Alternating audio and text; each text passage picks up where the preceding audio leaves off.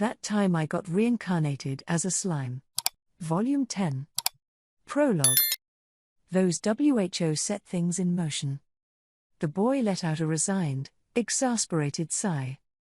You sure look depressed about something. Was there a problem? He was asking a man wearing an asymmetrical mask, Laplace, a magic-born and member of the moderate jesters. A man that Yuki Kagurazuka, the boy facing him now, counted as someone he trusted. You could say that. I got an invite, so I stopped by to pay a visit, but I'm telling you, my jaw practically hit the floor. I suppose you could say it was a big hit to my confidence, or that I thought we needed to reconsider our plans.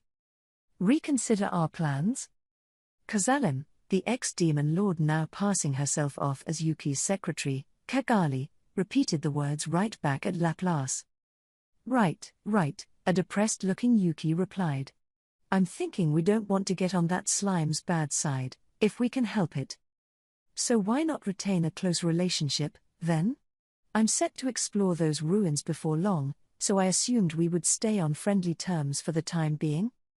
No, the plan's still the same as always, it's just that now, it's gotten a lot harder. And why's that? You keep it cool, don't make any waves, and nobody's gonna get hurt, right? Laplace was no fool, either. Given how his friend Clayman was no longer alive, he did have a bone to pick with Rimuru, but he wasn't willing to defy their boss Yuki's orders just to start a fight. And Laplace wasn't alone. Footman and Tyr had the same opinion, and as leader of the jesters, Kagali understood well enough the dangers of letting emotion drive your behavior. In this world, the one supreme rule was survival of the fittest. Through their shared experiences, Laplace and his team had learned that nothing good comes from taking reckless action before victory was assured. Not only did Clayman completely fail to obtain his revenge against the demon Lord Leon, he even died in the attempt. Thanks to that, even with the former Kazalim returned among them, the moderate jesters were right back where they started from. If they decided to open hostilities against the demon Lord Rimuru at this point, revenge against Leon would be the least of their worries. They all understood that, and so the jesters bade their time, just as Yuki ordered. But then Yuki informed them of a problem. Well, on that note, I think that's gotten a little difficult for us, too, said Yuki. Meaning? It's looking like that slime is starting to suspect something with us. What? Hang on, did you do something to make him catch you out? Laplace asked. Oh, don't be silly, Laplace. Unlike you, the boss would never make a mistake like that. Ho ho ho. You're right. I don't know anybody nearly as wary as our boss here. I sincerely doubt he did anything ill-advised. The eternally careful Yuki seemed to be suggesting he was the one at fault, but Laplace's response was quickly shot down by Tyr and Footman. That was the sort of respect Yuki had earned from the jesters. Calm down, guys, rebuked Kagali, their leader. It's no mistake Yuki here made. The slime was quite cautious indeed, as it turned out. Facing up to him myself, I could tell there's nobody else like him. He made me feel like my whole body was being watched, like I couldn't let my guard down for a moment. I couldn't fully suss out the force he has to work with, but he's a formidable one, no doubt. Having gone toe-to-toe against Rimuru once before, Kagali was able to instinctually feel the danger the slime presented. He wasn't even Leon's equal in terms of strength, but that ability to see and react to everything in the world was a threat, she felt. Yuki nodded at her. No, I think that slime, the demon Lord Rimuru, I think he's a menace. One of the leaders of the council was there, one of our main sources of funding, and he met his intellectual match pretty quickly with him. He's crafty, he's careful, and he's merciless against his foes. Normally, he's kind and gentle, but get him riled up, and there's no controlling him, you could say. And since I tried and failed to use that man, it's little surprise I'm under suspicion. He shrugged. Well, yeah, boss, but whatever he thinks about ya, he ain't got no evidence, does he? So just go with it and play it normal, and he can't do nothing about that, right? There's no physical evidence, no. But you know, I'm the one who leaked the fate of Shizu to Hinata, and that's some pretty damning circumstantial evidence, I bet. Plus, at the very end, he rounded up all his people to discuss their future direction, but I guess Rimuru chose that meeting to round up all his suspects, too. It's pretty fair to assume that our cover's been blown. Oh my. The group looked on, distressed, as they listened to Yuki's rundown. Cagali, unsurprisingly, was the first to recover. Given her demon lord roots and experience with life or death situations, she'd always be the quickest on her feet. Fair enough, but it was bound to happen sooner or later, wasn't it? That slime truly is a threat. So how should we revise our plan, boss? Well, we'll stay on the quiet side, like before. As long as Rimuru has nothing damning against us, I doubt he'll decide to get openly hostile. He might look like he's playing it all by ear, but he's actually a pretty meticulous leader. I'm sure he's worked out everything he stands to gain and lose. All right. Him telling us about the ancient ruins was probably his way of feeling out how we'd react, then. His way of saying try anything funny, and I won't go easy. I think you're right. People have a way of changing their minds on you. They even have a saying for it, yesterday's foe is today's friend. So if we can make him think that now's not the time to fight, no matter what's changed, I'd call that a victory for us. Yuki looked around at his companions, gauging their reactions. So we're gonna stay buddy-buddy with him? We could easily make him do our bidding, but if that's your take, boss, very well. How stupid are you, footman? We're having all this trouble because we can't do that. Nah, I get where footman's coming from, you know. It'd annoy anyone if some new guy treats you like dirt. Thing is, maybe we could win in an all-out war, but they even got Veldora on their side. I don't see much point in betting against the odds right this minute, you get me? Exactly. So it's best for us to quit overthinking this and just follow our orders from the boss and our director. Isn't that what they asked us for from the beginning? And I've got no problem with their takes, either. The three jesters seemed less than enthused but were still in agreement with their boss's general direction. Once he was assured of that, Yuki nodded at Cagali. True power in the Western nations was largely claimed by two factions, the Holy Empire of Lubelius, and the Western Holy Church they backed, and the Council of the West, the parent organization of the Free Guild, not to mention the Rotso family that ruled the Council's core. Now Tempest, governed by the demon lord Rimuru, was part of that mix. And now that he was fresh from the Tempest Founders Festival, Yuki had come to realize just how foolish it was to rile Rimuru. I was a little worried, though. If I declared that I wasn't going to fight Rimuru, would these guys be willing to meekly accept that? The thought occurred to Yuki, but it appeared to be baseless. Kazalim might have acted differently, but losing to Leon once had taught Cagali a little prudence. The jesters had been working to realize their ambitions for years. To them, patience was already a virtue. To Yuki, it didn't seem like any of his faithful companions were hasty enough to thoughtlessly go out of control. I'm glad to see that, he said with a smile. Now, I think I'll let you take over the work I had assigned to Damrita. Huh? Meanin', the classified goods? What? Leaving that work to us? Ho ho ho. Are you sure, boss? This instantly unnerved the three jesters. Yuki kept smiling at them. You can handle that, right? Oh, you're on, boss. You're just worried that we'll go out of control and start a bunch of crap, aren't ya? Well, no way we're gonna. Even if we think we can win in a fight, we ain't gonna so much as lift a finger, I swear to ya. Right. Even Clayman lost his cool at the last minute, after all. If we made the same mistake, I wouldn't be able to rib him for it in the afterlife. True enough. Acting from a place of anger only leads to mistakes. As the angry jester of this bunch, that's something I'd be particularly prudent to remember.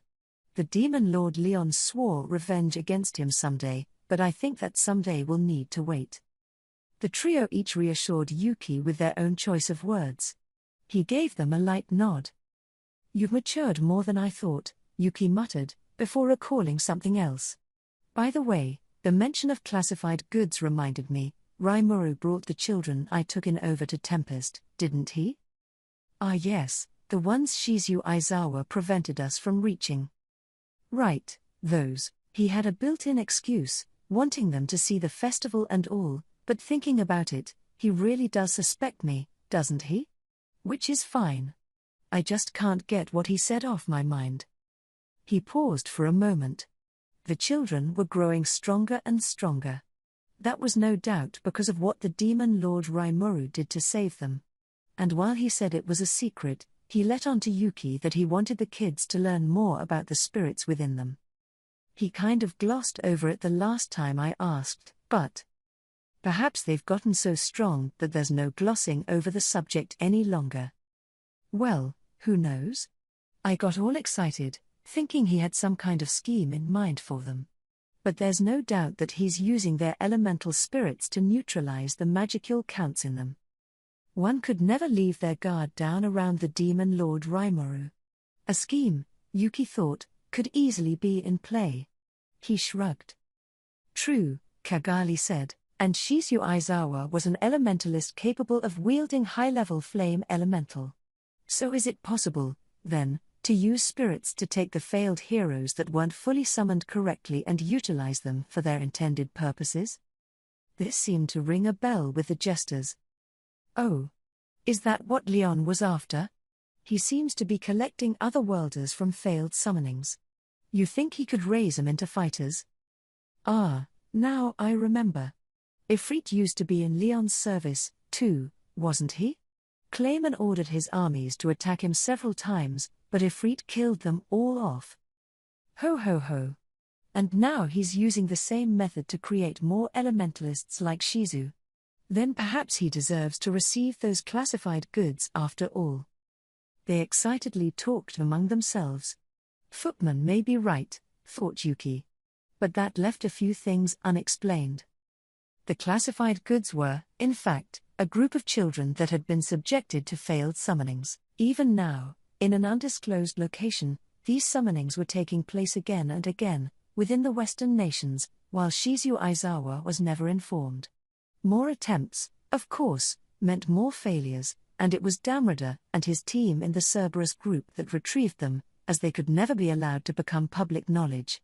They were marked as test materials, but there was another purpose meant for them. That purpose was the demon Lord Leon. And Leon's order was to gather Otherworlder children under the age of 10. Is Leon trying to build more power for a war? That sounds convincing, but why not do that himself, then? And by the way, he's leaking new theoretical summoning techniques to the Eastern Empire and Western nations. It seems like he's got other goals in mind. Better keep an eye out. Yuki couldn't reach a conclusion yet. Thus, he was forced to stick with the pact Leon signed with them and keep up their current obligations. Yuki frowned as he gave the jesters his orders. All right. I'll leave the negotiations with Leon to you. If you can determine whether he's trying to improve his armies or has some other purpose, try to figure it out. Misha is handling negotiations with the Rotsos, so take the goods from her and get moving. Roger that. No problem. Yeah. I'll do my best. Ho ho ho. Very well. Kagali smirked at her enthusiastic group. Just don't get so excited that Leon figures out who you are. Listen, be as careful as you can, okay? We don't have the capacity to take on Leon as well right now. The trio nodded at Yuki's reminder. Laplace and his cohorts were no fools. His trust placed in them, Yuki began to explain the details behind his plan. With the jesters given their orders, it was now Kagali's turn. She turned to Yuki, door-faced. So what should I do? She was asking about the expedition into the ruins. But ruins was a misnomer. Really, it was a city that Kagali and her acquaintances knew well. Back when she was still the demon Lord Kazalim, Kagali had constructed a defense system for a city that used the most advanced of magical techniques. That city was the so-called ancient city in question. Its name was Umrata, and unlike the surface zone protected by the system Adalman was part of, Umrata used a combination of a golem army and intricate, Kazalim-woven spells for its defense. Even Viola, the masterpiece Clayman crafted with the skills he inherited from Kazalim, was only slightly above average compared to the golems guarding the ruin. That ruin of Amrita, a ruin with such an impervious defense system, housed, in essence, the true hidden value of the puppet nation of Distav. Why were a bunch of ruins like Amrita guarded by such advanced defenses? To learn the answer, one has to go far back into the past. Long ago, a city of magic, once ruled by the elves during their heyday, fell thanks to their own foolishness. After riling the anger of a non-demon lord, the dragon princess Milim, it was wiped off the face of the planet in a single night. These formed the ancient ruins that are now referred to as Soma. The surviving elves swore to rebuild Soma someday, but they never did. Unable to resist the violent rage of the Chaos Dragon, the most horrid of monsters born of their own hands, they were all but forced out of their homeland. The Chaos Dragon was a catastrophe-level threat, not as powerful as one of the natural-born true dragons, but still nothing the elves could have ever handled. Thus, the surviving elves scattered across the land, each taking their own path. The unlearned peasant classes, lamenting their sudden misfortunes, relied upon the elven leader. Those with more strength and intelligence cleared out space to build their own nation. Some of them simply fled, blending into the background. Thus, thanks to only a small handful of people, the elves' glory days were over. Now the Dark Elves, accursed by their own sin, set off for new and distant lands, hoping to escape Milim's watchful eye. Kagali, the demon lord Kazalim, was among them, one of the few members of elven royalty to experience Milim's rage and live to tell the tale. Not a demon lord yet at the time, Kazalim built a city in the region he eventually found himself in, modeled after his homeland. It was his way to leave everything elven technology produced intact before it was gone forever. That city was Amrita, the capital of the puppet nation of Distav. Kagali shook her head, driving the memories from her mind. Amrita's defense system is still active. Could we use it to lure Rimuru into a trap? Based on their previous promise, Kagali would be joining him as they explored the ruins in Clayman's domain. If she was asked to direct Rimuru into an ambush, that would be simple for her. Besides, the only real threats in Kagali's mind were Milim and Veldora. If she caught Rimuru alone, she thought, she'd be able to do away with him. She had no doubt she could activate the defense system, at least. But Yuki didn't waste a moment to reply. That sounds like a neat idea, but you realize the demon lord Milim might be joining you, right? Well, I think we can work something out. If it's simply activating the system, I can do that without coming under suspicion.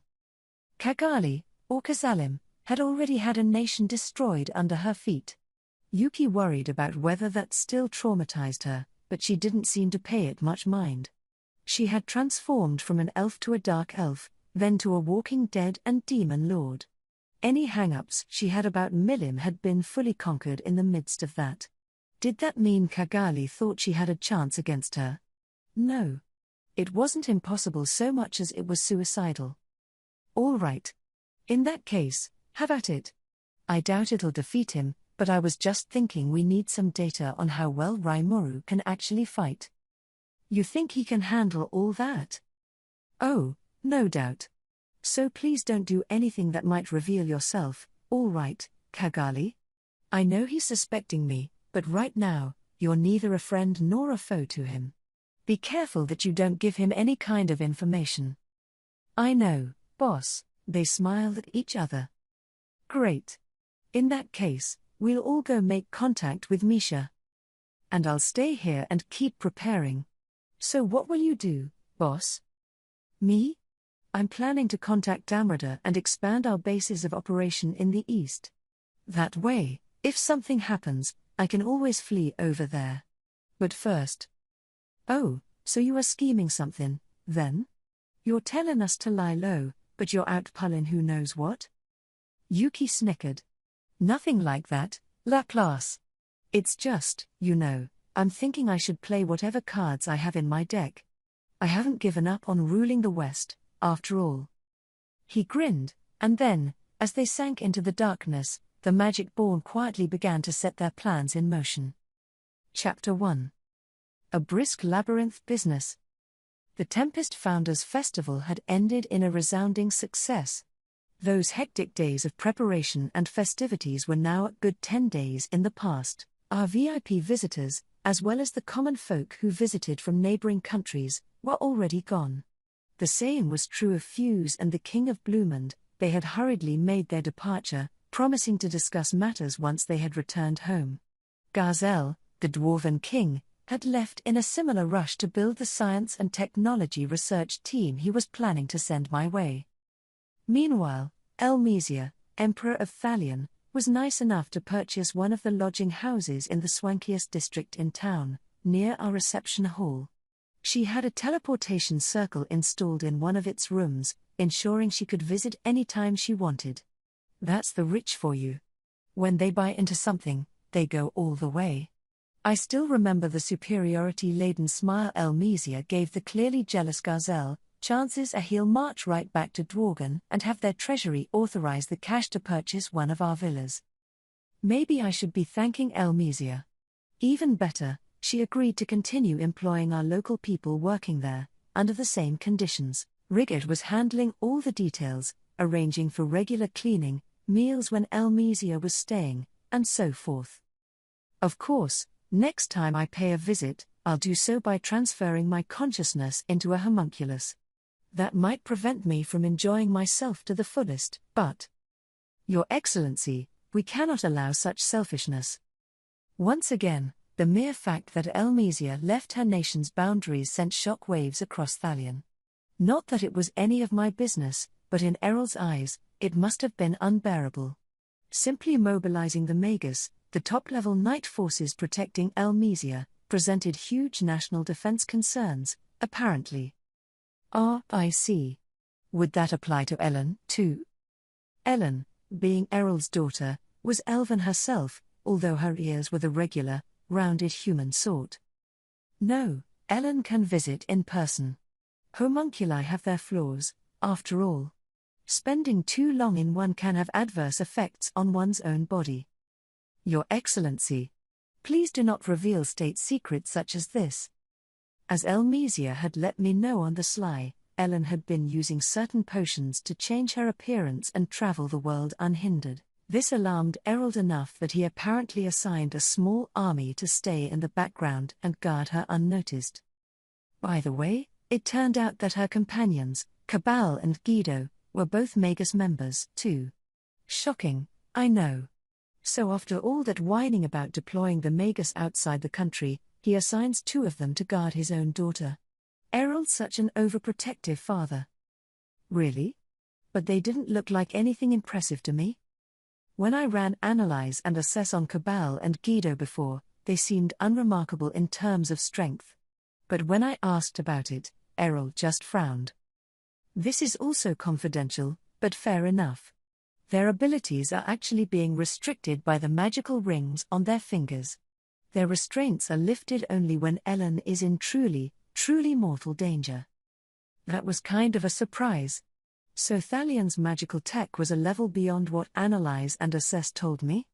That said, my analysis skills back then were a far cry from the accuracy I enjoyed now. Maybe I'd notice the concealment this time around. For that matter, maybe I should stop resting on my laurels just because I analyzed something once. Next time I see those guys, they're definitely being scanned again. Please take good care of my daughter, then. Okay. See you later. With that, Elmesia and her crew headed back for Thalion, riding a ship pulled by a dragon lord for protection. By comparison, the demon lord Luminous had it easy. With her vast magical force, she could cast spatial motion as much as she wanted, so she just puffed her way back home. Apparently, she'd contact me later about the musician exchange we talked about.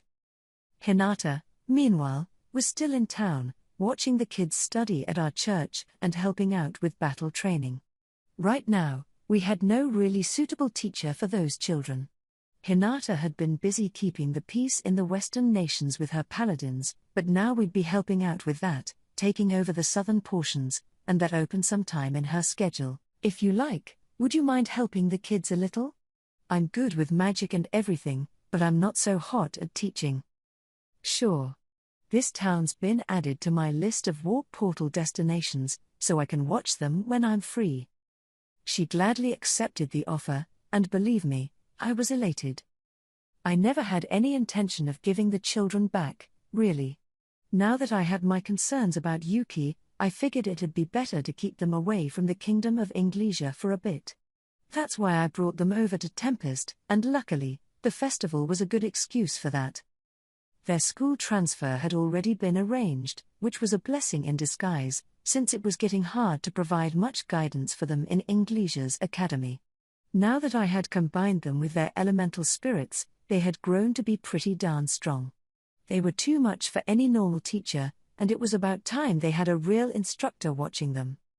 Yuki himself mentioned that paladins were a good match for spirits. I kind of inadvertently turned the conversation toward the spirits as we spoke, but looking back, he must have known about my plans from the start. I think I was intending to keep that a secret. Report. You were keeping it a secret. Why yeah, I sure was. And my blabbing it seemed to have rankled Raphael a bit. I mean, come on, it was gonna come out either way. You're focusing on that too much. No need to get too worried about it. Right. Sorry. I had already heard some disquieting things about Yuki, but I blurted it out anyway. Maybe part of me really wanted to believe him. But I made him privy to things he didn't need to know about, and I regretted it now. I'd need to be more careful next time. Thus, I would be taking responsibility for the children's care, and given the situation, Hinata's assistance was a godsend. Through the festival, the kids had really taken a shine to Hinata, and I had no problem with her taking the job. But Hinata as a teacher, huh? Maybe I should join the class, then. So I was seated alongside the rest of the kids as Hinata coldly glared at me. What are you doing here? Oh, just observing. Well, you're in the way. Go. Okay. And so I was unceremoniously kicked out of school. A real shame. In the midst of all this, we'd been all wrapped up from the festival for about a week's time. Things were calmer on the streets again, and the townspeople now had more time on their hands. So I decided to perform our test launch of the dungeon now that we had finished fine-tuning it. More than a few adventurers were excited about exploring it. We had already gotten a large number of requests, and I wasn't about to disappoint them. It was the start of a busier time than ever for me. On the first day of our dungeon's soft opening, problems erupted after only a few hours. It turned out that the challengers were a lot more inept at tackling it than I thought. This was something I predicted when we first revealed the dungeon at the Founders' Festival, hence why we lowered the difficulty level. But everyone was taking so much time advancing through the chambers, making me realize that something needed to be done soon. There were no traps in the first floor. Any naturally occurring monsters who might show up were ranked F at the most, total wimps with no real fighting skills, creatures your average villager on the street could pummel. I designed it to help people get used to the Labyrinth's atmosphere, so all it really contained were rooms with treasure chests and monsters guarding them. But I had already removed the traps Ramirez set up, so if you wanted to reach the next floor, you couldn't count on a handy pit trap taking you there, you needed to make a map. Even with everything involved, I figured the first floor could be conquered in a day of holing up in there at the most, no matter how slow you were. But in the past 3 days, the number of parties that made it to floor 2 was zip. Even Basson's team gave up after getting hopelessly lost on the first floor. They had already experienced just how big the labyrinth was, but I guess they didn't bother taking any measures against it. It was really just exasperating, but if anything, Basson was on the more decent side. Some of the parties were getting killed by the D-ranked monsters I had as room guardians. In fact, not some, a lot. The common theme was people lured by the treasure failing to notice the guardian creatures lining the rooms. I bet even the skeletal archers I had in there were surprised. They had all these adventurers sprinting toward the chests, giving them the chance to shoot them in the backs over and over again. We're talking a complete lack of fundamentals. No risk management. But at least those fools were smart enough to form groups. Because just when you think you've run into the biggest idiot, another one comes along to show that you're nowhere near rock bottom yet. Yes, some were even tackling the whole dungeon solo. That's beyond reckless and well into the realm of hopeless. You wouldn't encounter too many monsters on floor 1, as mentioned, random encounters were restricted to F ranks only. But even F-ranked monsters could be a threat if you had a big enough group of them. I guess. I mean, I wasn't entirely sure about that, but to them, they were a threat. Seriously, if you're tackling this solo, even finding a place to rest was a challenge. Nobody was keeping guard for you. You'd have no chance to get some shut-eye. And even an F-ranker wasn't completely helpless. Some of them weren't shy about attacking sleeping humans, so letting your guard down spelled death. I wondered if the solo questers had some ingenious scheme to handle this, but no, I don't think they really thought it through at all. It was hopeless, and they all were whisked out of the dungeon without anything to show for it. Clearly, at this rate, they'd never be able to survive the deeper levels. Floor 2 saw more random encounters in the corridors, including E-ranked monsters. By the time you make it past floor 5, I think you'd be seeing D-rank, even. If they're getting tripped up at this point, any D-ranked monster would have mangled them with one swipe. Among the more head-scratching cases were people who quit for the most pathetic of reasons: they had no food and got hungry. Save points were located on every 10th floor, and every 5th featured a safe, monster-free zone with drinkable water. We also amply warned people to bring a decent supply of food with them. But no. The other adventurers must have looked at the example basin set for their own preparations, but clearly that was not enough. Adventurers tend to be proud people, I suppose, and they definitely weren't into listening to instructions. A fair number of them didn't even bring any rations along. Maybe they felt safe, knowing they could be resurrected, or maybe they overestimated their own strength. I don't know, but regardless, they couldn't find their way back to the exit, so no wonder they started starving. Clearly, they had it coming.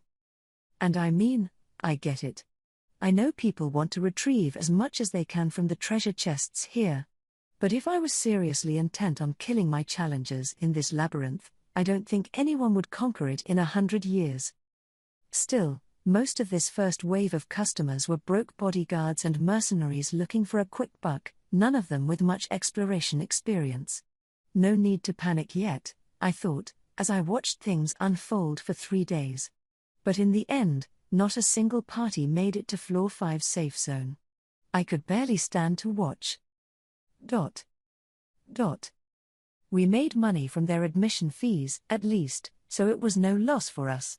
But if this keeps up, it'll kill adventurers' enthusiasm, and we'll lose any shot at repeat traffic. I figured we needed to reevaluate things from the ground up. This was far beyond expectations. I just wanted to bury my head in my hands. So I called for an emergency conference. This consisted of Veldora, Ramirez, Masayuki as an observer, and me. I also invited Njolmile as the main businessman behind the dungeon. Once everyone was present, I spoke first. Well, it's been about 3 whole days since we opened the labyrinth, but I think it's safe to say the results have been unsatisfactory. Or really, just crap. If we want this to be any fun at all, if we want our user base to keep coming back to the labyrinth, I think we'll need to give them some guidance. The way things were going, I wasn't sure anyone would even reach floor 10. Everything about my plans for this place was in stasis. My conclusion: we needed to offer at least a little bit of strategic help for our users, or we'd never get anywhere. Indeed. Rimuru is right. At this point, I'd need to wait until the end of time for anyone to reach me. True. And I want people to see all my masterpieces below floor 50. I think people deserve some hints. Along those lines, Veldora and Ramirez were in agreement. Masayuki was still thinking, or really, just standing there confused. I guess he wasn't too sure why I called him here. The invite came kind of suddenly, so I couldn't blame him, but he was bound to get into the swing of things soon. I'll call on him, then.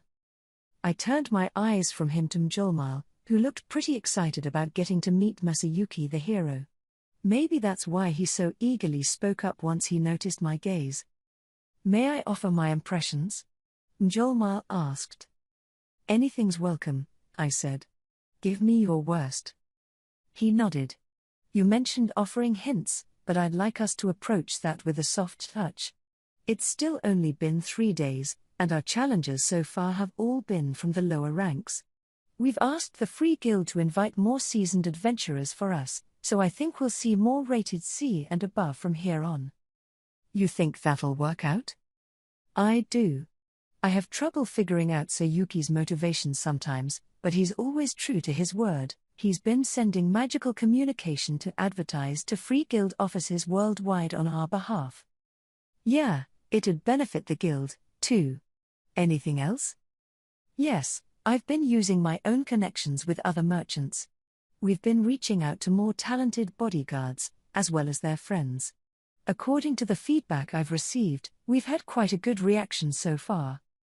Relaying the news and gauging the results were both key. I had asked Soka, leader of Team Kurayami, to work with Mjolnir and help him on those fronts.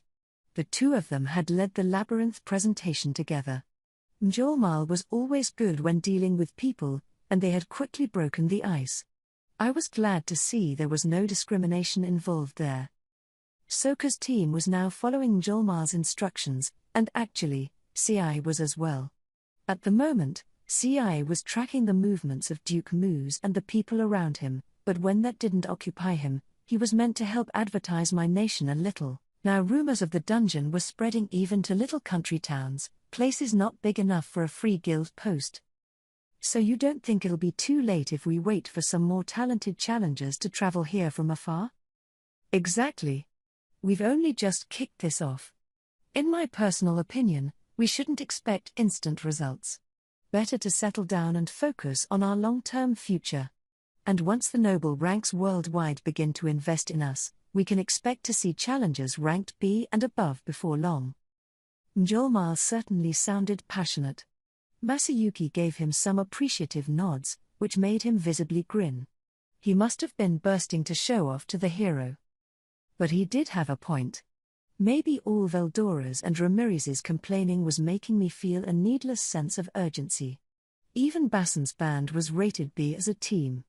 With their current equipment, the individual members would rank about a C or C+ at best, not exactly outstanding. Once we started seeing single-party members ranked B or above, I figure they'd be used to Labyrinth work without too many hints. Money bought you safety in this maze, so even if we didn't walk them through every step, I'm sure they'd be able to figure things out through their own experiences. Right. Guess there's no need to panic, then. The Labyrinth was generating a lot of interest. There were magic crystals, as well as other materials, to harvest from fallen monsters. A lot of people would enter the Labyrinth as a way to earn a little spending money, no doubt. And the nobility was even more eager to dive in, it seemed, including some very sensible ones who'd enlisted adventurers back home to go conquer the dungeon for them. Those kinds of adventurers wouldn't let greed steer them off course, they'd fully prepare, set up goals, and execute a plan of action. They'd be the minority, for sure, but we figured their numbers would grow in time. "So what should we do now?" Veldora asked. "We have a front desk set up in the first floor. Maybe we could offer some guided experiences?" I said. "Experiences? What do you mean by that?" Ramirez wasn't the only confused-looking one. "I mean," I explained, "we could set up a training area that lets you test things out a little. Teach people about traps, have them train in battle with monsters, those kinds of things. That's a lot more meaningful than just giving out tips, isn't it? I'd also like to set up a gym of sorts, to help us train all the new Tempest recruits we've seen lately. It was impossible to get accidentally killed in the Labyrinth, so I think it'd be pretty useful to have." Then a rather unexpected person offered their agreement. "In that case, maybe you could offer some courses in conquering the Labyrinth, too." It was Masayuki nonchalantly chiming in. I looked at him, surprised. "Oh, should I not have butted in?" No, you're fine. Well, good. This is a topic I could contribute to a little bit more, so I thought I'd speak up. He grinned. He was adapting faster than I thought, but then again, he always was bold like that. What kind of classes, though? Would we have a big band of adventurers sit down in our meeting hall? Setting up times to give a rundown on the labyrinth seemed worthwhile. You know, kind of like video game tutorials. Tutorials? What are those? It sounds like a dessert. Is it good? Veldora and Ramirez pounced on the unfamiliar word. I assumed Veldora had the vocabulary to know it, but maybe not. Languages in this world translated pretty well in my mind, but that auto-translate function only worked if both members of a conversation had a common understanding of the topic. If Veldora didn't know what it was, Ramirez certainly had no chance. So Masayuki and I had to explain the concept of a game tutorial. I was picturing something like an obstacle course. Yes, like Rimuru said, I think it's important you experience some of the basic moves you're expected to know before you enter the labyrinth. If we offer quick rundowns on the basics and divide it into missions, I think that'll help adventurers retain knowledge better. Adventurers wouldn't gain much from lengthy lectures. A training ground available to all wouldn't see a lot of use apart from the hardcores. So went Masayuki's logic, and why he thought a mission-based structure was a good idea. Before being admitted inside, challengers would get to complete a simple set of missions, ensuring they had the barest knowledge required to challenge the labyrinth. Veldora and Ramirez listened on, looking more and more convinced. Yes, that may just work. For my part, allowing this cavalcade of fools to tumble in and die simply bores me. Let us grant them a training area, so their skills can be at least somewhat up to snuff. Yeah, I think so, too. 'Cause if Milim saw this, she'd be so angry that she'd send all these challengers up into the clouds. They seemed all for it. And so did Mjolmile, and perhaps after this tutorial, we could offer them a line of Tempest brand weapons and armor to try their hand at. And if some challengers are facing more difficulty deeper down, a set of tougher missions could perhaps be of some benefit. This was some really helpful feedback. In fact, maybe we could even release a guidebook. It'd help advertise the town. It could be fun to have some qualified writer tackle that task for me. Regardless, this lack of labyrinth experience was killing our challengers' efficiency. Let's give them at least a few instruments to work with. Otherwise, we'd never find anyone capable of handling floor 50 and below, when the difficulty really started to ramp up. Plus, for people who really want to get serious, we could even offer a few experiences that get down to the nitty-gritty of dungeon survival. Of course, the real dungeon began at floor 50, and at first, we planned for Hinata's Crusaders to be our main customers for those levels. For now, at least, we couldn't expect much of anything from our adventurers, so Ramirez and Veldora would need to be content having the paladins to toy with. Thus, we decided to renovate floor 1 into a general training area. I also made sure to provide a separate entrance and exit for our new soldiers, in addition to the one for dungeon challengers. Yes, that does sound like a good idea. Right. I'll make it this instant. Ramirez was ready to start work, and since we were all in agreement, I was about to wrap up the meeting. But... oh, wait a second, please. There's something else I've noticed. Masayuki spoke up again, his eyes sparkling. So right now, the only inns and taverns are in the safe zones, right? Don't you think we ought to offer them on each floor instead?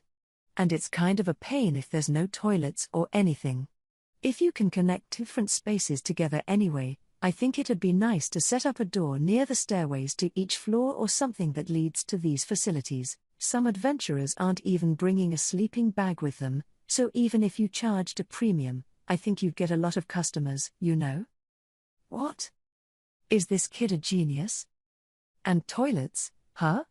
I no longer had any need for them, so it completely slipped my mind. All this useful feedback was flooring me. I turned to Ramirez, she confidently nodded back. Yes, Masayuki. I'll take that advice, too. Ah, Sir Masayuki, Your observational skills astound me. Such insight. I'll get rid of the safe zones and set up a door leading to a rest stop near each stairway. It was kind of like setting up a vending machine selling toilet paper packets at high prices next to a train station bathroom that had no paper on hand. Unfair? Yes, but extremely effective. Masayuki's insight really was sensational. Well, I said with a smile, if you have any other thoughts in mind, don't be shy about sharing them. Masayuki pondered for a few moments, no doubt recalling all the video games he'd played. Could we maybe have a portable save point you can only use once? I was lucky enough to make it to floor 10, but now that you've removed the trapdoors, I think it's taking a lot more time to reach that point. This isn't a game to the challengers, so I think the time commitment involved is making things a lot harder as well. Yes. That's fair, too. I had to agree with him. The way things were, a journey to floor 10 would take several days. With his previous idea, we had stumbled upon the notion of making money off extended stays in the labyrinth. Maybe we should think more along these lines? Yes, that child is onto something. I was thinking the very same thing. Humans are such fragile little creatures, so we need to offer a bit of a helping hand. Veldora was the first to offer agreement. And who was the very person who designed this hellscape of a dungeon for fragile little humans anyway? Well, I can certainly set up disposable save points. But wouldn't it be more profitable to have adventurers stay at inns? So implementation wasn't a problem. Man, whenever the topic turned toward money, Ramirez was sharp as a tack. I was surprised she had something useful to say. No, Lady Ramirez, not necessarily. We should actually price them on the high side. If they don't have any pressing business, they can always stay at an inn, but I think a lot of people would need to regularly report back to their patrons or whatever. That, and I think some people would want to carry them around as extra insurance, in case something unexpected happens in the labyrinth. It could help sell our return whistles as well. Mjolmal was keen on this, too. I think he sensed a business opportunity. And he was right, you could use them in many different ways. If you were spending several days in the labyrinth at once, you may want to know what's going on outside. Plus, the idea was to attract mercenaries hired by the nobility going forward, and they may need to file regular reports with their bosses. And also, in my case, my companions beat him pretty easily for me, but the save point on the 10th floor is protected by a powerful monster, right? I think a lot of people would want to use a save point before they challenge that guy. I nodded deeply at Masayuki. To a gamer, saving before you tackle a boss, or a floor guardian, in this case, was common sense. I recalled moments when I skipped that vital step before the final boss, only to lose several hours' worth of play. Sad accidents like that can be laughed away because it's only a game, but how frustrating would it be if that happened in real life? Right, I said. Thinking about it, maybe we're being a little too unkind. Veldora and Ramirez nodded their agreement at me. Boy. Right, your name was Masayuki? The advice you provide is quite helpful, yes. Yeah. I'm really amazed. You sure are an Otherworlder, aren't you? Just like Rimuru. It's gonna be great working with you, Masayuki. Somewhere along the line, Masayuki had been accepted as a peer. Now, there's no need to spoil anyone past floor 50, I don't think. But in the floors that won't entertain too many veteran adventurers, I think it'd be a good idea to at least go a little easy, and now Masayuki was advising them as a full-fledged labyrinth administrator. That adaptability is probably his greatest asset of all, I think, and I had no objections to his take. All right.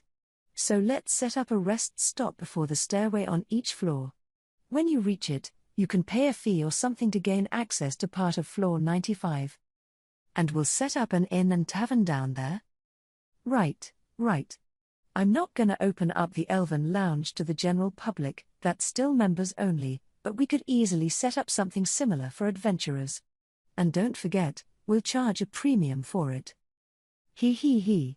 Oh, I understand, believe me, I do. As a rule, prices are high in tourist sites. There's a soda and coffee vending machine at the summit of Mount Fuji, but you're gonna be paying the equivalent of $5 for a soda. There's nothing like eating a cheap box lunch at the peak, but while something like that's never gonna be gourmet cuisine, if you purchase it on the mountain itself, you can bet it's gonna go for 4-star restaurant prices, so it's a given that the facilities inside the labyrinth will be pricier than their equivalents outside. Now the little town we had going on floor 95 would be more useful than ever. But can you really craft disposable save points like that, Ramirez? Absolutely no problem there. Easy peasy. There are these things called recording crystals, and they're fine for disposable use. The item Ramirez produced was actually quite handy. You could use it anywhere in the labyrinth, and it worked exactly like a regular save point. Add yourself to a recording crystal, and the next time you die, you'll be able to restart from where you saved. If you use a return whistle to exit the dungeon, the next time you go in, you'll pick things up from your recording crystal. That held true even if the structure of the labyrinth itself changes. You wouldn't reappear in the exact same location, but you'd get transported to the nearest safe place, kind of. We can sell those at high prices, too, indeed. Well, actually, I'd like to distribute those a little more widely. How about we mix them in with the rarer items in treasure chests? The discussion was humming now. Qua ha ha ha. Now I have more to look forward to. Oh, I wouldn't expect anything to change too quickly, but I do think we'll see fewer challengers give up. Even Veldora and Masayuki were excitedly joining in. This was working out well. We were tackling our problems, addressing them, and debating together to come up with solutions. Right.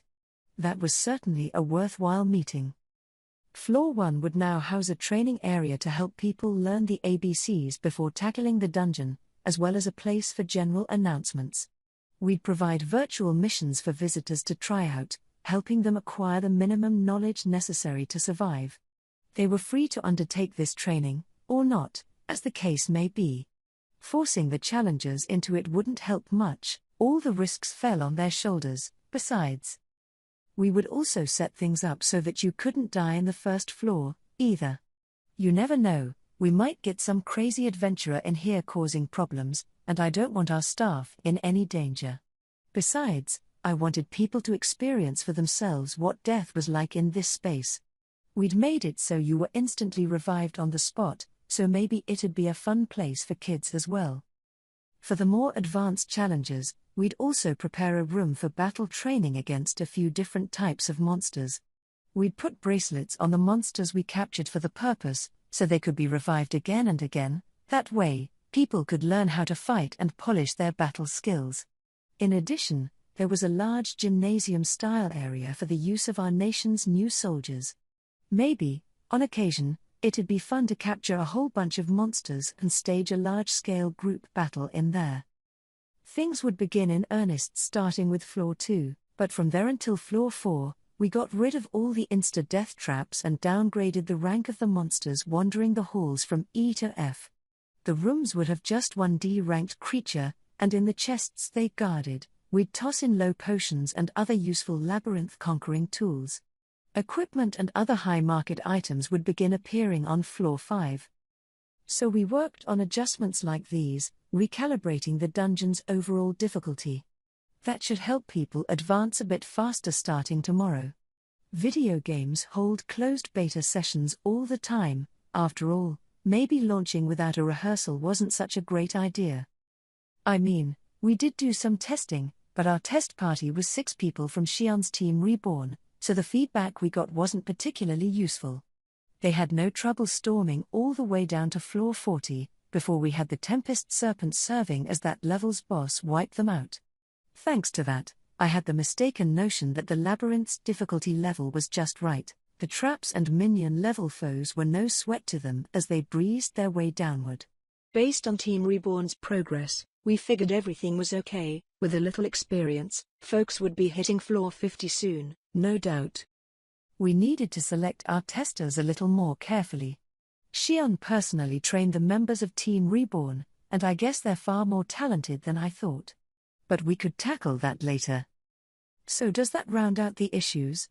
Anything else to bring up? I lobbed out the question, already happy enough with this discussion. Everyone had pitched in, and I figured we were done for the day, but... Can I say something? Mjolnir asked. Oh? Something else? Yes. More to do with Labyrinth administration, but...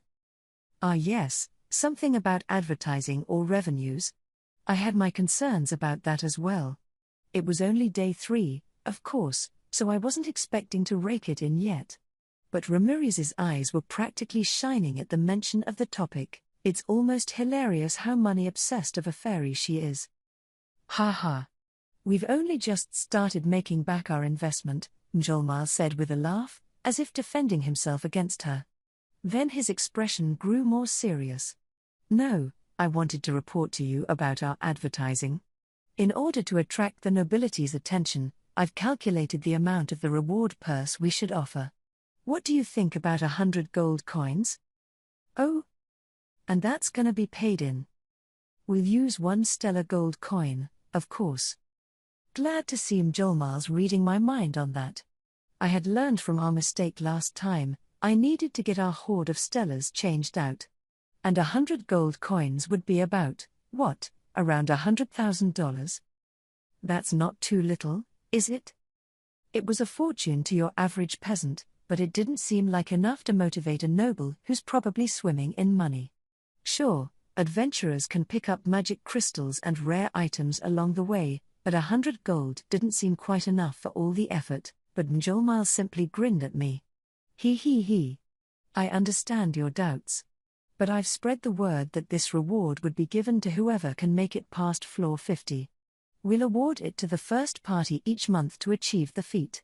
Manage it solo, and you earn the entire purse, work as a party, and you'll divide it up among yourselves. And that's not the only reward. As he explained, he had also attached prize money to the boss monsters on every 10th floor. On floor 10, that would be a black spider, a B-ranked creature. The first 5 teams to defeat it would receive 3 gold coins. Floor 20 housed an evil centipede, rated B+, spewing paralyzing breath across a broad range, pretty decently strong. The first 5 teams to beat him got 5 gold. Down on floor 30, we had an ogre lord, another B+, along with 5 of his henchmen. Unlike Benimaru and his kin, these were unintelligent creatures, violent and acting strictly on instinct.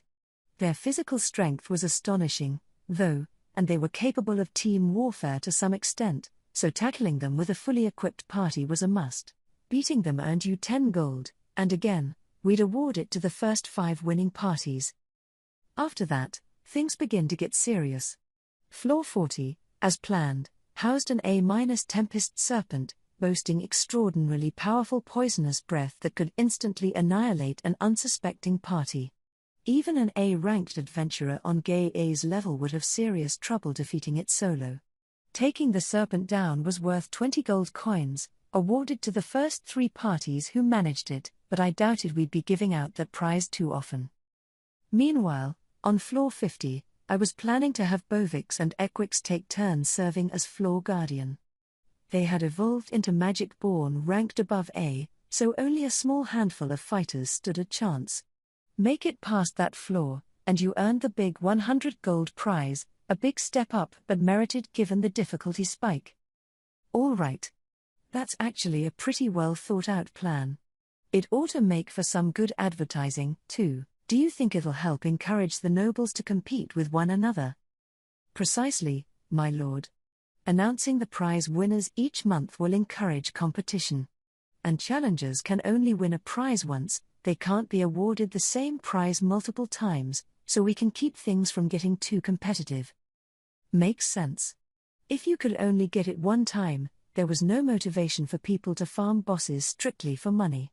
This ensured the same small group of people wouldn't hog all the prizes each month, and since each award had a strict maximum, we could count them as fixed costs in our accounting.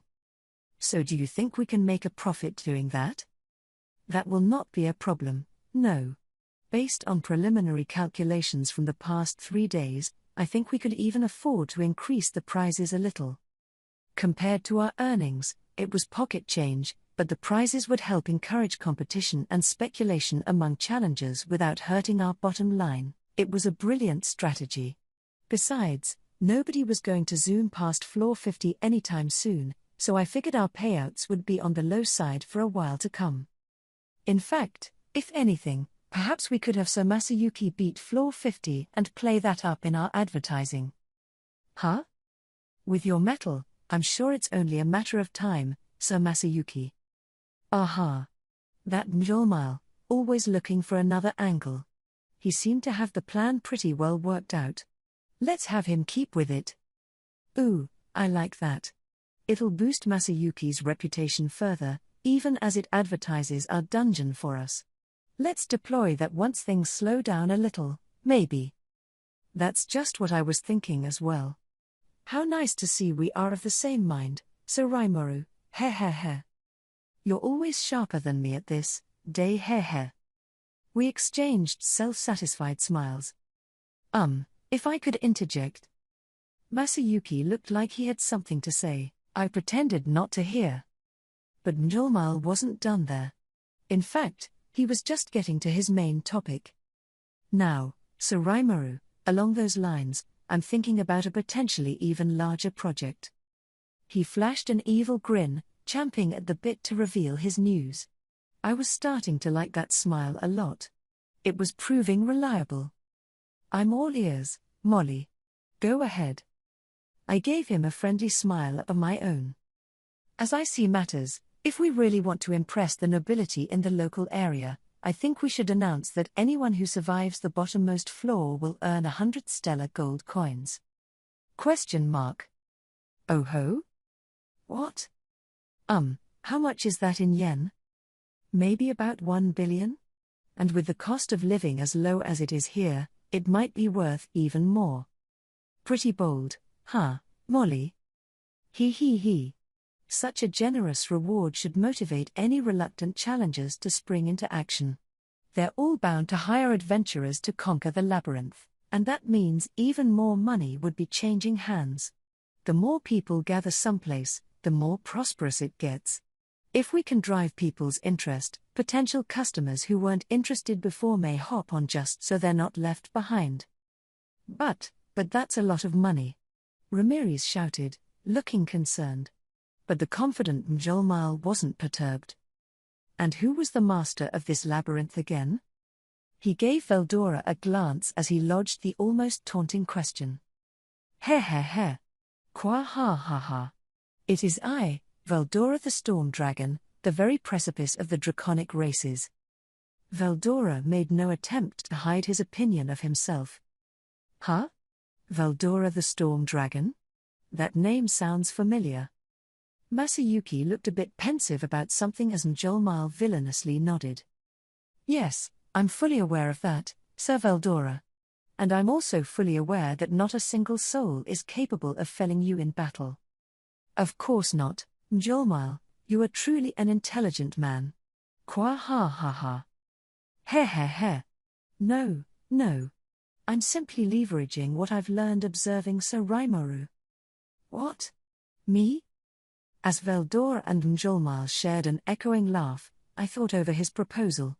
We were offering 100 stellars, a ridiculous amount, but that required conquering the final floor. In other words, beating Veldora. Nope. Not gonna happen. It seemed almost like a swindle to me, but it wasn't a lie, either. Besides, we still weren't sure right now whether anyone would even make it to floor 100. Yeah, I do think our labyrinth is well-nigh unconquerable. Right. That's bleedingly obvious.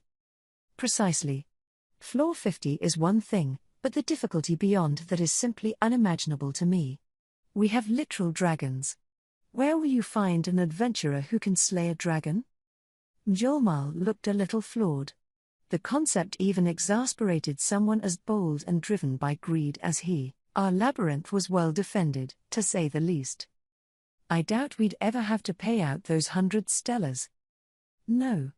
That's the whole idea.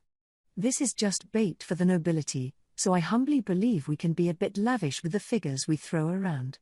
I understand the paladins will be trying their luck, but I do look forward to seeing the results." He left it unsaid, but I'm sure he didn't think they could reach the bottom. I agreed with him. The money figure shocked me at first, but thinking about it with a cool head, we didn't have to worry about anyone actually claiming it. "Molly, let's go with it. Make it happen." "Very well, my lord. And try to get as many people coming here to take the challenge as you can. Let's tout it up as much as possible, then. We could call it the Demon Lord's Challenge. Would that work as advertising? Actually, wait a second. If I was going to keep calling myself Demon Lord, there was a good chance that reckless, suicidal people would keep on trying to fight me. It was a pain to deal with each and every one of them, so why don't I let them take a crack at me if they conquer floor 100, or something? Yeah. Let's go with that. In fact, tell everyone that if they beat the challenge, I'll give them an opportunity to fight me." That applies to you, too, Masayuki, so if people tell you to take me on, try to change the subject or something, okay? All right. Because honestly, I have no intention of fighting you at all. Thanks. Oh, I know. Well, Molly, you have my official permission. Have at it. At once, my lord. I'll just excuse myself, then. Mjolnir is so dedicated to his work. Once the conversation died down, he stood up, offered each of us a quick bow, and left the room. We could have ended the meeting there, as we all watched him go, but Masayuki looked concerned about something. Curious, I decided to inquire. "What's up? Something on your mind?" "Well, about fighting, I guess people think I'm taking a wait-and-see approach, but I really am gonna have to do that fight sometime soon, aren't I?" "Fight? Ah, the promise he made during the tournament? You mean against Bovix?" "Yeah. After what I said in front of that huge crowd, I can't really escape it, but if I fight him, I'm absolutely gonna lose." I'm sure he would. Masayuki's unique skill was about as unique as they came, but it wouldn't be much help in actual combat. Although maybe it would be, come to think of it. It let him win without fighting, after all. But we would need to consider that Bovix battle. The crowd truly believed Masayuki could win, and so did Mjolnir for that matter. Masayuki wasn't shy about playing himself up in the arena, either. It was too late to say never mind. "Maybe you could train with our kids while Hinata is here?" "That sort of thing would kill me. All I want is to live in peace, you know." He smiled briskly as he stated that rather sad fact. I thought at one point that he needed someone to teach him a lesson, but as a kid who came from Japan at the most peaceful point in its history, of course he wasn't gonna be this belligerent wild man. I'm not unlike him, if you think about it. Well, I can't have you lose either way, so let me think about that a little, will you? Thanks, Rimuru. Sure. Just give me a hand when I need it, okay? Of course. Masayuki was being cooperative, and his reputation was helping me out a lot right now. If Bovix beat him, I stood to lose a great deal. It was a thorny problem, but we'd have to do something about it. I could try to reason with Bovix, but that didn't seem fair to me. I'll work on it. We chatted for a little while longer before I wrapped up this emergency meeting. The adjustments to the labyrinth were completed before the end of the day. So we excitedly continued our watch over the dungeon.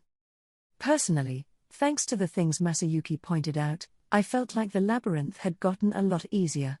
But considering Mjolnir's warnings, I didn't think it had gotten too easy or anything. How would people react? First off, of course, there were always idiots who didn't bother listening to the instructions. They just breezed right along, ignoring the missions completely. They didn't get far into the ensuing floors, of course, but they just kept on trying, nonetheless. What drove them to do that? Their employers? Their pride? No, the answer was nothing so noble. They had a more calculating reason than that. When we debuted the labyrinth, the rare-level sword that Bassan's party grabbed from a treasure chest was apparently a truly excellent piece in their mind. I guess they saw it in a much different way from me. Rare, in this world, referred to superior magisteel forged gear that had evolved to exhibit unique capabilities. The magisteel our nation produced was made by taking the magic ore from our high orcs in the mountains and exposing Veldora's magicules to it. Simply storing it inside the labyrinth made the process happen by itself. This gave us an easy supply of high-quality steel, and we could liberally use it in our own weapons and armor.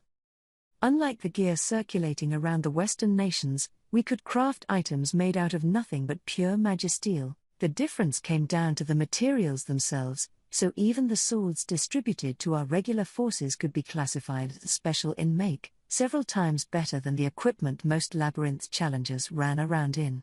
Kurobei's workshop apprentices handled equipment production for our army, a good dozen of them or so by this point, hammering away daily under Kurobei's careful instruction, and even their gear was equivalent to special, a level above the normal stuff sold across the Western nations. Now their goods were being placed into our treasure chests. The production failures were disposed of, and things deemed worthy of actual use were brought into the labyrinth. We had a wide range of quality in this gear, and some of it really was excellent. Basson had gotten his hands on something that only barely qualified as rare. You usually had 100-to-1 chance at one of those, and as odds went, maybe it was an enticing offer for a lot of people.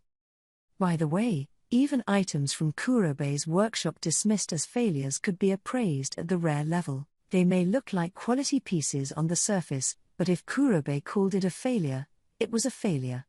There's a clear difference, he'd tell me. So I looked into this a bit more, and it led to a discovery.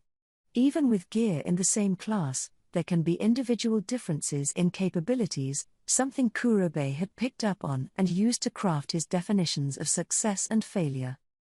I decided to compare two rare-level swords, one from Kurobei and one from an apprentice. The difference was obvious, something I noticed only because my analyze and assess skills had improved.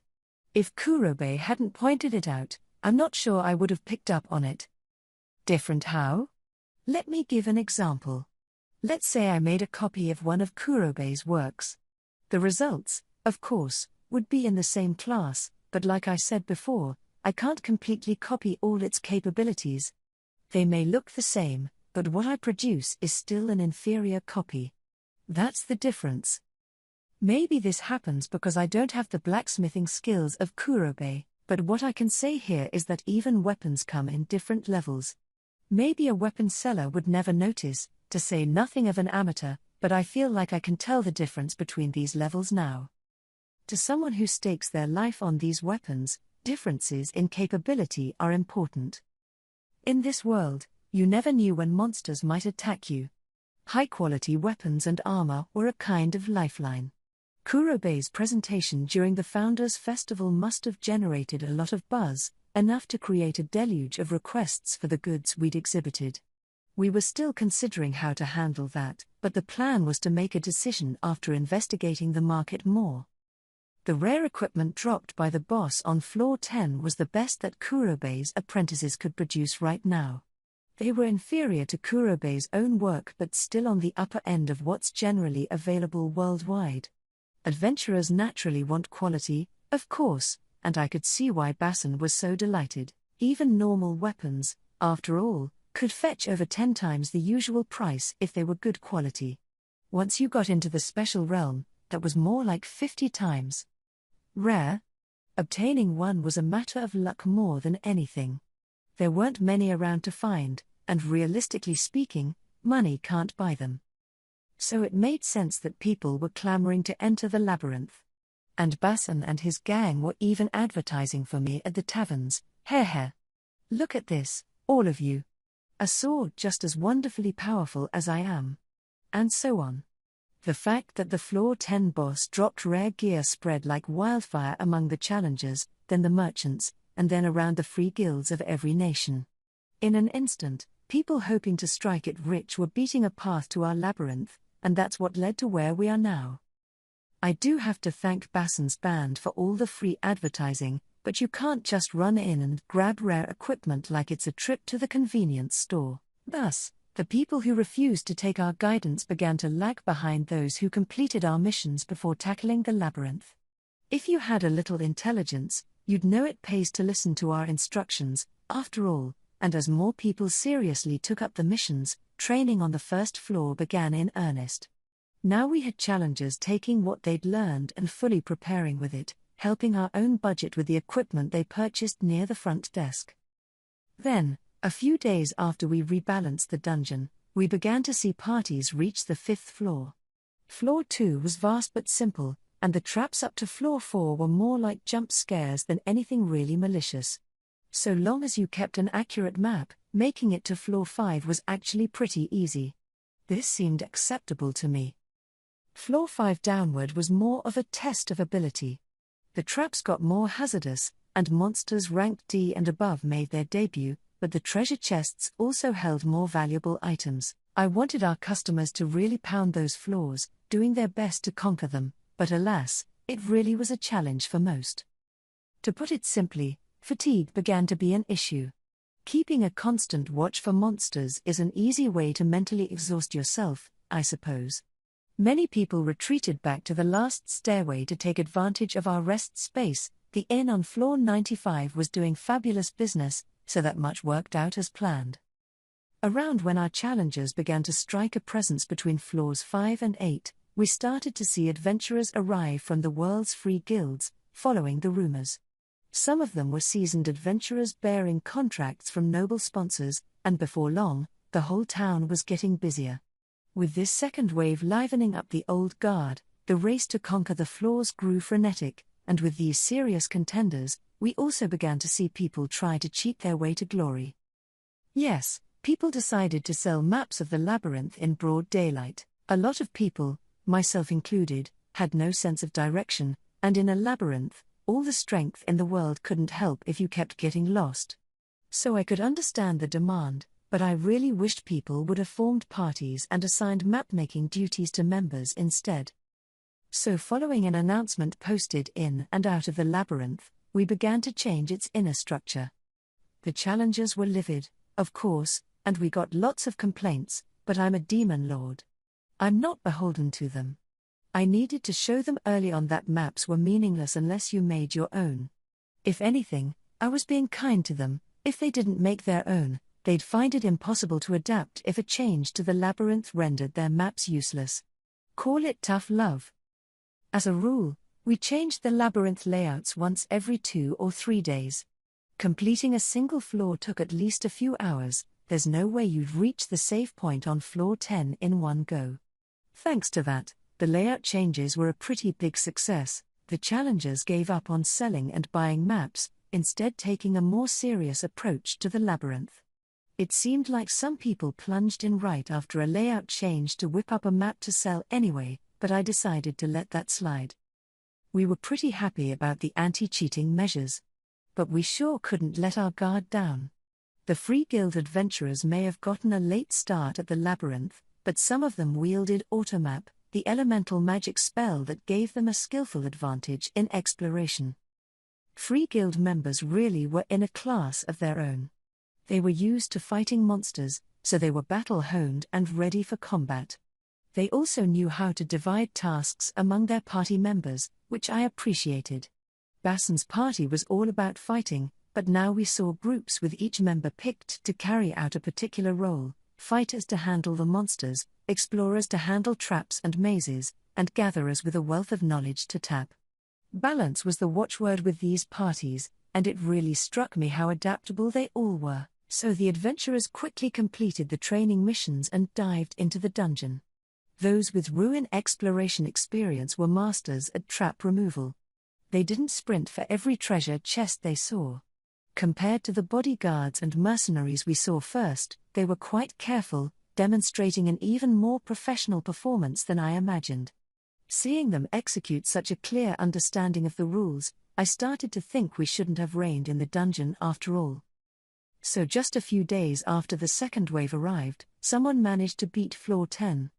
Now the challengers were really on a roll, learning from their predecessors' mistakes, painstakingly devising countermeasures, and starting to make real, constant headway. And once someone figured out how to handle this trick or that monster, word spread fast about it. People started to imitate the winning formula. I bet people were selling their advice, too. No stopping them, I suppose. If maps were a non-starter, I suppose information comes next. I really had to hand it to them, and really, the more enthusiastic everyone was, the better.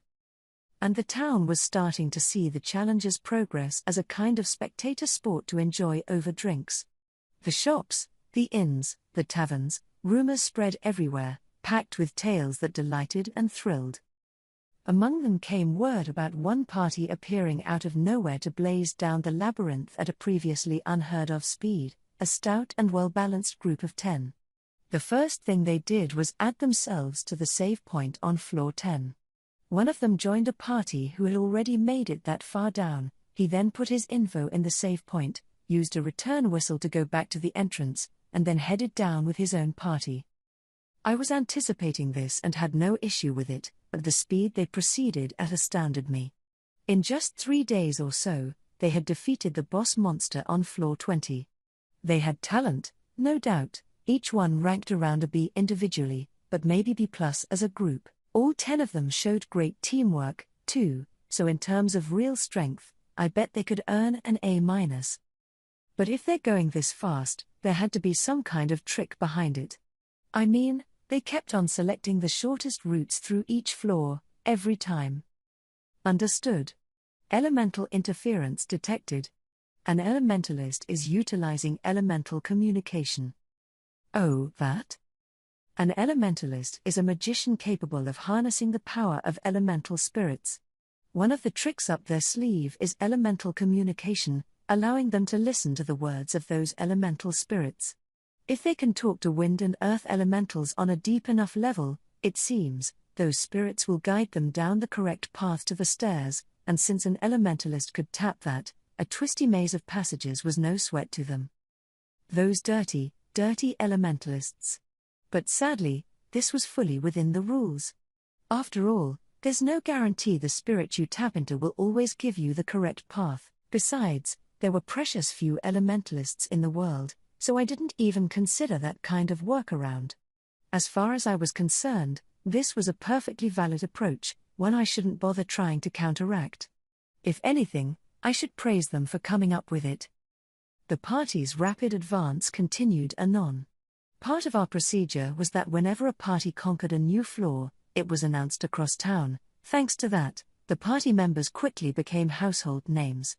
The crack team of explorers were collectively called Green Fury, their mystery elementalist serving as leader, and before long, they were rapidly approaching Masayuki's team Lightspeed in popularity. Just as we hoped, the Labyrinth was now hosting serious talent. No doubt we'd see more young challengers visit town with dreams of fortune and glory. The Labyrinth, currently enjoying a steadily growing audience of challengers, had become a well-oiled machine. We took this opportunity to gather again. It had been 10 days since we reorganized the Labyrinth, so I wanted us to confer and talk about any problems that had come up. Unlike before, everything was going great, so the mood was light-hearted, natural smiles all around. Ah yes, Masayuki, was it? I always thought you had potential, but now I see you are a mighty man indeed.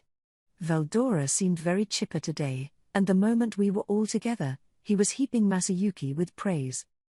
Oh, you think so? Thanks. Masayuki didn't seem sure how to respond. He looked at me, as if to ask who is this guy? I did introduce them to each other last time, but Masayuki was kind of nervous back then. I could see it if he didn't remember him. I think I introduced you before, but... No, people just started talking and stuff, so... Oh, did we? Understood. As the subject Masayuki Honjo stated, no introductions were made. Oh. Guess my memory was pretty hazy, too. Can't blame Masayuki then, I thought. Ah well. Let me do that now. This is Veldora, a good friend of mine. He's serving as the master of the Labyrinth's 100th floor. Indeed, 'tis I, Veldora, and I gladly accept you as one of us, Masayuki. Welcome. To Veldora, Masayuki was part of the club already. He flashed him a friendly smile. Then Masayuki's face visibly whitened. By Veldora, do you mean the catastrophe that killed the entire army of farmers? Oh, right, that was the rumor we spread around. I don't mind telling Masayuki the truth, but it's kind of a long story and there's no pressing reason to. Let's just go with this. Yeah, he's kind of a big shot, so try not to rile him, okay? Kwa ha ha ha. Oh, but I am a generous soul indeed, so it takes a great deal to anger me. And if you provide me with sweet treats to eat, I would not hesitate to offer you my protection. There he goes again. I rolled up my notepapers and swatted him with them. Punishment complete. Discipline, you know, it's important. It must have surprised our local dragon, because he shouted, "What are you doing?" And so on for a bit, but I still had Ramirez to introduce. And this is Ramirez, a fairy and someone you could call the ruler of the Labyrinth. Masayuki had been muttering things like so I wasn't imagining it. In the midst of this, but my voice helped him regain his composure. His eyes turned to Ramirez, flapping in the air. Oh. You're a fairy, Ramirez. And you built that entire amazing labyrinth? That's really great. The compliments were more than enough to get Ramirez going as well. Whoa. Hey, I like you. In fact, I'll gladly name you my underling. And Rimuru. Did you hear that? He said that I'm really great. She was kicking the air in my direction, visibly excited as she bragged. God, lay off. If I played along, she'd only get worse. Ignoring the drop kicks she applied to me, I tried to move things forward. Yeah, congrats, I replied. If Masayuki wants to be your underling, have at it, I guess. A hero serving as a henchman for a demon lord. Whatever. But this must be hopelessly confusing Masayuki, right? Who is Ramirez, exactly? She may not look it, I said, matching Masayuki's quiet whisper, but she's a demon lord just like me. What? He exclaimed, frozen as the beaming Ramirez approached him. Our voices were hushed, but not enough for her sharp ears, I guess. Hey that's me, Ramirez of the Octagram. Good to become officially acquainted, Masayuki. Huh? Ramirez. You're a demon lord? And Veldora's a dragon. Wow. Really? Masayuki. The thought of dealing with a demon lord and storm dragon all this time dazed him. I guess I should have explained things fully before making the introduction. That's on me, but Masayuki had to take some of the blame here. He's the one who acted all cool and collected at our last meeting, that's why I assumed he knew them already. It was his nerves of steel that allowed him to keep his composure. I didn't realize he was clueless this whole time. They say ignorance is a sin, but sometimes it's your greatest asset. Masayuki had been accepted by a dragon and demon lord, and he never even realized it. Once again, I couldn't help but marvel at his luck. It was Njolmal who finally threw Masayuki a life preserver. Lady Ramirez, please, none of that. Why, Sir Masayuki would hardly even know how to respond, would he? Since he was such a fan of Masayuki, I suppose Njolmal assumed that conversation was a joke, Ramirez making unreasonable demands, and the kind hero unsure how to react. I figured Masayuki's response would have disillusioned him, but I guess that's the hero's skill at work. Or maybe not. Somehow, it seemed like Njolmal really believed in Masayuki from the heart. Seeing it, or maybe even feeling it, Masayuki smiled. This is Njolmal, my trusted advisor and the head of Tempest's financial department. Kind of our Minister of Finance, I suppose. A pleasure to meet you again, Sir Masayuki. Ha ha ha. That's kind of you, Njolmal. Oh, no, I'm just an upstart from the underground. Well, as you said, I'm afraid I can't join with you right now, Ramirez. I've already promised Rimuru that I'd give him my support. Masayuki lightly bowed at Ramirez. I'll bet, Njolmal said. So Rimuru does have a way of taking advantage of people. What had I ever done? And Ramirez was ready to join him. Well, if that's how it is, so be it. You're so cunning, you know that, Rimuru. Hey, I nonchalantly replied, first come, first served. Then Veldora started bragging for some reason. Qua ha ha ha. You won't find many people as dependable as Rimuru. Ramirez, I think you'll have to give up on ever getting ahead of him, but let's hear from Masayuki now. We need to proceed. I had my qualms about what everyone here thought about me, but, yes, we were still making introductions. It seemed kind of moot, though. Everyone already knew his name. All right. Masayuki, you go ahead. Okay, he said with a nod. I think some of you are aware by now, but my name is Masayuki. I come from the same world as Rimuru, and now we're working together. People call me a hero, but please don't let that cloud your judgment.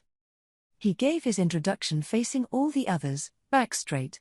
I felt like he wanted to tell them he called himself a hero just as a joke, but with Mjolnir looking straight at him, I suppose he opted against that.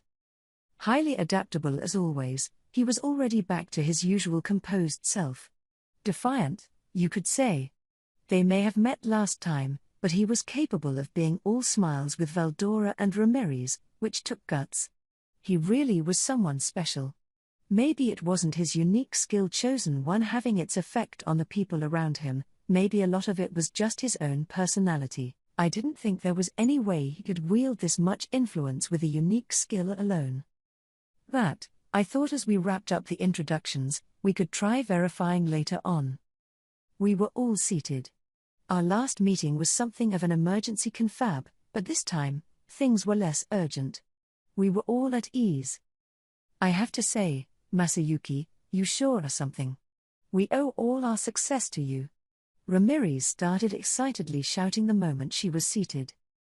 Let's not forget, Veldora added, Mjolnir has done much for us, too. As you said, perhaps we were right not to simplify the dungeon too much. I agreed with them both. Putting our minds together like this was what provided success, no doubt about it. Oh, I'm just glad I could help. Yes, and I hardly did anything myself. None of this would be possible without all of your powers. After that round of pleasantries, we discussed the state of the labyrinth. Sales were going great, really great. It made Mjolnir laugh, although all the work made him cry. Plus, the people visiting town were staying in our inns, enabling the innkeepers and the nearby taverns to run a booming business. Here is my report, Mjolnir said as he took out some papers. Veldora and Ramirez seemed interested as well, so I made some copies and passed them around. I figured I'd quickly skim over it to see if there were any problems at hand, leaving the detailed number crunching to Raphael. Right. Let's see what we have here. It's times like these that I'm glad I can go into human form. I could read through papers as a slime, of course, but for office work, being human was far more convenient. According to the data on the report, things had gone smoothly with our labyrinth since our adjustments. Looks like our advertising worked well. Oh yes. We're astonishingly busy every day, he said, eagerly nodding. Veldora and Ramirez looked at the report, whether they could understand it or not. For the most part, it was a ledger of our most recent statistics, but there were a few special topics covered as well. One of these was the adventurer cards, the guild membership IDs that could be used as admission into the labyrinth now that Mjolnir had received Yuki's approval to do so. These cards were magic in nature, keeping track of the bearer's vital signs and retaining that data in a record, which was quite convenient. They allowed for seamless labyrinth entry, just like how you'd use it at your free guild post, so it was easy for adventurers to get to grips with. Hardly any bodyguards or mercenaries weren't guild members, either, so the implementation went pretty smoothly. For the moment, the labyrinth's admission fee was 3 silver coins ago. The cards were manufactured by the Free Guild, saving us from production hassles. Our own nation provided basic cards as well, at the cost of 10 silver, and while most challengers were guild members, we occasionally sold these cards to people, too. Between all of that, We were raking in a lot of money just from admission alone. The report also contained details on the 3 Ramirez-produced items in the Labyrinth. Your first resurrection bracelet cost nothing, a freebie so you could see how useful they were. After that, you had to pay for them, but at just 2 silver coins, they were quite reasonable, especially considering they not only resurrected you but also healed any of the wounds you incurred that led to your death. After debating it for a while, we decided to keep the price low as a service to our audience. By the way, we had a warning announcement play if you re-entered the Labyrinth without wearing your resurrection bracelet. If you got yourself killed in there, that's none of my business, but it'd still leave a bad aftertaste in my mouth if that happened. To make them easier to buy, the bracelets were sold right next to the front desk, where we had the dead resurrected. Between that and being a pretty indispensable item, they were selling like hotcakes, definitely the most popular out of the dungeon's 3 items. Return whistles, meanwhile, allowed a single person to instantly zoom back to the surface, a godsend if you got lost. This was insurance for a lot of parties, so it was priced on the high side, 30 silver per whistle. People tried to cheap out on these and just rely on resurrection bracelets instead, but I wouldn't exactly call that smart. Yes, you would be whisked back to the entrance that way, but you could lose your equipment and stuff as well. You'd keep whatever armor you had on, but anything that slipped out of your hands at the time of death was gone for good. Nobody's literally carrying booty while in a fight, of course, you'd probably drop it in the corridor for the time being. Losing that stuff could make for a pretty hefty penalty. Few people would take that risk just to get back to the entrance, so there was a pretty decent demand for whistles. Finally, recording crystals weren't selling as well as we hoped, but we did see some clients purchase them in large quantities. At 1 gold coin a pop, close to $1,000, they were luxury goods, no doubt.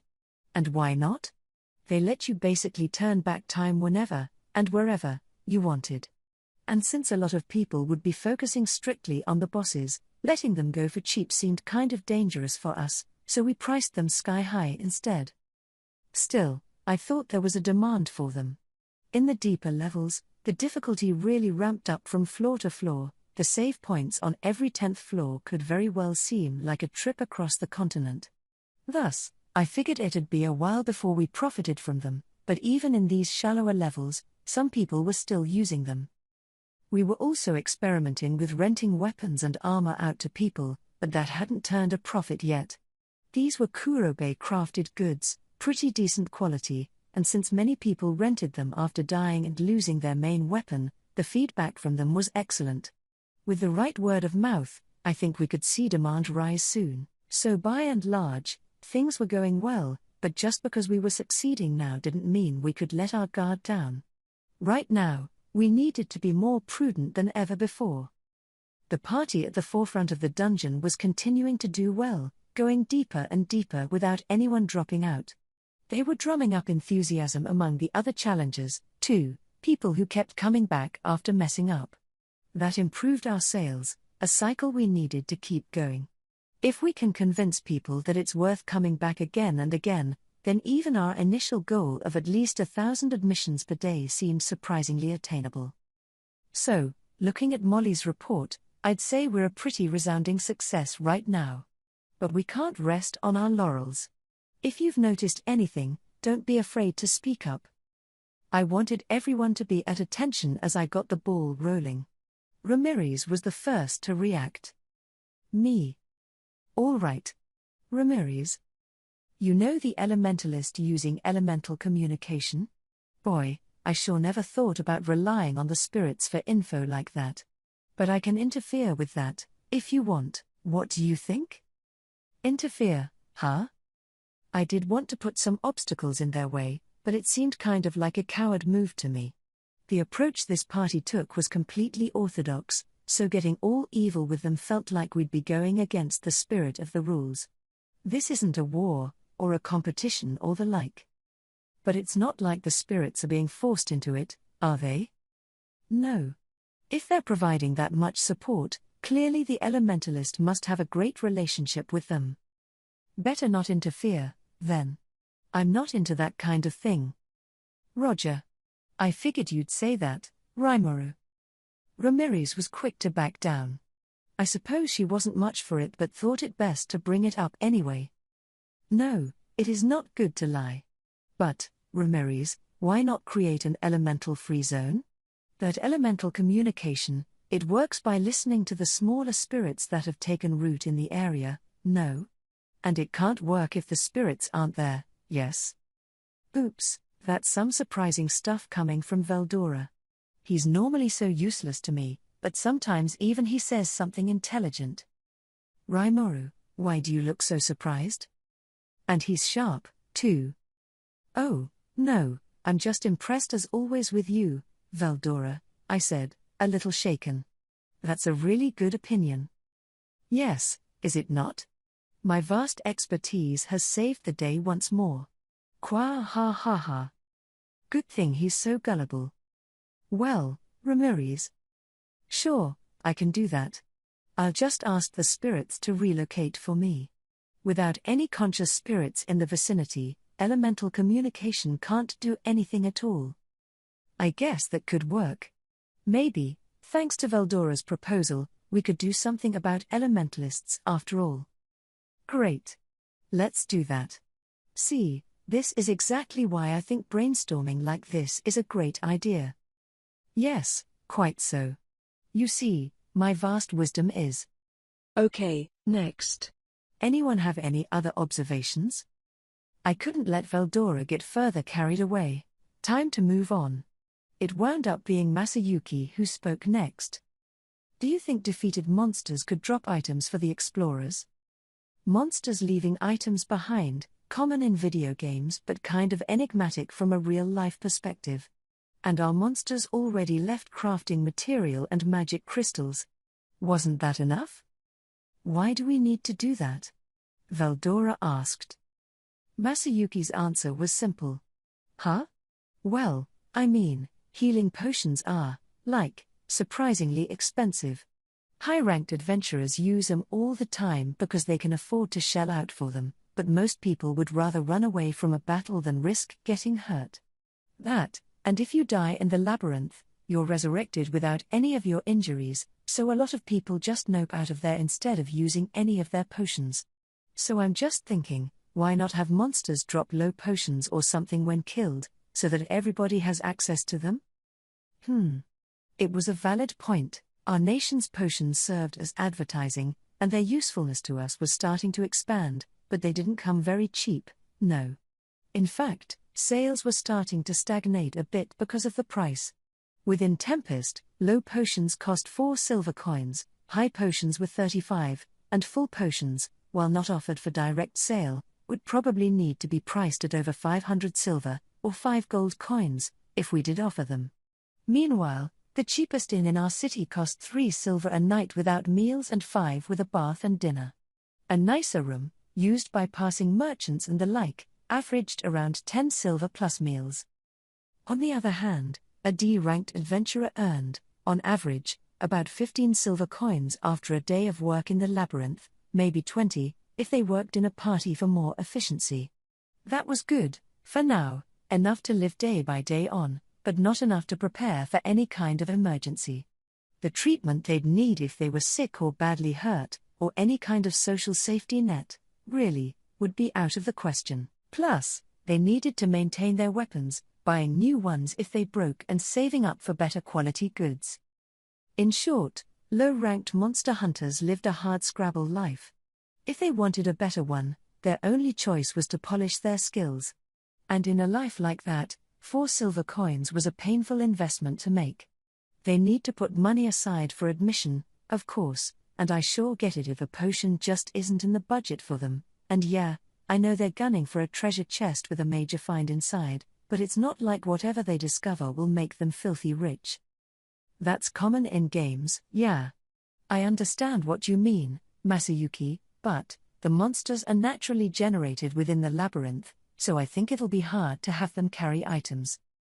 It'd be a mistake to excessively spoil our visitors, giving them something they didn't ask for in the first place. I'd like to do something to help, but I think they need to be able to support themselves first. That's what the Free Guild is there to assist with. From our nation's perspective, We can't really provide welfare to people who don't even live here. It's not exactly pretty, but you need to be strong to survive. I think we can do that, Ramirez casually commented, just as I was mentally throwing in the towel. Really? Sure. Just have them swallow the item right after they're born. If that was possible, it opened up a few possibilities. Maybe we could populate the treasure chests with more useful items and let the monsters drop the junkier stuff for explorers. Junk or not, it'd still be a source of income for the lower ranks, and going forward, I'd like those lower ranks to have something to live on. In a perfect world, people are rewarded for their efforts, and I wanted to make that happen as much as possible. Well, no problem, then. If it'll help people gain more of an income beating monsters, I bet it'll make them try even harder for us, and it'd have the side effect of boosting the trade in monster-derived materials, as well as providing another attraction for our nation. And once we have some more money to work with, we can divert some of that into welfare programs. I don't know how much we can do about illness, but serious injury? We could assist with it. If Japan can have universal healthcare, it's not a dream for Tempest to have something like it. A system like this is something we'll want to implement at an early stage in our nation's development, lest people call it unfair. If possible, I'd like to see that happen sooner than later. The problem is to figure out who, exactly, we'll call citizens of Tempest. Labyrinth runners, passing merchants, and people like that aren't, naturally. Maybe now is the time to register all our citizens and make the ownership of rights clearer to everyone. Tempest is a developing country right now, so we welcome any and all immigrants, but once our nation matures, there might be movements to ostracize non-citizens from our borders. A nation is, in a way, a large cooperative entity. Nobody can live alone, so we form communities to help one another survive. We don't need parasites latching onto our nation, and I didn't want to embrace anyone who didn't have a sense of belonging here. It's hard, after all, for people with different thoughts and principles to coexist in the same community. Basically, if a citizen belongs to a nation, they have a duty to work for the sake of it. In turn, they can receive certain services from that nation. That being said, people have the right to not belong to any nation, free of civic duty and retaining full, unfettered freedom. If you want to be part of Tempest, come on in. If not, you're still a welcome guest, but I can't provide you all the services a citizen would receive. We'll need to define the difference soon, and I think Rigard and I need to have some detailed discussions about this. See? I can think about serious stuff sometimes, too. You think so? In that case, maybe we could mix in some unfamiliar potions, or weapons and armor whose capabilities are unknown. So you won't be able to determine if they're high value when you find them? Oh, right, we were still in a conference. I hurriedly considered Masayuki's suggestion. I think I see what he's getting at. Unappraised tools and equipment that you can't use until you get them appraised at the entrance? Yeah. I mean, I guess you can't really drink a potion if you don't know its effect. Oh, maybe some people would. And if we mix in some poison flasks, that'd be another labyrinth trap for us. It'd help warn people about making item appraisal a habit, too. Let's go with that. Cursed equipment might be tough, but magic weaponry would be pretty neat. You think something is a piece of junk but appraise it to reveal its true colors. That's good. You can't throw away junk then, and you'll also need to exit the labyrinth to have it appraised. Masayuki and I, with our video game knowledge, were getting excited over this. The idea of actually implementing it was thrilling, and Ramirez and Veldora, overhearing us, seemed to be getting into it. If you want to hide the true nature of something, my illusory magic ought to come in handy. Kwa ha ha ha. Ah, how lovely it is to see challengers jump for joy, only to be agonized by doom later. Now things will be even more exciting. Yep. Definitely into it. Yes, and since junk equipment will take up valuable space, people will want to sell it in town in short order. That ought to boost return whistle sales. And now here's Mjolmal with some more reality-based feedback. And he was right. Anyone would hesitate to toss out unappraised weapons and armor. Planting that thought in people's minds would make those people camping out in the labyrinth in search of big finds reconsider their strategy. And since we're charging admission, the more people going out and in, the more profit we make. Plus, we wouldn't be the only ones having fun here. There's something attractive about the term unappraised. Your heart can't help but race as you wait for the appraisal results, real pulse-pounding excitement. Something you thought was junk transforms into treasure before your eyes, and even if it turns out to be junk after all, you'll still treat it as your own. We don't need to have a ton of jackpot items like that, but along those lines, I think we could certainly mix in some more low potions and the like. That'll help support the lower-ranked customers, although we'll have to fine-tune the ratios of trash to treasure. All right. Well, it's about time we get to work. Time to push a system update, huh? Masayuki replied. Given that we came up with all that only just now, it's about time wasn't too appropriate. But our last system update went just fine. Sounds good to me. Ramirez nodded, as if she knew what we were talking about. I flashed her a quizzical look, and she quickly averted her eyes. I suppose that little sneak was just trying to ride along on the wave. Mjolmal looked confused, and Veldora was back to his usual shrill laughing, but I didn't mind. Masayuki and I looked at each other and nodded. The following evening arrived. My days were now full of serious work. They were usually spent inspecting projects around town. No, it wasn't just a leisurely walk, I promise, and each night, I'd receive reports in my personal office. Rigid was handling a lot of my affairs, but a fair number of them still required my personal approval, so I had an office set up in our government building for that. "So Rimuru," Shion said as she handed me a sheaf of papers, "here's your report from Sir Mjolmal." She was a hard worker, almost like a real secretary. Kind of surprising. "Yes, thank you," I said, trying to sound all haughty as I accepted the report. Mjolmal was already getting started on what we discussed at yesterday's meeting. "Everything's going well," I muttered. "I am delighted to hear," Diablo said, nodding. "In hardly any time flat, our tavern sales are up 10%. I guess it benefits all our citizens if the low-ranked adventurers have more money to work with." "Indeed. It's just as you read it, Sir Rimuru." Diablo nodded again as he gently poured some tea for me. "It's not at all like I had read it, actually, but it was pretty much what I hoped for. I couldn't be happier." Diablo was overvaluing me, like he always did, but it didn't bother me this time. I took a sip. "Huh? This tastes different. Did you change the leaves? Did you not like it?"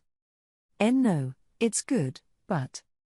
It wasn't displeasing at all. Maybe just a tad stronger on the bitterness than usual. "I'll replace it at once," an apparently panic-stricken Diablo said. But he really didn't need to. It was just fine, no problems to speak of. It's just that Shuna always brings her A game when it comes to preparing tea. Wait a minute. "Hey, is this..." "Yes, your chief secretary insisted on preparing it herself.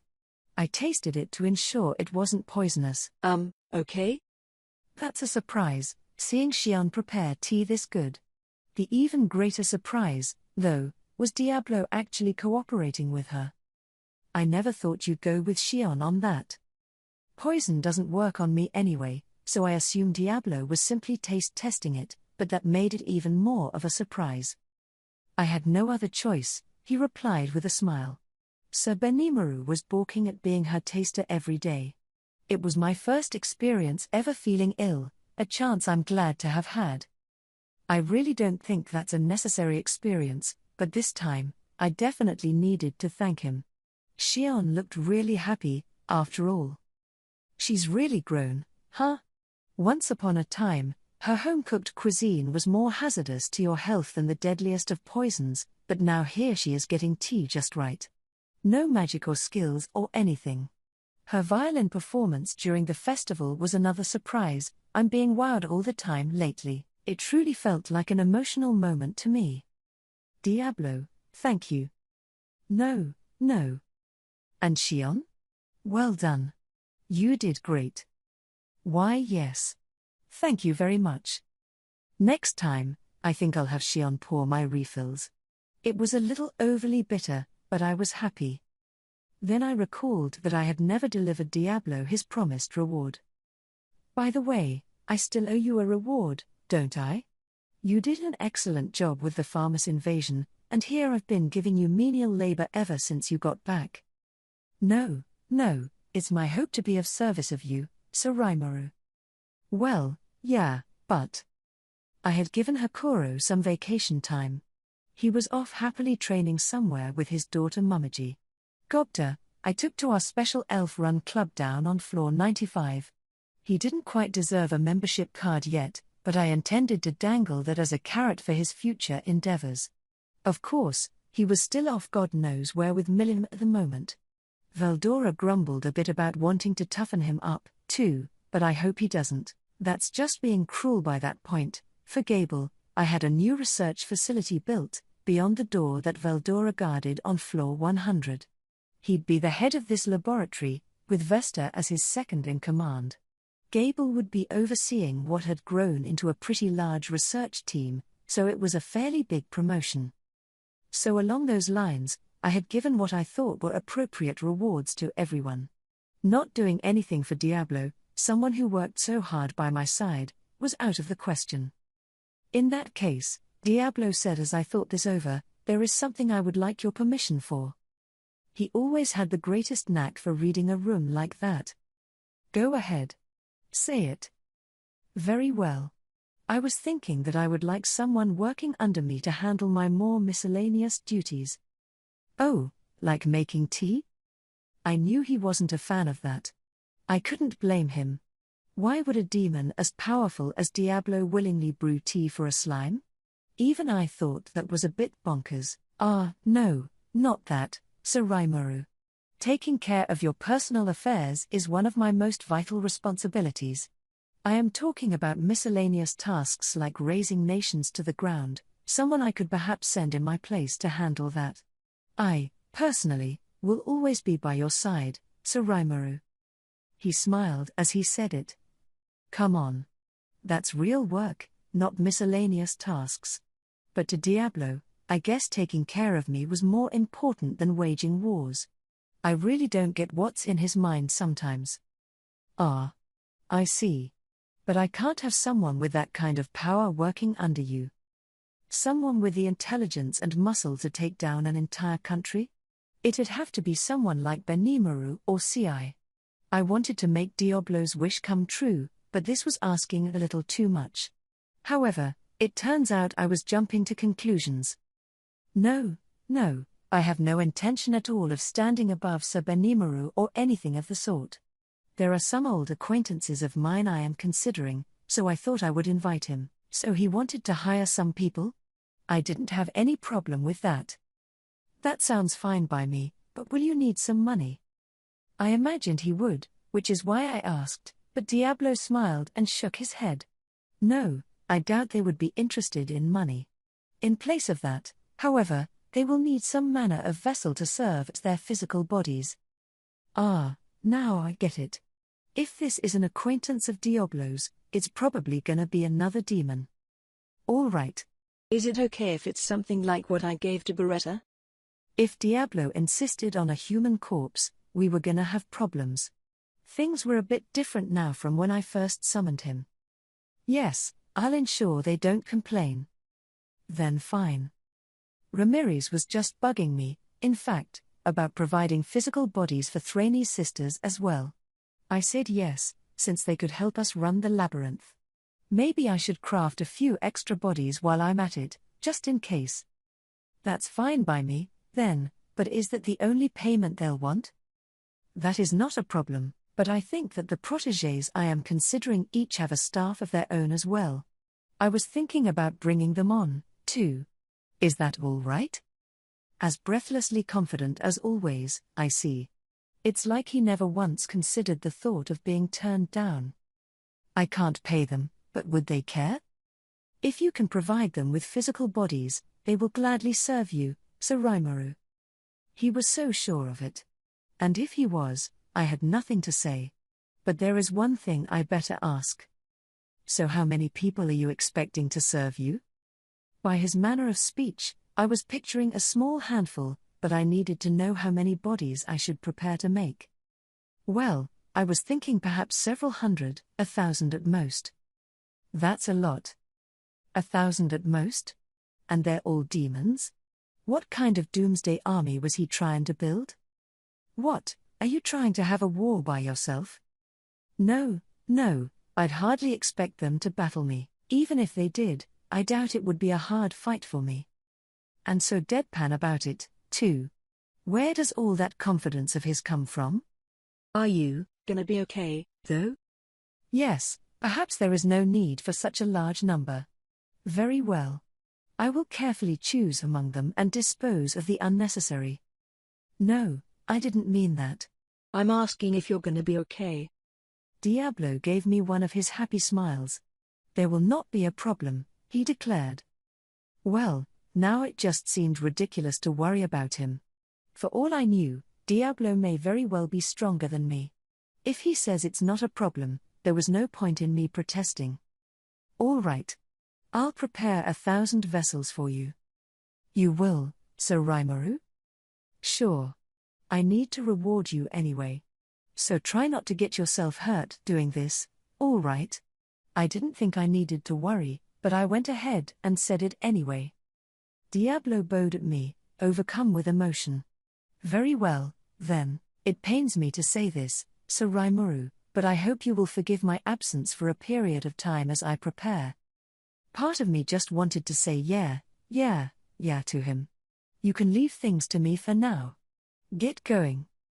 Shion sounded like she was showing someone she disliked the door. I could kind of empathize with her. She must have been feeling the same way I did. Wasting no time to strike while the iron was hot, Diablo decided to head right out on his journey.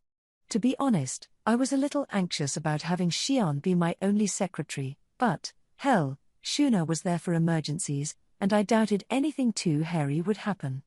Such were my thoughts as I saw Diablo off with a smile. Chapter 2. Lively Days.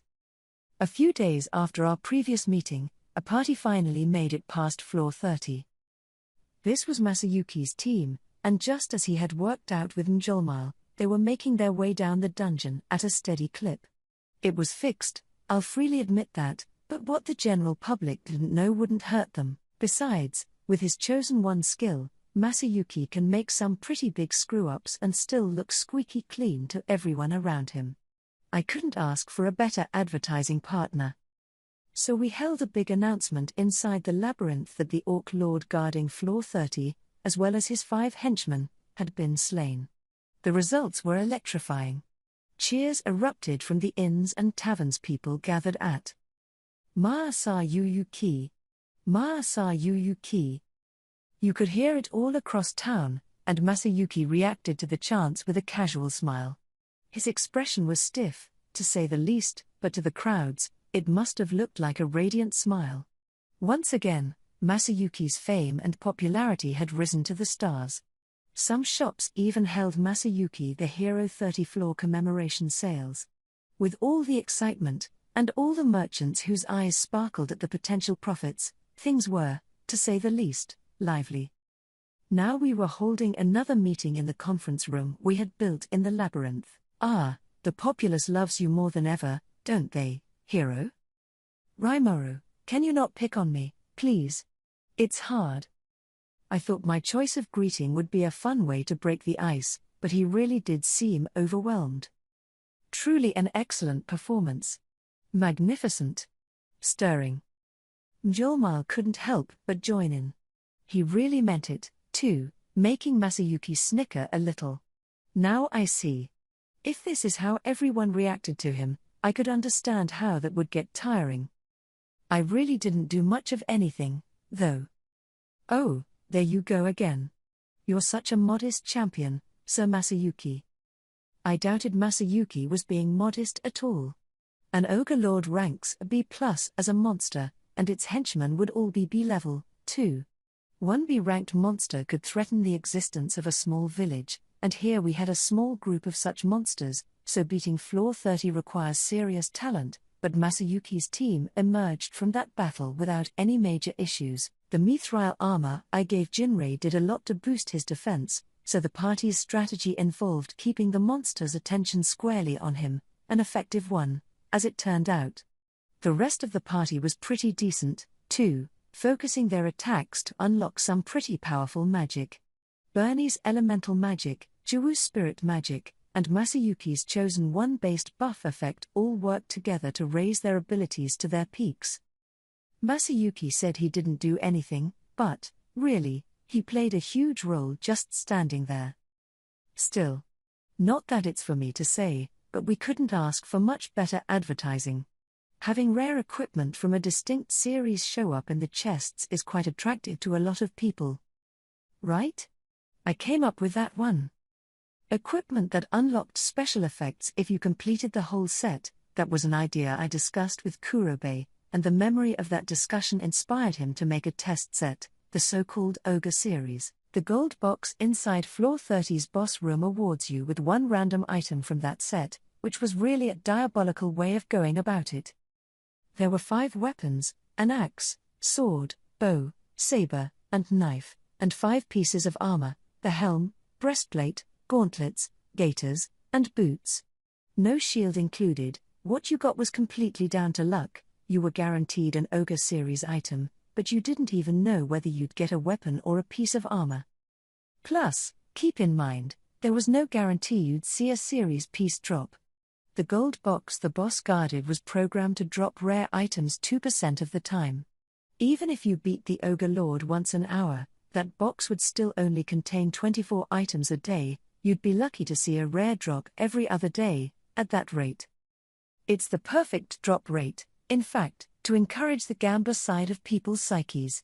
It's human nature to want to collect them all. If you obtained a piece you already had, you could always trade or sell it. Now people had yet another reason to tackle the labyrinth. And we picked up the Ogre Greaves. Yeah, and if you can find all 5 armor pieces, it'll grant you magic interference, which is a powerful anti-magic skill. Real effective against the boss at floor 40, hint, hint. It was the same effect boasted by the scale shield I gifted Cabal a while back. That shield gave you the effect by itself, but with the Ogre series, you needed the whole armor set to unlock it. That's the difference between a unique piece of equipment and a rare one. And to be honest, the Ogre series was made from the magisteel we salvaged from the byproducts of processing the shield like scales of Charybdis. This meant it was already a powerful magic blocker, effective against the Tempest Serpent's poisonous breath, and I hoped people were excited about collecting them. Oh, really? Aha.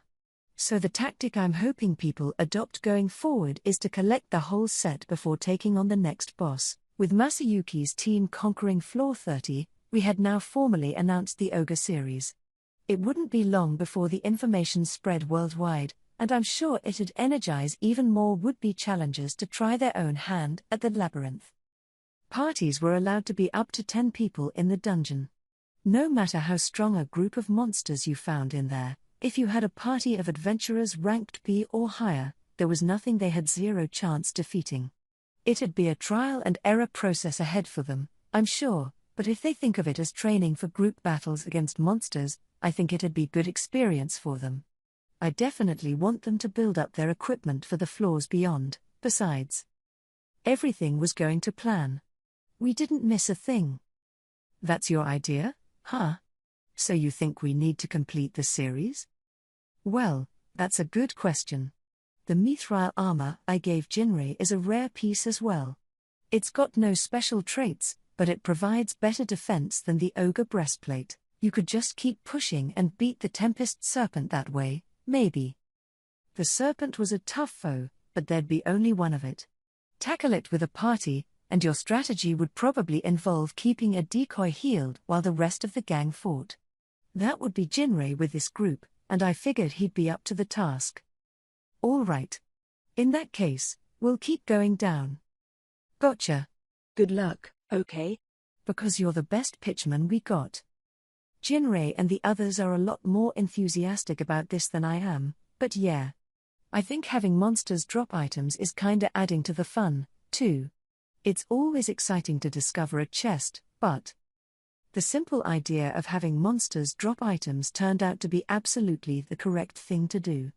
Some monsters, skeletons, for example, didn't have any materials to harvest, and their magic crystals could often be low quality and worth pocket change. The stronger an explorer you were, the more of a pain in the ass monsters like that became to deal with, but now things had changed. The creatures that parties used to reluctantly mow down were now getting actively hunted again. With monster materials circulating more than ever in the marketplace, I couldn't ask for better results. Giving Labyrinth-generated monsters items was actually pretty simple. The Dryads, led by Thraini, helped us out with that, taking newly born monsters and having them swallow the items. That sounded tricky, given that monsters may appear anywhere in the labyrinth and you can't track them all. In fact, though, there was no need to. The flow of magicules in each floor was supplied with special pipes. These pipes were set up to run through certain rooms from floor 5 downward, rooms that subsequently would have lots of monsters born in them. Monster lairs, you could call them. To manage the labyrinth, Thraini and the Dryads would place the items I specified in each of these rooms, the monsters would swallow them up, and then the Dryads released them into the maze at large. Tracking all the monsters generated in the labyrinth was a pain, but one greatly reduced by only having to watch over the monster lairs on each floor. Monsters who self-generated in the regular corridors wouldn't carry any items, but that wasn't a problem, we didn't need every single monster to drop something anyway. Thus, we had a reasonably efficient way to enable monsters to carry items around on each floor. I originally envisioned the monster lairs as a kind of trap, but now they were more like administrative pens. Of course, you might see a hapless party tiptoe into these rooms right when they were packed to the rafters with monsters, but hey, it adds to the tension. It's all part of the charm for everyone, you never know what you may find around the corner. And the appraisers are working around the clock. We're charging 1 silver per appraisal, but there's pretty much a line at all times. From slain monsters, you may find flasks of fruit juice or milk, magically treated to keep for several days, plus a few low potions mixed in. Some of these drinks might go bad after a while, of course, so an appraisal was a must. We also threw in some of the failed efforts from Kurobei's apprentices, junk that we then bought off them for cheap. This might sound like we were taking a loss on them, but they're kind of like crane game prizes, reinvesting our profits in order to attract more customers. And speaking of prizes, we had to have some jackpots, of course. Occasionally, we'd mix in a masterpiece from Kurobei's assistants. This, of course, generated a ton of buzz, with people going around town showing off the special sword or whatever that they picked up inside the labyrinth. It really added that addictive touch we were hoping for. Now, like ants to a hill of sugar, we were seeing people come back again and again. So we had booty in the treasure chests, monetary rewards for beating every 10th floor, and plunder from the monsters themselves. A lot to attract repeat business with. Thus, it was fair to say that the labyrinth was going well. It was perhaps inevitable that more people were showing up in the town, and floor 95 is just packed. Effused Ramirez, the others nodding their agreement. Yes, the new inn on floor 95 was already a big success. Each floor had a conspicuous room before the stairway containing a rather unnatural-looking door reading INN on it. There was a bell next to each one. Explorers rang it to call for a labyrinth manager who'd explain what lay beyond the door and how they could take advantage of it. 1 silver coin was required to open it, not much less than admission to the labyrinth, but to regulars, that wasn't going to be a big outlay. The majority of people who heard the manager's spiel wound up paying, after all. And there was a good reason for that, the ever-changing labyrinth structure. Thanks to all the corridors and such changing every 2 or 3 days, it was much trickier to conquer a floor than its size suggested. Few people could advance through a huge map without getting lost, and we had measures in place to prevent elementalists from relying on elemental communication too much. It was now a challenge to find the shortest route through a floor, and as a result, you really couldn't reach the save point at every 10th floor in a single day. Thus, until now, parties were forced to camp out in the corridors. I've never slept in an open corridor before like that, actually. Oh? I turned to Masayuki. How was it? Seems pretty fun. Ha. Maybe for you, Raimoru, but if you're sleeping on cold, hard stone, you're gonna get terribly sore and maybe bruised up. The other two guys besides Bernie and me seemed pretty used to it, but not even Jiwoo, a woman, objected to roughing it like that. But to Masayuki, sleeping in shifts to keep a lookout for monster attacks was nothing short of hell. Ah. Sounds rough. Can you give me some actual pity, please? Because I never want to do that again, that's for sure. I suppose it would be an ordeal for most modern-day kids, whether you were an Otherworlder or not. You could secure a treasure chest chamber or some such and set up camp there, of course, but you'd still need someone keeping watch, since some monsters constantly wandered the hallways without rest. In those circumstances, providing a safe place to rest was unexpectedly popular.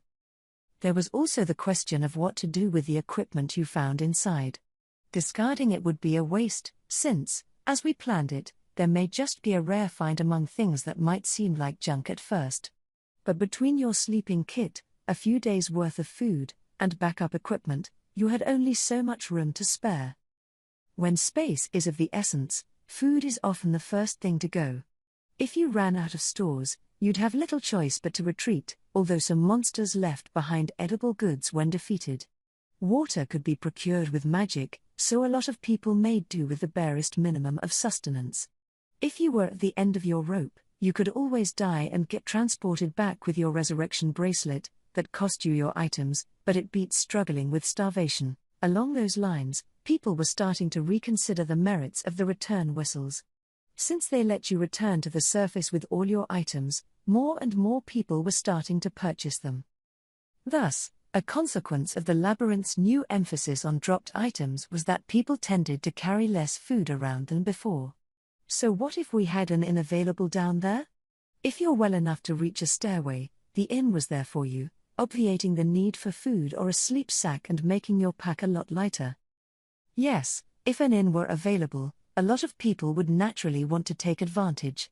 They provided safe rooms for 3 silver coins, the same as Labyrinth admission. Between that and the access fee, you had to pay double or triple the price of a regular inn to stay there, but at least you got a meal with it. Those 3 coins gave you access to a building divided by gender, filled with capsule hotel-like rooms just large enough for a bed and little else. I'm not going to talk this place up too much, your money didn't get you luxury. I was having some treants run it for us, and the work was carried out by new staff as an on-the-job education program. Cleaning, laundry, cooking, customer service, our hires would get to practice all of that here, and if they make the grade, they'll be able to find work up on the surface. Despite the rustic conditions, the inn still found its clientele. Your money bought you safety in the labyrinth, after all, and nobody was about to complain about that. We also provided a few extra services for additional fees. Clothes laundering, 3 silver. Access to a large open bath, 3 silver. Equipment cleaning and basic repairs, 5 silver. That sort of thing? These services were all kind of popular, actually. Extended rounds of fighting in the labyrinth could make you a bloody, sweaty mess, after all. The bath was also a big hit, which I figure is because women might be more sensitive to people stinking up the place. Either way, it was all at exorbitant prices compared to the surface, so our profit margins were through the roof. You were allowed to take a break in this space without getting a room, speaking of which. Simply having access to a bathroom you wouldn't get ambushed in was a huge attraction. Masayuki suggested I look into that, and when I did, I found that was, well, a pressing concern for everyone. There were no flush toilets in the labyrinth, and since you were on the razor's edge between life and death for much of your journey, you often had to resign yourself to some wet trousers, or worse. The labyrinth itself never needed cleaning, though. The generated monsters cleaned everything up for us, in particular, the slimes in the labyrinth ate anything. Human waste, the remains of dead monsters, you name it. Monsters of that rank popped right back into existence after an adventurer killed them, so hygiene wasn't a concern, at least. Plus, every time the labyrinth layout changed, Ramirez cleared out any useless garbage strewn around, ensuring the dungeon remained in remarkably spotless condition. Of course, this didn't mean people were comfortable with dropping true and doing their business in the middle of a monster-laden hallway. The labyrinth management didn't want their maze to look like an open sewer, and our challengers weren't great fans of that, either. If they got attacked by monsters in the midst of a bathroom break, it'd probably make them want to cry, yelling timeout. Didn't work against monsters.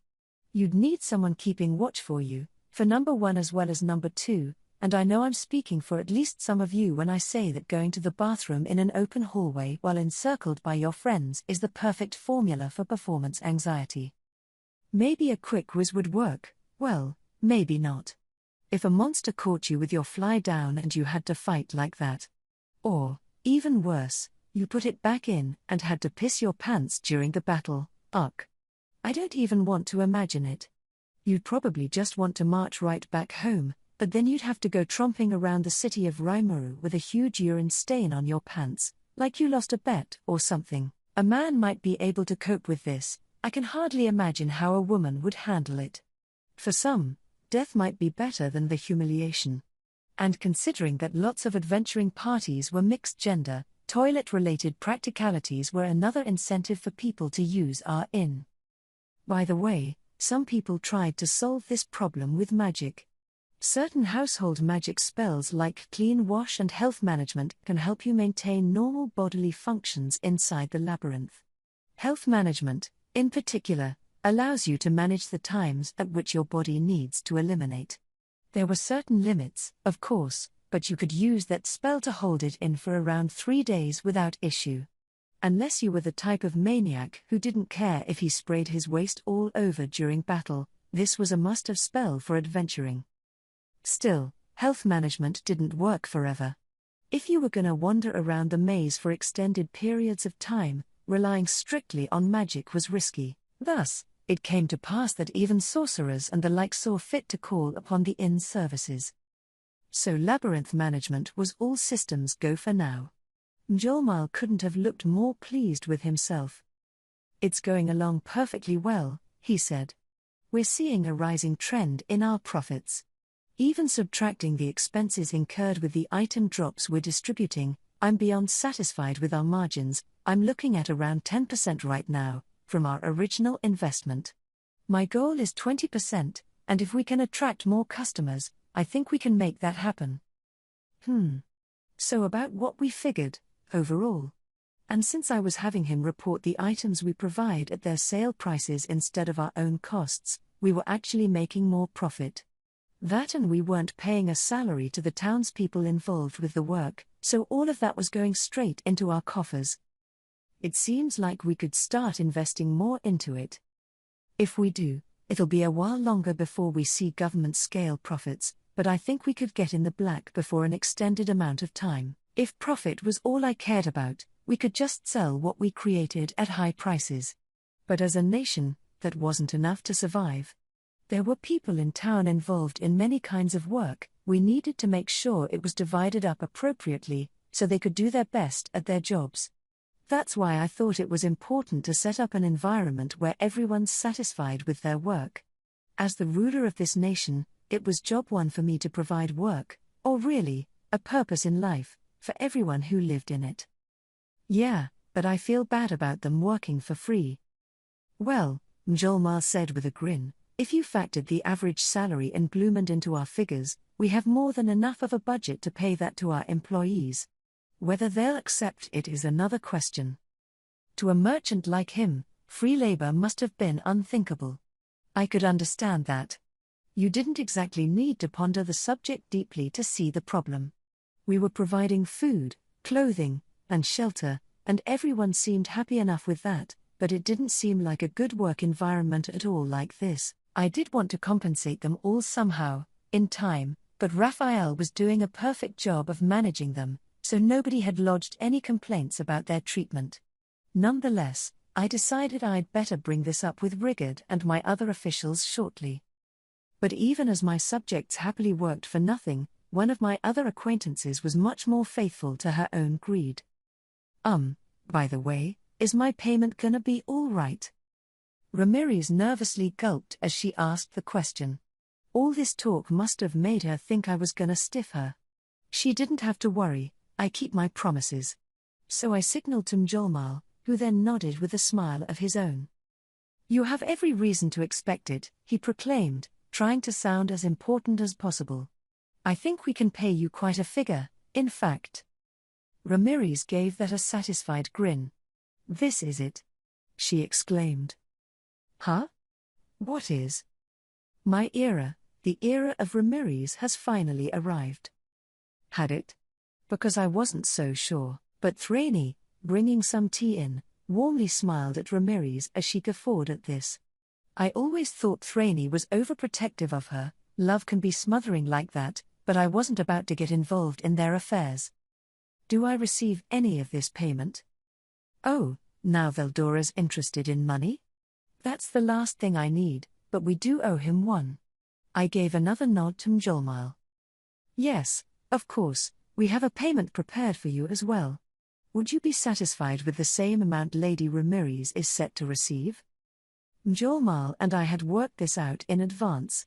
Veldora, after all, was acting as the master of this labyrinth, not that he had to do anything, really, but it was his magicules that kept the dungeon environment running. His converting magic to magisteel for us, in and of itself, generated huge profits for Tempest. I didn't think it right to try to cheat him. Ah. Wonderful. I knew I could count on you, Rimuru. I see that I'll always be safe in your hands. Don't go wasting it, you too. Of course not. Why yeah, of course not. I know how to save money. Knowing how, Ramirez, doesn't mean much if you don't do it. But they both looked pretty gratified, so I opted not to rain on their parade. Ha ha ha.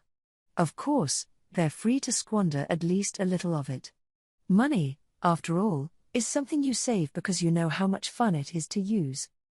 Ooh, yes, yes. Agreed Ramirez. That's such an astute insight, Mjolmal.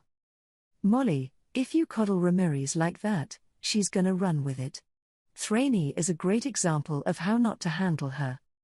I suppose so, yes.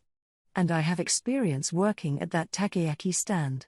Now I see what a noble thing work is, as well as how vital money can be. Rimuru, you worry about me far too much. You're one to talk. I was the one who arranged that whole damn takoyaki stand for you, and Mjolmal pulled more than a few strings to make it happen. All you did was grill up the damn things. I had to mentally restrain myself from saying all that. There's no better teacher than experience, I suppose. Let 'em do what they want.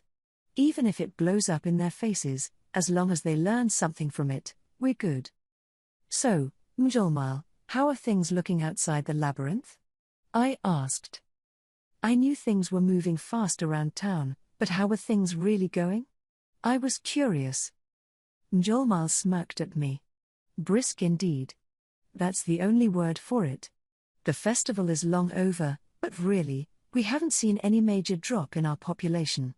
We now have a pretty steady clip of merchants going in and out, and I think that's going to be quite stable for the time being. Would you say the town is starting to function as a stopping point for trade? Precisely. Merchants are starting to come see me so they can begin to do business here. They're not going through intermediaries all the time, either, so Sir Rigard has a rather full schedule these days. From free guild members to big-name merchants from the Western nations, they're all inquiring about opening up shop here. Sounds better than I thought, then. The Founders' Festival was meant to prime the pump, and in terms of attracting people, it was a big success. Now the labyrinth I'd made for fun was building a good rep of its own, winning favor with all our visitors. After that, all we had to do was fine-tune things to keep the money flowing. I wanted people to challenge the labyrinth, earn money, then spend it on our nation's goods, not just our inns and taverns, but weapons, armor, and other consumables. I'm sure our merchants from other nations would play a big role in that. The free guild purchases monster materials, then deposits the money with us. Foreign merchants would bring us rare and exotic goods, no doubt, and at the end of it all, our town would be livelier than ever. Give it enough time, and people the world over would know just how fine this nation's goods are. We've got a lot of exclusive things to offer, rare foods and liquor, all the cuisine Shuna was developing, the gear from Kurobei's workshop. Even Kaijin's apprentices were helping flesh out the selection. That wasn't even all of it, and the selection was only going to grow. Word about all this could easily spread by now. Even without advertising, we'd have no problem attracting customers, and at the end of it, people the world over would accept us and see us as necessary. I was sure of it. What's more, some of the gear made in Kurobei's workshop was on sale as special merchandise at certain shops. The gear circulating in these shops was doubtlessly going to generate attention, and while different stores dealt in different levels of quality, if you had the money, you could buy it for yourself, although anything from them rated rare or higher would be available for purchase only on floor 95. I'm sure some people might doubt this gear's capabilities, but that wasn't a big problem. We've got a place right by here, after all, that lets you test out what you bought. We rented it out to people in the Labyrinth, even, although not too many people had taken advantage yet. It'd only be a matter of time, either way, before they used that gear and began talking up how good it was. Little by little, we were building trust in our nation. Trust is more important than profit. I'm not about to go into the red for the sake of trust, but as long as we stayed in the black overall, I'd call that a success. We're not in this to make money, we're in it to get our nation accepted. Sounds like exactly what we aimed for. Even if Tempest's a monster nation, if merchants can see profits, they'll come for us. The Labyrinth's seeing more and more visitors, and I think we can build a relationship with the Western nations too. Mjolnir nodded. Smooth sailing, indeed. And yes, more and more visitors are coming. People know it's a monster nation run by a demon lord, and they're still coming. Just as you surmised, I think it's safe to say that people are trusting us. He was in firm agreement. But he's a funny guy, that Mjolnir. He said us just now. From that, it seems to me that despite being human, he's fully looking at matters from our perspective. I'm glad for that. We can't earn trust overnight. Trust is gained in drops and lost in buckets, that's the truth. And maybe we're stimulating people's greed to bring them here, but there's no easier thing to connect to trust. If you think that someone can address and satisfy your desires, that's the same thing as earning their trust. Mjolnir's a good example of that. We're connected by a desire-based trusting relationship. Do good work and receive just profit from it, that's really important, I think. And, of course, it's no fun if that's a one-way street. You need to look at the other side of the equation and figure out if you can trust them. Right now, we've got the perfect environment for training ourselves on that. We've got a teacher in Mjolnir, and I'm gonna study as much as I can under him. Then I paid Ramirez and Veldora their salaries. They both seemed satisfied with the amount. I told them not to squander it, but have they thought at all about how they'll use it? The question weighed on my mind as we kept discussing matters. Hey, do you think we could set up a space for my personal use? Sure, Ramirez replied to me, but what for? You want to do some research, too? No, it's more about development in my case. I have a few ideas in mind that I want to try building. In terms of research, Kurobei was way ahead of me. His workshop was in the southwest part of town, along with the workshops of those apprentices he deemed worthy of going independent. That district was seeing weaponsmiths from all over now, hearing the rumors and building their own forges and repair shops to compete. It was a full-fledged industrial zone by now, and as a result, it was getting hard to keep new discoveries made there a secret. The atmosphere was more convivial among those artisans, amicably sharing in one another's neat new stuff, so classified project development wasn't possible. Instead, my order for Kurobei was to develop new weapons and armor that nobody could imitate. Besides, when conducting research, I didn't actually need a physical space. I have the good Professor Raphael with me. What I did need, though, was a development facility to implement the blueprints in my mind. Sure thing. I'll get it set up today. Ramirez was eager to please. So now the 100th level on the bottom began with Veldora's grand hall and continued on to rooms housing a plethora of research facilities. In terms of keeping the space defended, not to mention preventing leaks, I couldn't ask for someplace safer. In fact, it was impregnable. Let's use it for really important R&D from now on, then. But what are you trying to make down there, Rimuru? Ramirez asked me. It's a secret, huh? But I really wanna know. You're always cranking out all kinds of crazy things, so. Indeed you are, said Veldora. There will be no secrets between you and me. Oh, great. Who decided that? And I knew full well Ramirez and Veldora were doing this and that behind my back, too. But they were always so persistent with things like this, and I didn't have the energy to try to deceive them, so I gave them an answer. Their bodies. I've been thinking about providing physical vessels for Thrainey's sisters. Plus the ones Diablo requested, of course. If I needed 1,000, painstakingly carving them by hand wasn't gonna happen. I needed a setup that allowed mass production. And give me as much space as you can, by the way, okay? I want to try out a few different things. Coming right up. Anything for my faithful underlings. Ramirez was emphasizing the underling part, but she agreed, nonetheless. Heh. Good thing I let her in on part of my plans, now I'll have the space to try all sorts of things. Up to now, I didn't have the time to make the things I came up with, now I could start implementing some of those ideas. The thought made me grin. I spent the next few days setting up my development equipment and tapping Raphael's full abilities for the first time in a while and copying all sorts of things within my stomach.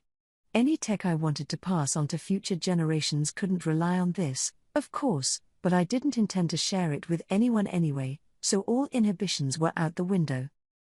Then I heard someone calling me from behind the door. Eesh. I was just getting into a groove, too. Report. You have not communicated with the outside world for several days. There is a possibility that something has happened. Come to think of it, I had been skipping out on meals, hadn't I? Raphael's observation reminded me that maybe I'd been a little too caught up in my own world. Even if nothing was going on at all, it's natural that Shion or Shuna would get worried. Better make my rounds, now was a good stopping point anyway. Replying to the voice I heard, I left my research center. As expected, Shuna and Shion were right there. So Rimuru, are you all right? I was worried. You didn't even appear for the meals you enjoy each day, so I thought that something might have happened. Ah. So they were concerned for me. Sorry. I got a little lost in thought. No, not at all. As long as you're safe. Shion is right. With all the hard work you've been doing, of course, nobody will complain if you want to take some more time off. Once they saw I was fine, they were all smiles again. Now I felt kind of bad. They really cared a lot for me. Well, I'll make sure to check in at least once a day from now on. That would make me very happy, so Rimuru. Yeah, better not get too wrapped up in my hobbies. Having someone worried for you is, in itself, a blessing. As I let the remorse wash over me, Shion suddenly spoke up, as if just recalling something. By the way, some Jolmal has been searching for you since yesterday. Huh? Then he should have called for me. He did, but there was no response. I apologize. We should have been louder. No, sorry I didn't notice. I'll set up a doorbell or something next time. Shion didn't seem too perturbed about it, I guess she didn't think it was too important. But after seeing how Mjolmal was still hot to see me the next day, she grew a bit more concerned and talked to Shuna about it. Apparently, it was Labyrinth business, but Shion didn't know what kind. Did he figure Shion wouldn't understand it if he explained it to her, or was it something he was reluctant about letting Shion in on? I wondered about that. Guess Diablo was a lot more talented than I thought, though. At a time like this, He would have absolutely found a way to attract my attention. In fact, he probably would have joined me at my research desk. Maybe that made Diablo more selfish than Xion, if you think about it, but enough about that. Mjolmal's waiting for me. Shuna had prepared a boxed sandwich for my lunch. Xion brewed up some tea. I was enjoying both as I waited for my finance minister. "Ah, Sir Rimuru. I was looking for you. We've got big news from the Labyrinth." I was in full relaxation mode, but Mjolmal was frantic. "What? What is it?" I asked, wondering if our user base was complaining about something again. "Following Sir Masayuki, we've got another team that made it past floor 30. "Oh? Cool. That's faster than I thought." "I wouldn't be so calm about that, Sir Rimuru.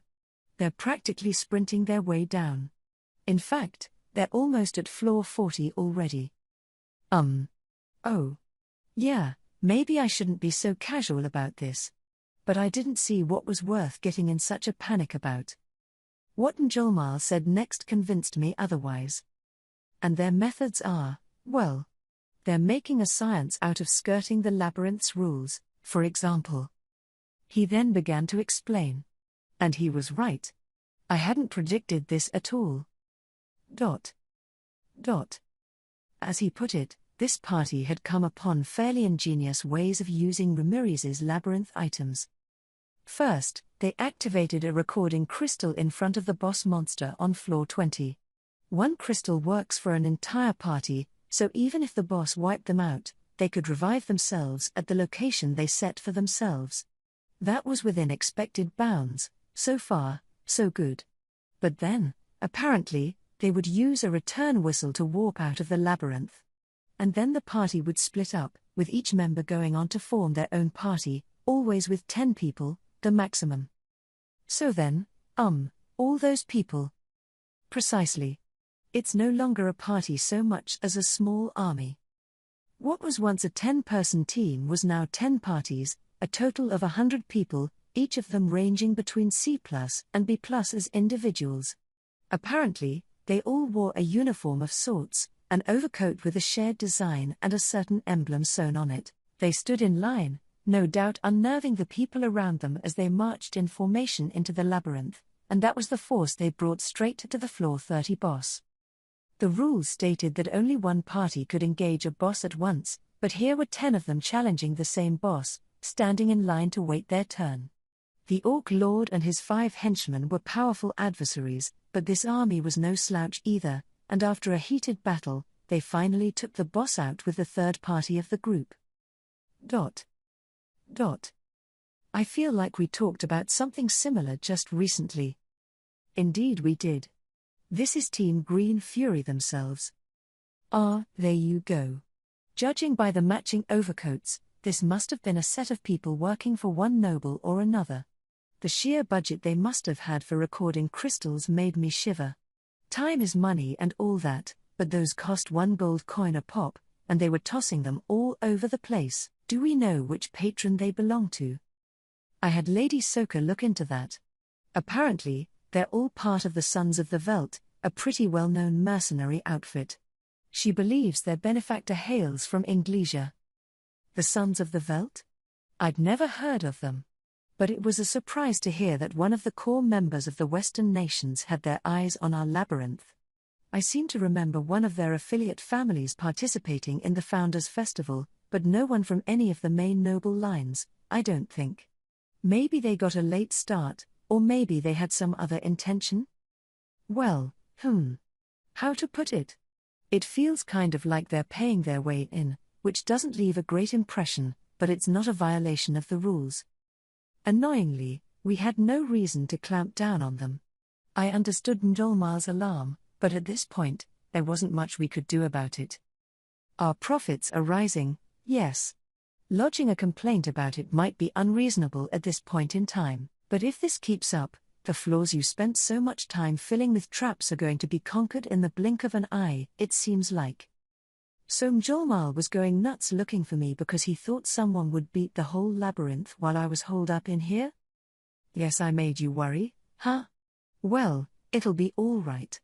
Things don't really kick off until beyond floor 40. And I think the Tempest Serpent is going to stop them in their tracks for a while anyway. Team Green Fury had some excellent teamwork going. I think they ranked an A- as a fighting party, but as individuals, they were each around a B, so I doubted they could hold out against powerful ranged attacks for long. A Tempest Serpent is among the stronger of the A- gang, so even 10B+ fighters could have trouble emerging victorious against one.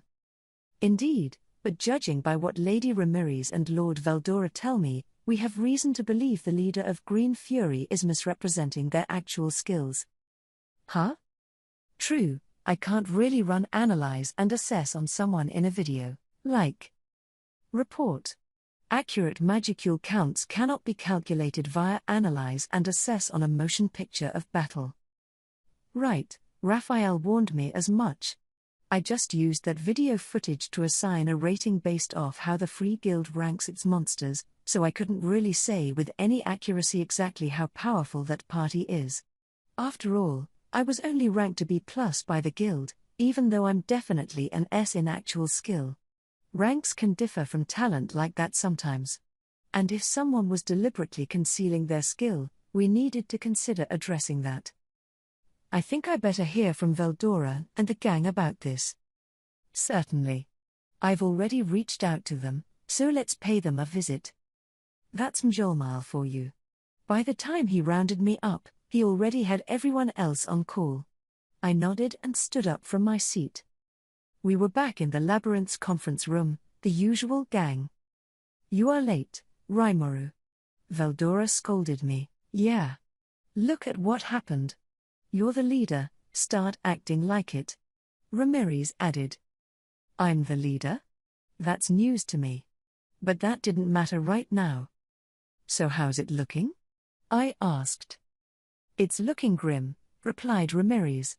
They've penetrated all the way to floor 38 now. She began to show me some video of their progress.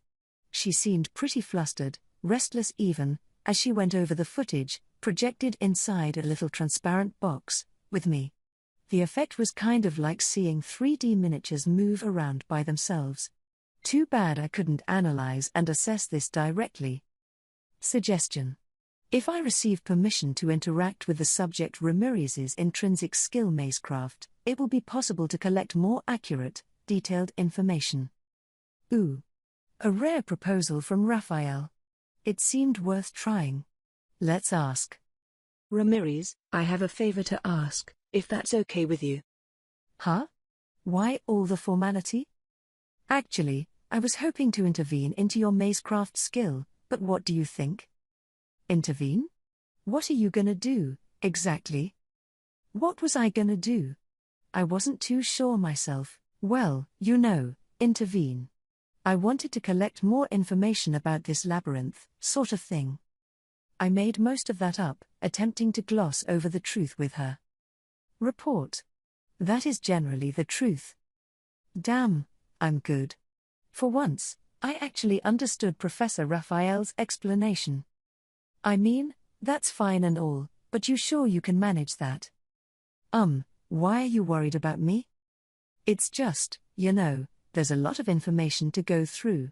Not even I can fully grasp it, so I usually ditch it from my mind once I'm done creating it. Hang on. She called it a lot of data, and she was probably right. With over 1,000 challengers in the labyrinth at once, plus all the data from each floor, plus everything else, and we had permanent residents on floor 95, too. Trying to grasp all of that at once. Understood. It will not be a problem. Oh, okay. Apparently, it won't be a problem. I think I'll be fine. Why are you phrasing it like a question? Now, Ramirez, you are in good hands leaving everything to Rimuru here. There is not a thing for either of us to worry about.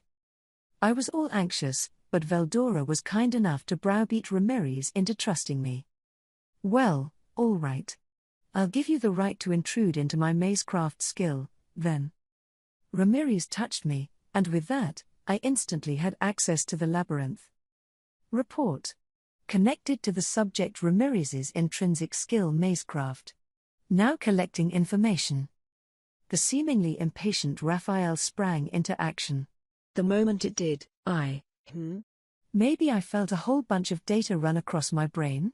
But it didn't hurt at all. I was tensed up, prepared for anything, but this was kind of a letdown. Report. Analyze and assess on the Team Green Fury complete.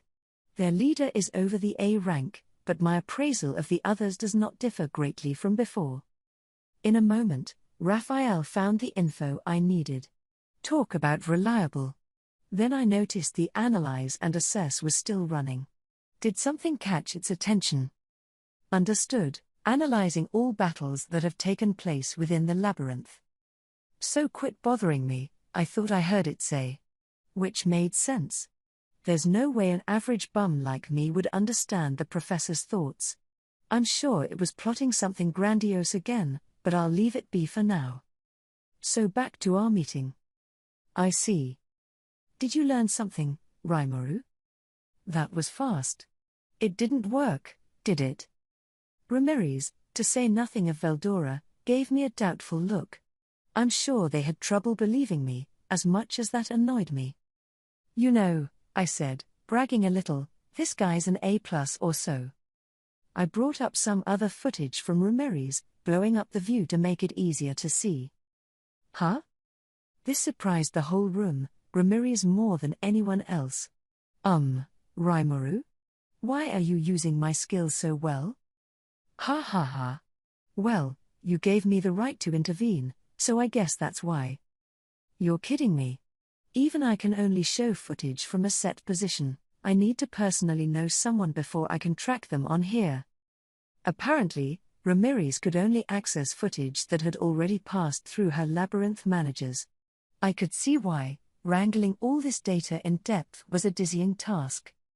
Well, let's just say I'm more gifted at this for now, I said to assuage her as my eyes turned to the image. The over-A explorer we were following was the elementalist who led the Green Fury team. If that leader was hiding so much power, there were likely even more elementals they were able to tap into. If they had access to higher level ones, you could count on them having access to power several times their own. Ho! When you say over-A, are we talking about monster standards? Right. I think the Free Guild pretty much assigns ranks based off what rank of monster they think you can beat, but that, however, was ignoring any safety factors. I think, to be exact, the standards were based on the scenario of several adventurers facing off against a monster of that rank. All right, so what about us? You guys? Masayuki, I wasn't sure about. By the looks of him, he'd be on the low end of a D, but his unique skill was out of this world, so put it all together, and he'd be well into the A range. Saying that would probably give Masayuki the wrong idea, however, so I decided to keep quiet about it. Better to obfuscate the truth for now. I'd say Jinrei just barely clears the line for an A rank, but I'm not too sure if he could beat a Tempest Serpent solo or not. If he had the complete Ogre series set, though, it'd be no sweat for him. His mithril armor couldn't fully protect him against poisonous breath. As a foe, the Tempest Serpent was a bad matchup for him. Unlike monsters, humans come with a lot of weaknesses baked in, so to speak, and since this isn't a video game, weakness against one attack or another spelled the difference between life and death. Even if his core strength made him competitive, the right poison at the right time could still easily kill him. Huh? Jinrei's really something, huh? Yeah. Although, I think your skill is boosting him in pretty much every way. And then, who else did you have? Jiwoo and Bernie? I'd pin them both at A-. It was a great party. Well balanced, to be sure. Maybe that's why Masayuki's faults never bubble to the surface. Yeah, I definitely have some companions I can count on. Ha ha ha. And given how much more powerful you are than them, Sir Masayuki, you're an over-A for sure. After all, Sir Rimuru himself certified you as a hero. Mjolnir had nothing but respect as he eyed Masayuki. I really wish he'd be kind enough to stop. Masayuki was smiling, but he looked about ready to burst into tears at any moment. But the problem is that it's not only the Green Fury leader, I said. Over on this team, this guy's an A, this guy's an A. The Sons of the Veldt, they're all called? They sure assembled a rogues gallery here. No way. That many high-ranked people? Nothing I would have an issue with. Yes, if the top members of the Veldt formed a party, even floor 50 wouldn't stop them for long. Bovix and Equix are A rank, too, but if it's one of them against these two dudes in particular, it'll be an uphill battle. And I'd put the Green Fury leader on the same line as Bovix. That high up? Yeah. I mean, this pair here, they're about twice as strong as Jinrei, just comparing their bodily abilities, not their battle skills. The two Veldt standouts were each on the level of a high-end magic born. Weaker than Gelmud, that name takes me back, but certainly stronger than one of the lower-ranked paladins. Meanwhile, the Green Fury leader was in a class of their own, too. I wasn't sure, but I was willing to bet their skill level in battle was pretty high. Looks like they're summoning magic beasts to run on ahead and alert them to the traps I set. They're professionals, for sure. Yeah, if this keeps up, it's just a matter of time before they reach the floors I set up. I figured Ramirez would be happier about that. Why all the tension? I wasn't too thrilled about this party dodging all my traps, but she and Veldora were all ramped up about taking on challenges. Between that and the generally disturbed way she was acting, was there something else going on? Say, are you hiding something? I decided to just ask her point blank. Veldora and Ramirez looked at each other, figuring out how to handle this. Presumably, Ramirez drew the short straw, because she spoke first. Well, in the 3 days you were holed up in there. And the story she had made me want to rub my forehead, too. As she explained, Hinata's Crusaders had begun their training, beginning with floor 51, as we agreed upon. Ramirez had lined floors 51 through 60 with her own set of traps, and of course she watched them excitedly as the paladins went about their business. Adalman, the guy she tapped to be the floor 60 boss monster, had summoned a massive force of undead, leading to innovations like corridors of infinitely spawning zombies, oxygen-free rooms, the dead didn't have to breathe, after all, and things even more diabolical than that. I was really confident, you know? And those stupid paladins kept on purifying everything in their path. The no-oxygen chamber stopped them for a bit, but the people behind the front-line team just resurrected them, and off they went. They had the perfect tools for that challenge, huh? Well, that's the way it goes sometimes. I tried to comfort the depressed Ramirez as she continued. Before much longer, the Crusader group reached the boss on floor 60. Adalman was waiting for them, but again, he was just the kind of opponent the paladins trained for. Thinking about it, the results really made perfect sense. As a wight with none of his own power, Adalman was only as good as whatever he could summon. The paladins were way beyond what he could personally fight off. At the same time, however, Adalman was a sort of elder statesman in the eyes of the paladins. He couldn't just run away from them, I suppose. Hopefully he didn't find the experience too humiliating. He wasn't all depressed, was he? He was. Ah. Thought so. Better give him a pep talk later. So what happened next? After defeating Adalman, said Veldora, they pressed onto the floors where my traps were set. I was watching from above, chuckling over all the pain and turmoil they'd undoubtedly be about to face, and they actually dodged our master's traps, too. The slippery floors, the illusory walls, the corridor of true darkness, the death rays, not even I could come up with some of that stuff, but they strode through all of it. Veldora and Ramirez gritted their teeth as they described it. The floors between 61 and 70 were Veldora's to decorate as he saw fit. His traps did take some victims, yes, but unless they died instantly, the paladins could readily heal them back to shape. Between that and their resurrection bracelets, as they put it, the team never really acted like they were in danger. And here I thought those floors were too tough. With a team ranked A or above, as long as the whole party didn't die at once, they could always bounce back. Something told me we'd need to recalibrate the difficulty level a little. But my elemental colossus put in a real good fight, said Ramirez. He wiped out all the challengers, even. Wow. If he can wipe out a team of paladins, that's nothing to sniff at. But hell, his sheer weight alone was a threat. He was impervious to swords or magic, he moved like a jackrabbit, and his weight had to be measured in tons. He'd be anyone's nightmare. So why was Ramirez all despondent? Well, it appears that seeing the paladins struggle against that boss frustrated Lady Hinata quite a bit, Mjolnir said with a grin. At one point, Sir Fritz, one of the paladin commanders in the party, said to his companions, "Why, I'm not even sure Lady Hinata herself could conquer this foe." Yes, if Hinata was there, an angered Hinata, not even an elemental colossus could stop her, in fact. So, how far did Hinata get? Why yes, that's the problem. It really shocked me. In the space of a single day, Hinata made it all the way down to the 95th floor. Even if we spotted her at floor 61, that's an insane amount of speed. She made quick work of the elemental colossus, stopping it in its tracks and using disintegration to completely destroy it. Before much longer, she was at floor 80, beating the boss there with pretty much a single blow. My apprentice Zejan's in pupil form at the moment, so he was in no shape to get moving, Valdora explained. Apito woke up first, but she couldn't keep up with that girl's speed, so she got whipped. Yeah, that was quite a fight. Being a queen wasp, Apito's agility puts her at the top of the monster kingdom. And she was trying her hardest to land a blow on that Hinata lady, but she fended off every single one, said Ramirez.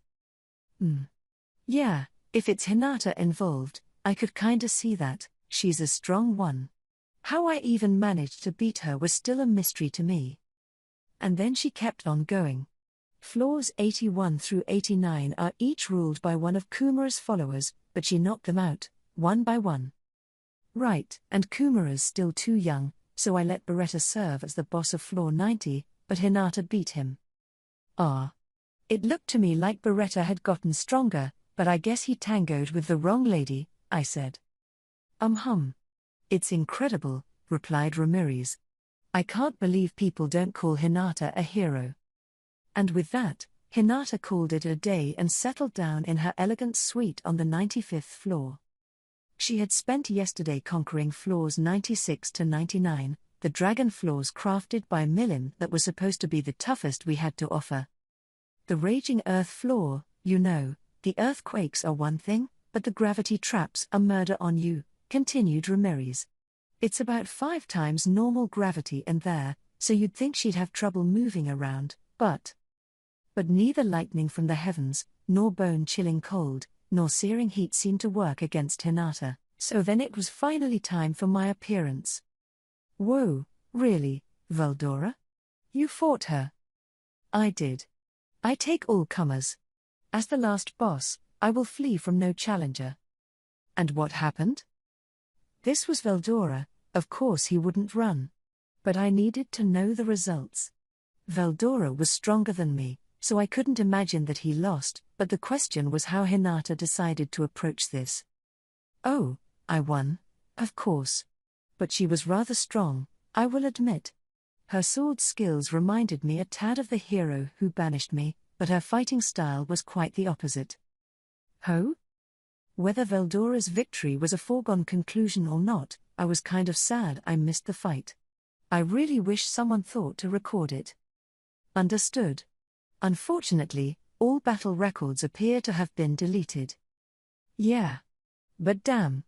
I can't believe how stupid I am for missing an epic event like that. I tell you, Sir Rimuru, I could hardly believe my own eyes. Lady Hinata was poetry in motion. Oh, Mjolnir saw it, too? I am so jealous. Yeah, I have to hand it to Hinata. People argue over who is better, am I or is she? But honestly, every time the question comes up, my stomach starts to hurt. Ah ha ha ha. Modest as always, Sir Masayuki? Molly, please. That's not modesty at all. It's the cold, hard truth. He. Oh, no need to joke about that, Mjolmile. The smile on Masayuki's face looked taut and thin as he talked his way out of the question. Mjolmile didn't get the message. Ah yes, indeed. I am sure that when it comes to battle, there is never any joking around with you. Why, if you ever had the chance to wage battle against the Veldora, I'm sure the results would be beyond comprehension. I'd love to have a front row seat for that. It's funny. Mjolmile was usually such a compassionate, empathetic man. But with Masayuki, he just didn't know when to quit. Please, just stop. The kid looks like he's about to have a heart attack. Oh, you think so? Would you like to have a bit of a sparring match, Masayuki? A bit of a sparring match would kill him, now. Yes, Masayuki's a champion, but he uses his brain to fight more, you know? If we ever fought, I think I'd have a slight edge, but with your outlandish strength, Veldora, I don't think he'd ever live up to you. I see. Yes, I thought as much as myself. You always were a fine judge of character, Rimuru. Qua ha. Phew.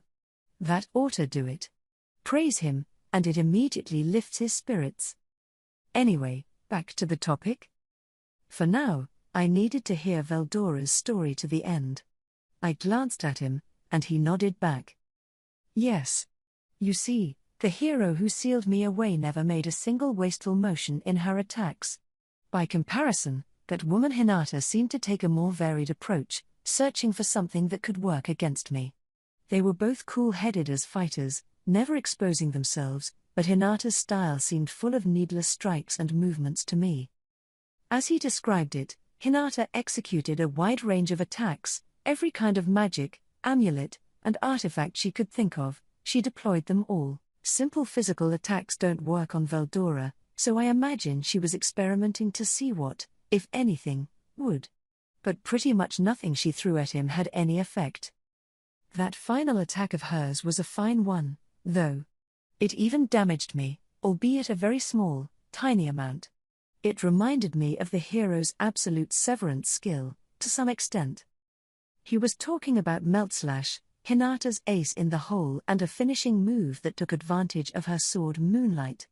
But not even that fazed him. Do you think she could be a threat if she used the right tactics? Ramirez thought about this for a moment.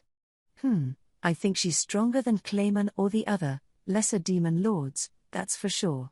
Even the Octogram's current members might have a hard time with her if they let their guard down. But my master hears in a world of his own. Qua ha. Exactly. If she wants to fight even with me, she'll need at least 10 times the energy. Oh. So not even Hinata was a good match for Veldora? I really wish I could have been there to study that battle. If I saved my memory of it, it could have been a great reference in the future. But there was nothing I could do now. Leaving the past where it belonged, I steered us back to the original topic. All right. So in essence, the second half of the Labyrinth failed to function properly against the Paladins and Hinata. But the bosses get resurrected, right? Yeah, but Adalman is weaker than Bovix, you know? And he helps me with research and stuff. I think he's a real talent, but I don't think he's the best person for the Floor 60 boss. Also, Ramirez began to visibly shake. My masterpiece, the Elemental Colossus. It's broken, and it won't go back to normal. Then she broke down in tears. Huh? Wasn't he a boss? Did he not have the bracelet on? No, he did, came the downhearted reply. But he won't resurrect. He didn't back when you broke him apart, either. Apparently, golems that occur naturally can be resurrected in the dungeon, but the types Ramirez built don't. That gave me an idea. Maybe it's because they don't have a soul. Beretta resurrected just fine, so maybe your labyrinth treats the elemental colossus like any other item? What? That seems likely to me, agreed Veldora. Your authority fails to extend to him, Ramirez, because he's not counted as a potential target. It sounded right to me. Which means that even if I rebuilt it, it might just get broken down again. That wasn't going to happen too often, given its strength, but we should really address that. And before that. That takes a lot of time to build, doesn't it? It does. So right now, floor 70 doesn't have any boss at all. I knew it. Yes, and down on floor 80, Zijin will likely be sleeping for a while to come. Apito has grown stronger herself, but she has far too little real battle experience. I think she needs some training before we can have her serve as a boss. It turned out Apito was already receiving some remedial battle training. I wasn't quite sure this was what I put her in the Labyrinth for, but she was gung-ho about it, so I saw no harm in letting her. Hinata was her teacher, by the way. They asked her to help out in exchange for another chance at fighting Veldora. Hinata was already assisting with our kids, so giving Apito some battle instruction probably wasn't much more of a stretch. That left Kumara. The Kumara minions running things from floors 81 to 89 were, in essence, magic-born manifestations of Kumara's own 9 tails, 1 per floor. Each had their own free will, evolving and learning by themselves, but detaching them from her own body like that greatly reduced Kumara's own magicule stores. Thus, they decided Kumara would join with Alice, Chloe, and the rest and study under Hinata. All of this was decided yesterday. Okay, so we have no real bosses from floors 60 to 90 right now? That's right. Indeed. And that is why we have a problem. Ramirez and Veldora were sneering at me for some reason. Good heavens. Boy, talk about bad timing, huh? Mjolmal and Masayuki were just as surprised to hear about this. I thought things were pretty chill with the Labyrinth by this point, but I guess I was wrong. All right. I think I understand the situation. I heaved a resigned sigh.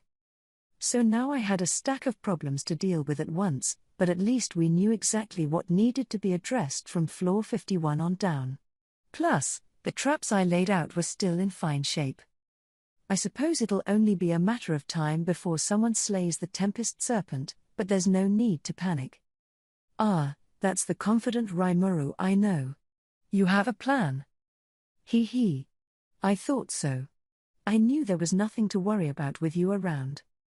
The anxiety seemed to vanish from Veldora's and Ramirez's faces. It was very self-serving of them, but I nodded back and explained my thoughts. Right. Like I said before, my traps begin to get serious from floor 41 downward. Those are bound to trip them up. Ah, how reassuring to hear. I suppose so, yes. And what kind of traps are these, Rimuru? Oh, is that what you ask? Better sit down for this. Well, the coups de grace of the slimes on floor 49.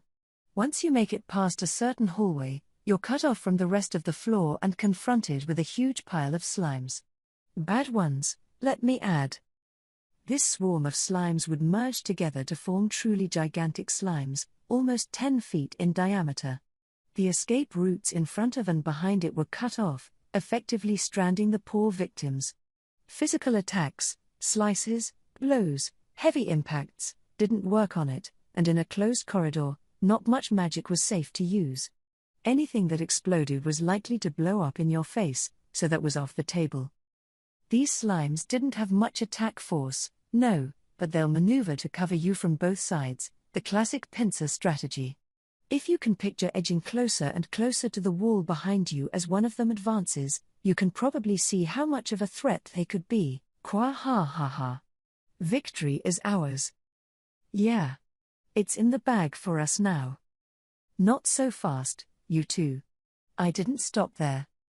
I'm glad my initial salvo was enough to make them cheerlead for me, but there were a bunch of other traps. Prepare to quiver in fear as I break them down. Slime pool, what at first glance looks like a bouncy, rubbery corridor is actually a slime, one that opens into a soupy grave halfway down. Slime rain, a storm of fist-sized slimes descends upon you, each one small enough to work their way into your clothing and armor. Watch for acid burns. Slime doll, looks like a monster at first, but it tirelessly takes all your attacks, gradually exhausting you. Even worse, each attack you try on it exposes your weapon to corrosive acid. Try not to let your equipment get destroyed. And so forth. I had other ideas, but for this set of flaws, I wanted the focus to be on explorer harassment. Breaking their weapons, in particular, could make it impossible for them to fight any longer. It's the perfect way to buy us time. Brilliant. Truly, a brilliant selection of traps. So even if we don't defeat our enemies with these traps, we win as long as we can leave them damaged? That's right, Veldora. And breaking their weapons is a good way to chase off the stronger contenders. I didn't think about that. Right. If you can beat them, it's fine, but now they're gonna have to think about what if they can't. It ought to buy us some time. For now, these traps wouldn't do much more than slow the challengers down. That was a shame, but we needed that time to come up with more permanent solutions. So what do you intend to do with the time you buy? Veldora asked. Better give a serious response to that. It's important we don't forget that our labyrinth isn't your normal, run-of-the-mill labyrinth. This is the advanced dungeon, a newer, evolved type, and it's meant to keep evolving and growing more advanced! Yes, of course. So we just need to make adjustments so the dungeon can handle things better next time. First off, Adalman. I'll figure something out with him. I wanted to change up the atmosphere in his boss room anyway, Ramirez, so I'll need your help. Sure thing. Adalman had made it up to the rank of cardinal in his life. I think his job was officially high priest or something. In a party, he'd be your back row support type. Leaving him to serve as a boss solo was a mistake. He needed to be paired up with some kind of front row partner. I had some other thoughts, as well, so Ramirez and I decided to visit Adalman later on. Next came the Floor 70 boss. We'll just have to make another elemental colossus, I said. And the perfect person for the job's just come back. I could get the needed materials, so let's take that approach. But it wouldn't be any fun to just build the same thing again. The perfect person? Ramirez asked. I nodded at her. Yeah, Kaijin is back. He knows a lot about spirit engineering, so I think he'll happily take the job. Plus, I think this'll help with the experiment I was conducting earlier. I'll show him my research results, so I think you can expect an even stronger Colossus than before. Really? Oh, great. We couldn't produce immediate results for her, but with Kaijin on the team, we'd be stronger than ever. It wouldn't be ready immediately, but it'd definitely be a threat for the next set of challengers who made it down there. So for floors 80 and below, I think that will work itself out over time. Once Sijin wakes up, your garden variety challenger will have no chance, let me tell you. And the dragon's Milim got should evolve for us once they spend some more time in the labyrinth. Kumara was a growing creature as well. No need to hurry things along. The question was just how much time we could buy for ourselves. Okay, so that'll be our basic plan. Now we need more time, and I don't think my traps are gonna be enough. So there's something I wanted to test out, and Veldora. Ramirez. I need your help. But of course. Sure thing. They both affably nodded. I returned the nod, then looked at Masayuki. Masayuki, I'd like you to continue delving into the dungeon. But instead of going past floor 41, it might be best to focus on completing the Ogre series first. Very true. So Masayuki's activities in the dungeon are always good advertising for us, and I don't see much need for him to hurry. So I should let someone else get past floor 40 first, then? Yeah. Also, I think you should maybe stay away from us for a little while. I don't want you getting caught up in our plans. Are you scheming something again? Masayuki leered at me. Well, that's mean. He's acting like I'm always hatching some kind of nefarious new caper. Well, let me keep that under my hat for now. But we'll handle things on our end. So Mjolmal and Masayuki, I'd like you to keep things going as normal. Very well, Sir Raimaru. All right. I'll give the news to my party. Good, then. Now to see how long my traps can hold out. Okay, if there's nothing else, let's. Oh, one moment. I did want to discuss something. Just as I was about to adjourn the meeting, Mjolmal stopped me. I guess he had other business to address. What is it? Well, what Mjolmal had to say threw me a bit. Lady Hinata was asking me about her reward money for conquering the labyrinth floors. Huh? I reflexively replied. Those prizes, awarded for clearing every 10th floor, were meant to attract the nobility's attention. What did Hinata want with them? I mean, she did earn them, but she did not officially make it down to the bottom during normal operation, no, but as she explained it to me, if she played by the rules, didn't she deserve to be paid? Mjolmal looked concerned. Okay, Hinata. Yes, you're technically right. But weren't we kind of in this together? It was a test for us, too, and to them it was on the field battle training. I didn't see how money had to be involved. No. Turn her down for me. Are you sure, Surimaru? If we do, she may decide to stage a more serious challenge in the dungeon, wouldn't she? It's fine. Just remind her that people will learn she lost against the Labyrinth Master, and the word'll spread like wildfire. Kwa ha ha ha. It is impossible for me to lose. Nice. I knew he'd pitch in at a time like this. Plus, if she really did stage another attempt, we could leverage that in our advertising. Well, all right. But if possible, I'd like you to break the news to her, Surimaru. What? No way. Yeah. No. I didn't want her hating me. It'd suck if she thought I was being a tightwad. Better to leave this role to someone like Mjolmal, with the firm, resolved attitude I needed. But if I may, riling Lady Hinata's anger honestly scares me a little. Thanks a bunch, Molly. I think he was about to say something, but I cut him off. Sorry. I'm just not into doing that stuff. A pretty girl like her, you know, I'd like us to stay friends. Besides, Mjolmal's got a mafioso face and isn't afraid of anyone. He thinks of everything in terms of profit and loss, so I'm sure he'd have no problem saying no. I'm also sure that I just imagined it when I thought I heard him sadly mutter, perhaps I'll use my pocket money, then. Under his breath. That wrapped up our agenda. Leaving the now grieving Mjolmal to himself, I went on with my business. I told Veldora and Ramirez our meeting time tomorrow. There was some prep I'd need to wrap up before then, but before that, I had one errand to attend to. Shion was on standby outside my chamber, so I took her along with me to visit Shuna.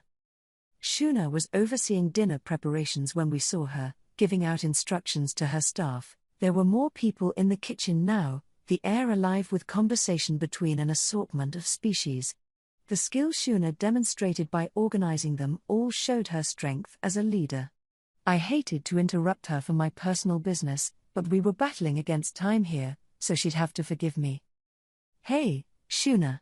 Got a moment? Oh, Surimaru. By all means, tell me what you need. Shuna ran up to me when I called out to her. In this noisy kitchen, everyone was always kind enough to let me sample their dishes when I stopped by now and then.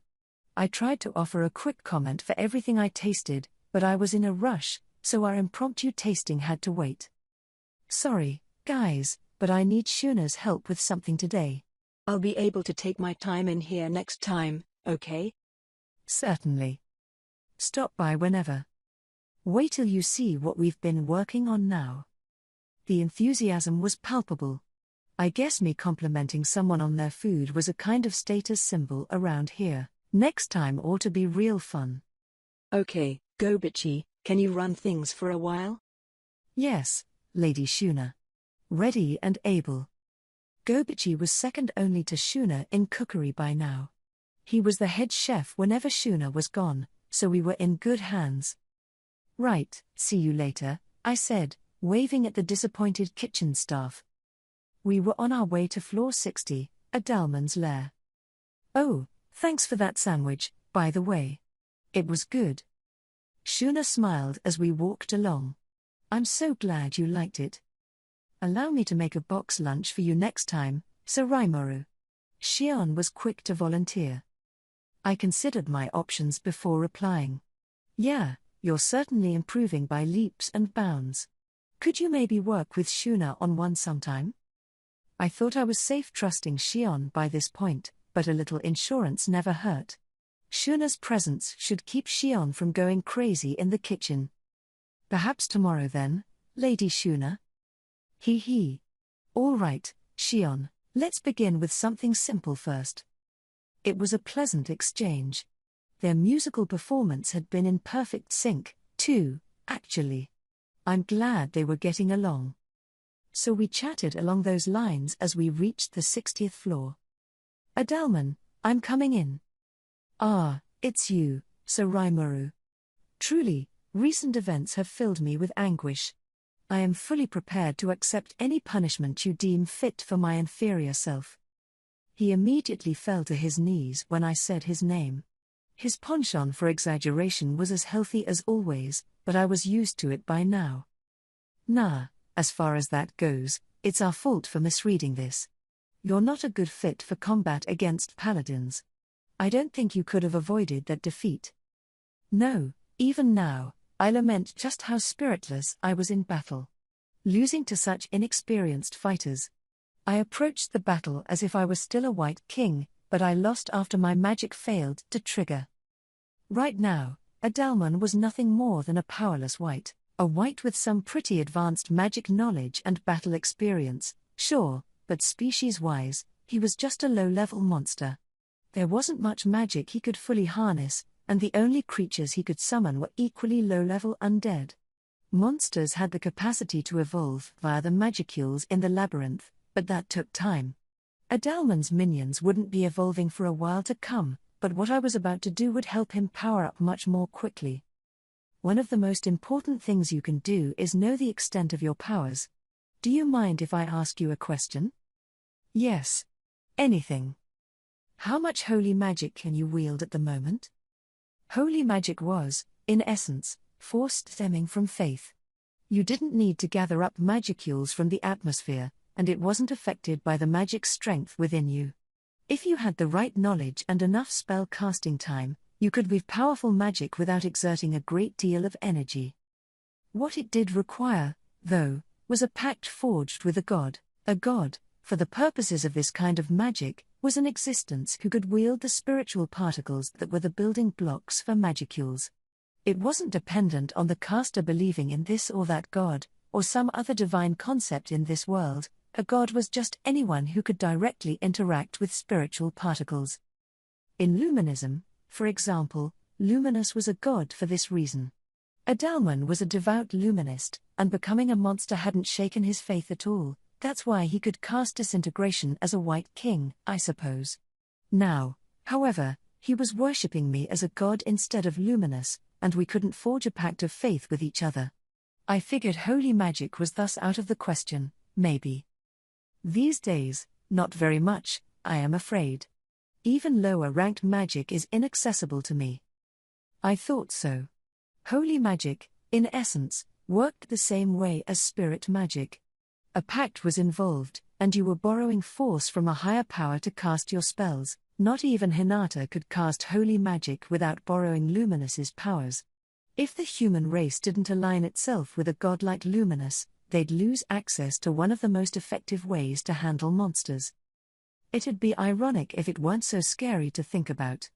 If Luminous's whims had driven her to go in a different direction, the world might have wound up far more chaotic than it already was. All right. So let me ask you, Shuna, how much holy magic can you use? And what's your faith pointed at? In my case, it is not exactly holy magic. It is an imitation, powered by my unique skill parser, and it works surprisingly well. I see. An imitation? I did leave her to analyze the barrier over our town, come to think of it. Maybe that let her copy a subset of holy magic as a side effect. And in addition to that, my faith is in you, Sir Rimuru, and there's no doubting the power that brings me. That's why I think I might be able to do this. Shuna gave me a somewhat bashful smile. Huh? But when you fought me, didn't you say that even monsters could use holy magic? I was bluffing, Shuna replied, still smiling. It was a bluff I was quite sure of, but you wound up proving it for me, Sir Rimuru. Adalman gave us a quizzical look. It was surprising how much variety there was to his facial expressions, being a skeleton and all. But regardless, the most important element executing holy magic was faith. Faith was intertwined with connections in the soul, and it might be that Shuna inadvertently grasped this at the deepest level. If that was the case, I just needed to present my theory and have Adalman learn it. He should know how it feels, so I didn't think it'd be that hard. Now, I'd like both of you to accept for me what I'll call the secret skills of faith and favor. I just learned them from Luminous not long ago, and it's strictly classified information, so keep that in mind. As a former high priest, I figured Adalman could rediscover holy magic once he could connect with me. Even now, when his magicule count was nothing like it used to be, holy magic ought to make him a lot more useful in a fight. The secret skills of faith and favor? Now I too shall bask in the powers of the truly divine.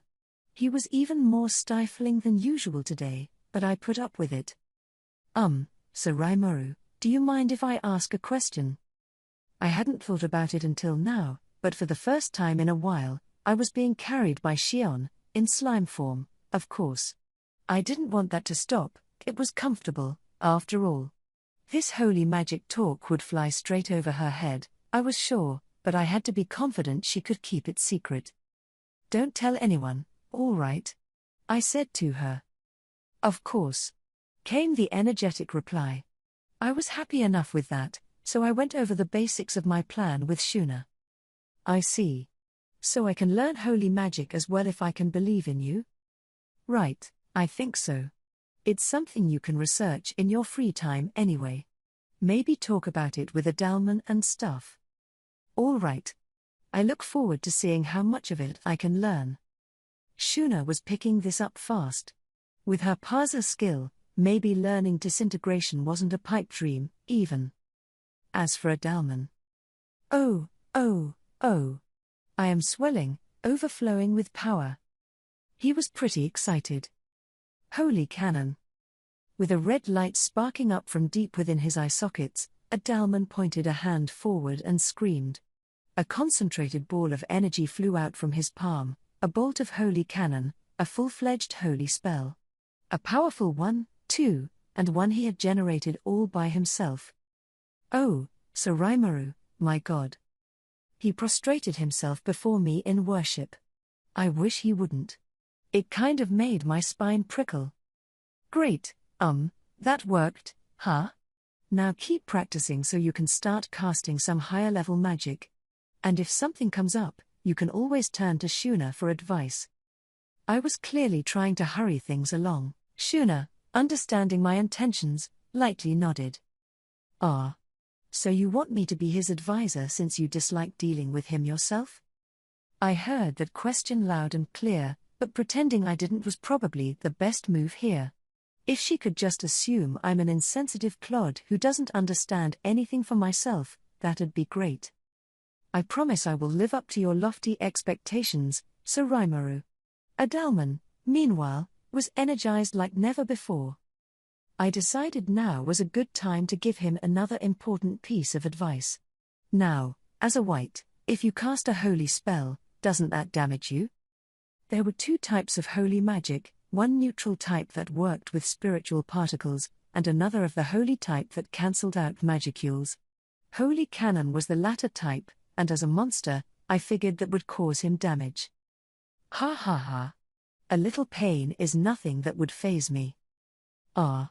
Adalman's just soldiering through it, but that doesn't really solve the problem. I could tap Beretta's reverse, a unique skill to flip the holy attribute around to demonic, but that's another future research topic. For the time being. Then how about this, Adalman?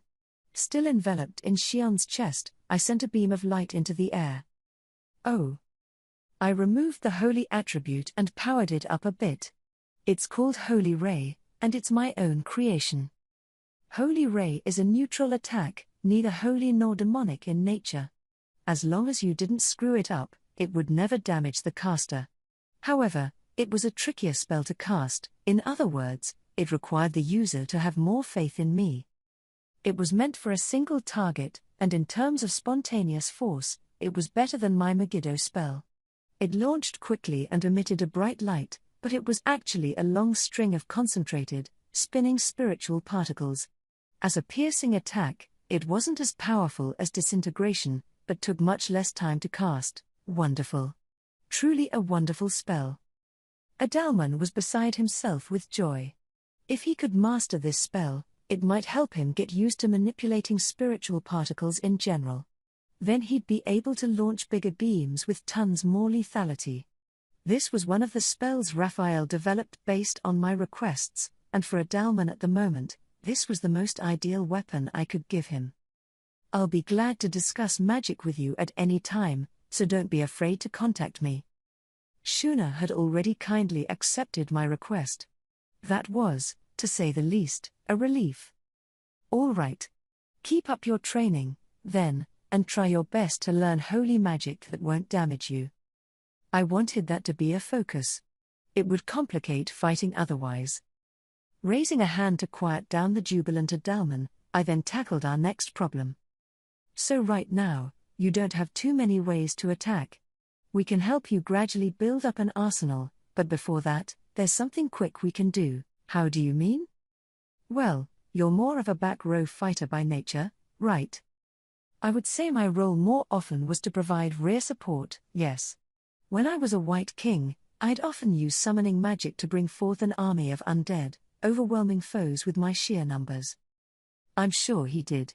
There was no rule that said a floor guardian had to fight solo, so all we had to do was bring on someone to take up the front row for him. Right? So I think it was a mistake for me to pitch you against parties of people. Yes, I do have a variety of martial arts at my disposal, but with this body of bones, it's all rather incompatible. No, that's not the issue. He must have mistakenly thought I was scolding him. Punches and kicks weren't going to solve anything. Nah, don't worry about that. If you're fighting a single person, then fine, but if it's more than one, call for some friends of your own. You had one, didn't you? I think his name was. Oh, you mean my friend Alberto? Yeah, right, Alberto. I guess he's a skeleton right now, but he used to be an Imperial acolyte, didn't he? Good enough with a sword to trouble Hakuro, even. That's the kind of strength you need. And if he's got the right equipment, he can still cut it in a fight today, right? Yes, with his talents, I am sure he can live up to your expectations, Sir Rimuru. I could sense the pride in Adalman's voice. Now I was getting more confident about the idea I had. Okay, can you give him this equipment for me later? I produced a set of gear from my stomach and laid it out on the floor. Previously, I had heard Alberto was capable of fighting without a shield, so I figured this was the best set for him. Cursed Sword, a one-handed, medium-length sword that absorbs life force from its surroundings, including the wielder, making it a failure as a weapon. Cursed Mail produces a constantly deployed barrier with high magical resistance and defense, but also continually saps the wearer's life force. These two items were collaborations between Kurobe and Garm, both trying to extract as many features from them as possible. They were planning to create a whole series, but they shelved it once they realized no living being could use them. Garm, in particular, actually collapsed while crafting them. Things were touch and go for a little while. We could laugh about that now, but given that backstory, we were all a bit loath to just throw these things away. Besides, they both worked really great. Unique caliber gear, you could even call them. But since monsters count as living creatures, too, we figured they were completely unusable, and now, as I realized, that's no issue at all with the undead. What do you think? You don't feel sick or anything holding them, do you? I feel nothing in particular. We're already dead, after all. Adalman checked them himself to be sure. The moment he unsheathed the sword, Shuna and Shion began to wince. That life-absorb feature must have been working. Given how Adalman wasn't phased at all, undead must have been impervious to it. Great. I think you'll be okay, then. Back in its sheath, the sword no longer sapped our energy, but that alone could make it pretty decent for attacking. Oh, and there's this, too. It was a surcoat, an outer garment, made of my sticky steel thread, a superior piece, resistant to heat and cold and also resilient against bladed weapons. These were circulating around as part of the Tempest-made goods we had available, but we charged an arm and a leg for them. Very well. I will be sure Alberto receives these. He will be overjoyed, I promise you. Great. With Alberto fighting for him, Adalman would have a lot more options in battle now. Oops. Just remembered. And, Adalman, I want you to have this. I took out a jet black robe, like something a priest from some dark, sinister cult would wear. It looked kind of cool, actually, not to mention gaudily decorated. It was, in fact, one of the most impressive pieces of the whole Tempest clothing collection, something worth at least 100 gold coins, or the equivalent of a luxury sports car. Even royalty or nobility couldn't shell out for this without due consideration. Truly top of the line. And it performed well, too, amazingly. Even if it got ripped, it'd use self-regeneration to fix itself up. That made it a magic item, one with features you almost never saw. Oh. Adalman respectfully took it from me. I'd like you to put that on and greet any challengers you see like you're still a white king. I think that'll help create more of a Floor Guardian atmosphere with you, you know. This was more a matter of taste than anything, my taste, but still. I had also asked Ramirez to help me renovate this floor. We envisioned something like a throne room, with Adalman leading an army of undead like the king he was. I will gladly do that, Sir Rimuru. It happens to be one of my talents. Nice. It seemed like I could rely on him. Okay. I'll leave you be here, then. Also, if you have any other talented knights you'd like to have serving you in here, knock yourself out. Understood, my lord.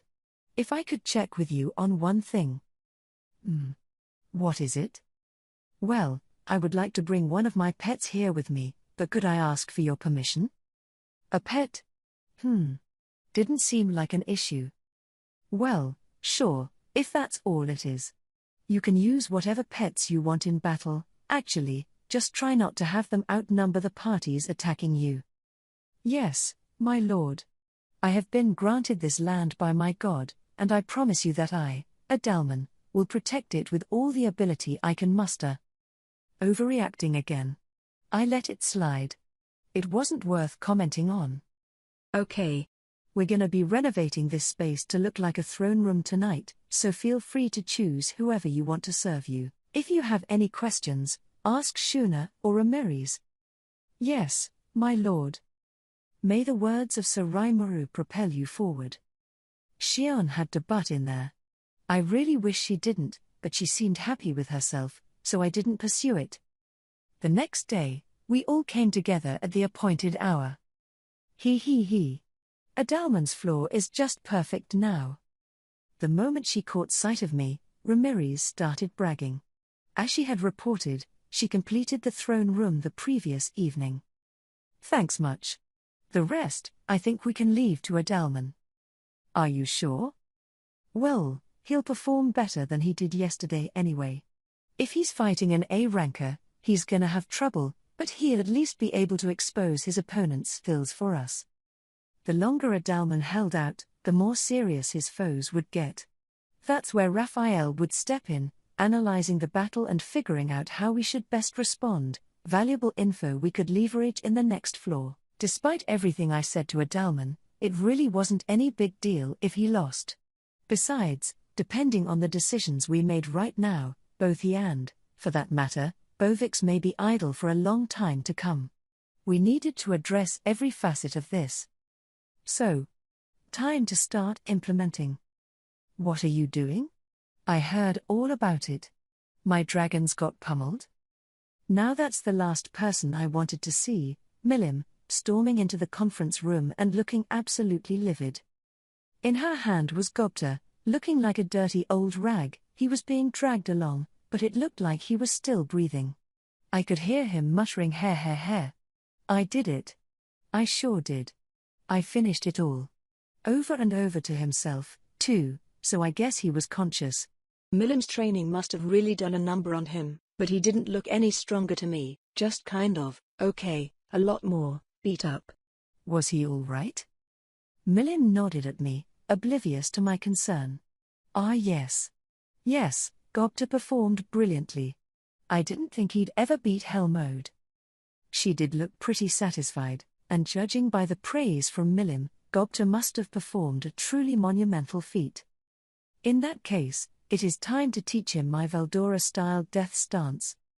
No, it's not. Gobta is my disciple. Veldora and Milim promptly began arguing, a completely spent Gobta to the side of them. I really didn't want to get involved with that, so I'll leave that choice up to Gobta. Glad he's home safe, at least. I was going to reward him later. Once I had his attention, I ordered Gobta to get some rest. He promptly headed to a nearby nap room. Did I mention Ranga? My master, I have returned.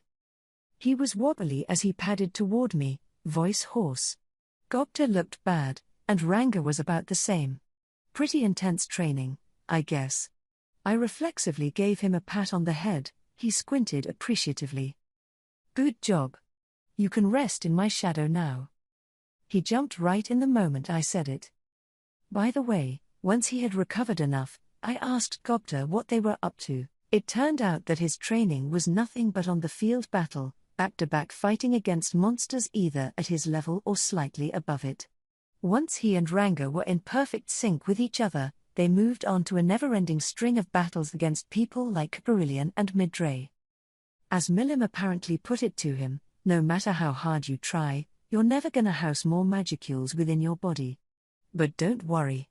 If you can unify with Ranga, that immediately solves the problem, and once you learn how to master the increase in power, you'll be fine. So leave the magicule surge to Ranga and just try to polish up your senses. So it was nothing but battle sense training since then, he concluded with a smile.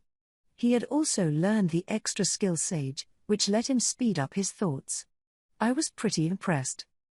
Having Milim back was a boon, actually.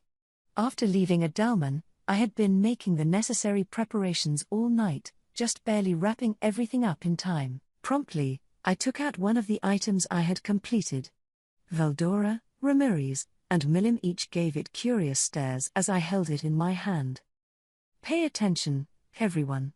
I have a special item here, something I've been developing for a little while.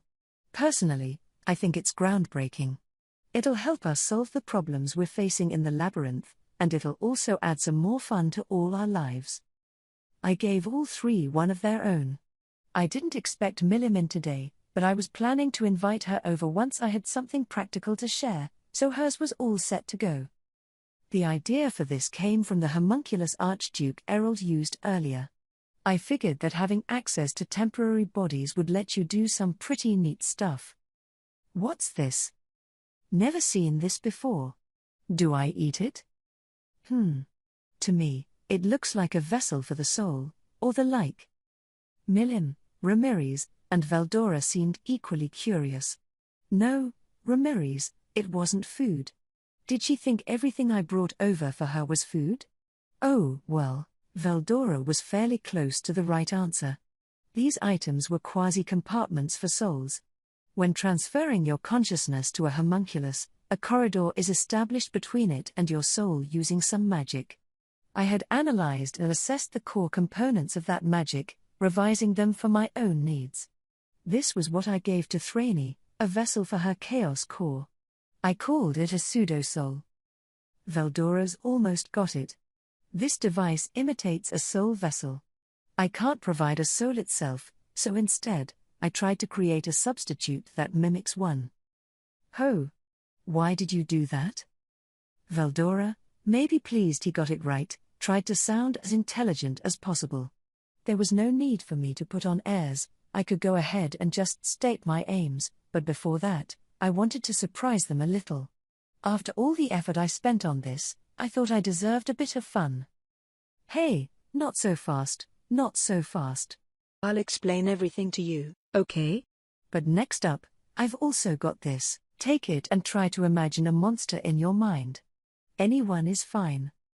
I then took out a set of black balls, each about the size of a fist, and handed them to my audience. Veldora gave it an odd look. Any type? Yeah. Either an existing one or whatever crazy thing comes to mind for you. So a goblin or an orc? Or a horned hare? Or an ogre bear? Or anything? Sure. But make sure it's something you like. I don't want you to complain about your choice afterward. All right.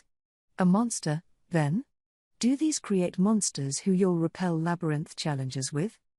Something like that. He was always super sharp with things like this. Satisfied enough with my guidance, the three of them picked up their black orbs and sank into contemplation. These items were called Master Cores, and the magical core of Charybdis came in handy with developing them. I had that kept in isolation within my stomach, but Raphael had finally finished analyzing it. It was the core of a large monster, as well as the root of its power. Apparently, in the transformation into Demon Lord, I had consumed all the negative energy inside, so it was now an empty shell. That made it perfect for housing a soul vessel, and now, here we were. After a few moments, the magicules in the air began to interact with the master cores, creating monsters, the exact ones each bearer imagined. Well, pretty neat, huh? And like Veldora said, we can use these monsters to engage parties in the labyrinth. That's what I gathered all of you here for. That wasn't the only reason, but nobody was listening anyway. They were all marveling at the monsters they created. Meanwhile, I was busy making my own monster, a ghost, a transparent, disembodied soul floating in the air. I'll omit its stats, but one special skill it had was cancel physical attack. As a ghost, no physical attack worked on it. It couldn't attack physically, either. Of course, magic was its only offense. Next up was Veldora. There was now a skeleton standing next to him. It couldn't cast magic, although it could learn how later on, with the right evolution, it could also master battle will. Milim, meanwhile, had generated a bouncy, lustrous blob. It had no limbs, its color a garish red that demanded your attention. It was a slime. Why'd you make a slime? Are you picking on me? No, you asked me to go with something I liked. What's the issue? Now she was firing back at me. Well. She was clearly happy, at least, her eyes all but shouting slime. Out loud. I was wondering about the day glow red, however. Finally, we had Ramirez. What was this? A knight? Or a suit of armor? Yes, it was a suit of living armor, to be exact, full plate, but looking worn out for some reason. It was still the largest out of the 4 monsters we made. Maybe Ramirez's hang-ups about her size drove her to imagine something big. The fact that it was completely empty inside was pretty appropriate for her. Everyone peered closely at the monsters they just willed to life. But the surprises were only beginning. All right, so listen. As Veldora pointed out, I'm thinking about using the monsters we created to dispatch the intruders inside our labyrinth. Intruders? Yes. These monsters are the guardians of the labyrinth, so anyone stepping inside has to be intruders, right? I see. Huh? What? Indeed. Remember, Ramirez, we are running this labyrinth. Calling them challengers is rather strange, if you think about it. Yes. Now that you mention it, you're right. Yeah, I was thinking the same thing. Veldora's stepping in to explain matters was convincing enough for Ramirez. Milim, meanwhile, pretended she knew the entire time. I doubted she did at all, but I needed to move things along. Right. So we'll be taking on the intruders with these, but do you think it'll be possible at all? Of course not, they are far too weak. My armor looks pretty cool, but I'm not too optimistic, no.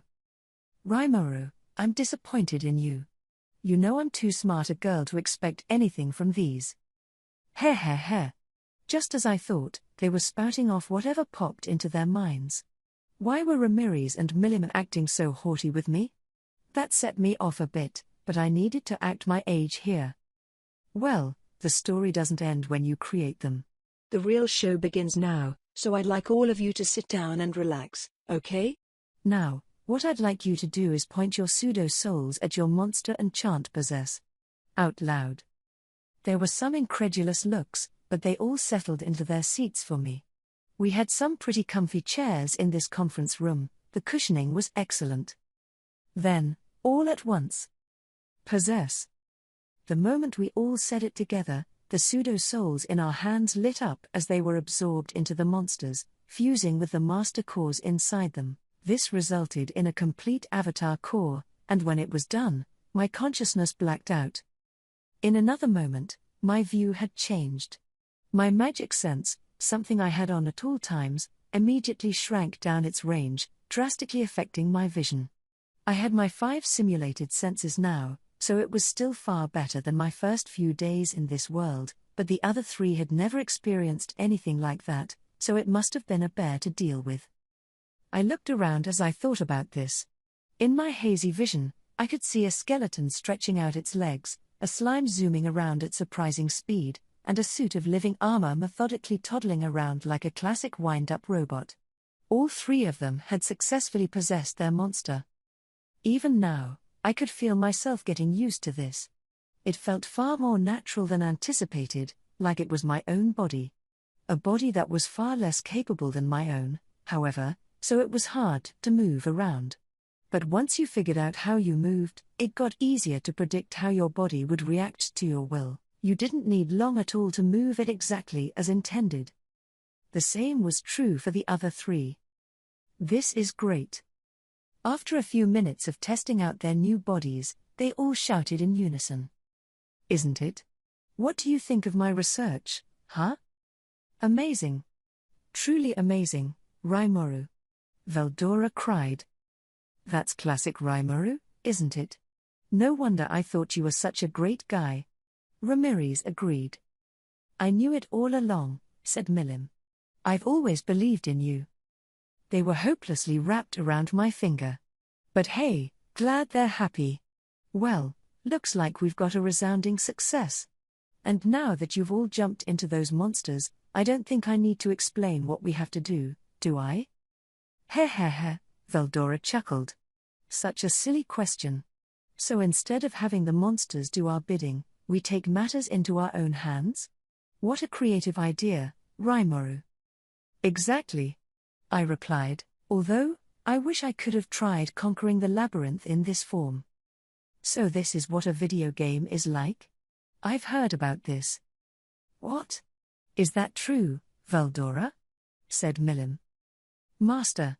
So we'll beat up the enemy like this, then? And then we can make these bodies learn new things, too? Ramirez jumped in. Gotta hand it to Veldora. He immediately guessed what I wanted to do. Yes, this was basically a pseudo-MMORPG, although there wasn't anything too massive about our party of 4. Maybe just an Morpk, then? It doesn't matter. The key thing here, the concept, was that we could now enjoy the very labyrinth we expended the effort to build. He. Well put, Veldora. You can nearly read my mind, I see. But don't get the wrong idea yet. Yes, I developed this with an eye toward playing the labyrinth like a game, but we have other business first, don't we? Qua ha ha ha, we do. We need to use these bodies to dispatch the challengers, I mean, the intruders causing us problems, then. He got it, all right, yes, I thought about using these avatars, these monster bodies, to interfere with Green Fury's rapid advance. And like Ramirez said, I had thought of several ways to enjoy these bodies, leveling them up to evolve them, learning how to fight with the restricted skills they had, and so on. Still, what I really wanted to do was go have fun beating up monsters and challengers. I had no idea I'd invent something so useful just to make that happen. Of course, once everything was ready, I was just thinking that we could enjoy conquering our own labyrinth as well, I said. Ah, right. We'll be able to test out our work, huh? And with these avatars, we can't exercise our full powers, right? So I thought it'd help us get another perspective on problems in the labyrinth. Yes. True. And the master of the labyrinth taking on challenges himself, some people might see that as unseemly. But copying my soul into a weaker beast like this. Right. This way, we can beat up intruders as regular old labyrinth denizens, not as true dragons or demon lords. Now I get it. This sounds fun. Milim was certainly convinced. Given the nearly infinite power she lobbed around all the time, a much more inconvenient form must have seemed novel to her. She looked really excited about it. Well, shall we spring into action? Yes, why not clean up the garbage before enjoying our own game? Said Veldora. The time has come to fully stretch out my arms, I'd say. Said Ramirez. I can't wait to test all 48 of my finisher moves. I'm not sure how any of this works, but this seems kind of fun to me. Milim cheered. We all triumphantly stood up. Time to go down there, get in Green Fury's way, and ensure they couldn't challenge the bottom floors for a little while. How would we do that? Well, I had a few other schemes in mind. First, we needed to get used to our avatars. After that, the next important thing was equipment. We all put on resurrection bracelets with infinite charges, ensuring we could die as much as we wanted, but that wasn't enough. Our avatars were freshly born and extremely low level. Pushovers like us wouldn't deter Green Fury, no matter how well we surprised them. If we had some decent equipment, though. Right, we'll definitely want to get some equipment together. Let's go to Kurobe's and have him craft some weapons and armor. Ah yes, indeed. I'm a mere skeleton as it is, after all. Hee hee. You fools. I'm a slime built for speed and mobility now. I could work just fine in the labyrinth. I'm just a suit of armor. Can I put more armor on over this? Oh, we can figure something out. Let's just head over. And if you don't need equipment, Milim, just stay here. You don't give me that nonsense. I can hold my own as it is, but I still need some gear. Talk about selfish. She should have just said so. I wanted some equipment as well, so I prepared to undo the possession and leave. To go back, just picture the word separate in your mind, that'll bring you back. I gave them a quick demo, putting the avatar core in my pocket as I taught them. These avatar cores had the monster encoded in them, one per core, and they couldn't be shared between different people. These cores were a second self for you, really, so I wanted to be sure people took good care of them. With these, I added, you'll be able to call on your second form anytime you like. Pretty neat item, definitely. We'll need to think about what to do with them while we're busy possessing. Veldora and Ramirez, back in their original bodies, stood up from their chairs. Maybe fitted on our bracelets so we don't lose them? Suggested Veldora. That's a good idea. I think I'll do that, said Ramirez. They both played around with the avatar cores in their hands. I think I'll do that with mine as well. But what about Milim? Hey, Millie. I'm gonna go like this. Before I could call for her, Milim, in slime form, was digging her way into my pocket. Okay, let's go. She shouted, bossing me around and demonstrating her utter lack of interest in listening to me. She must have really liked that body. Pretty childlike of her, which, yeah, she is a child. Calling a child childish wasn't very constructive, so I gave up on scolding her and got going. We were at Kurobe's workshop. You there, Kurobe? Oh, Sir Raimaru? What brings you here today? Kurobe came right up when I asked for him. Seeing Veldora and Ramirez with me surprised him. Well, we're looking for some weapons, I said as we walked inside. I hadn't been around for a while, but the workshop definitely had more people now, monsters included. It was scorching hot as usual. Temperature didn't affect me, so it was fine, but working in here must have been grueling for the others. Looks like you've hired some more apprentices. Yeah, luckily. They still need practice, but some of them are pretty talented. Some of them looked up as they heard us talking in the workshop. Once they saw who I was, they leapt to their feet and bowed at me. Seeing all of them do that at once startled me, but Kurobe was used to it. It's not break time yet. Get back to work. His ornery shouting drove his staff to return to their jobs. But I kind of understood their thought process. If you're sitting at your cube, and the CEO comes in out of nowhere, you'd be nervous, too, especially if you were on the bottom rung. And maybe it didn't feel that way to me, but I was the ruler of this nation. I hadn't let it concern me before now, but maybe I should have given more advance warning as a rule. Coming in casually like this might have just caused trouble for everyone. Whenever a district manager or whatever came to view our workplace in my old world, we'd always spend the previous day cleaning up the whole office to prepare. If it was the president, then no mistakes would be tolerated. The higher up you went, the more it unnerved people when you got all casual with them, I guess. Still, I didn't want every trip out to be filled with pomp and circumstance.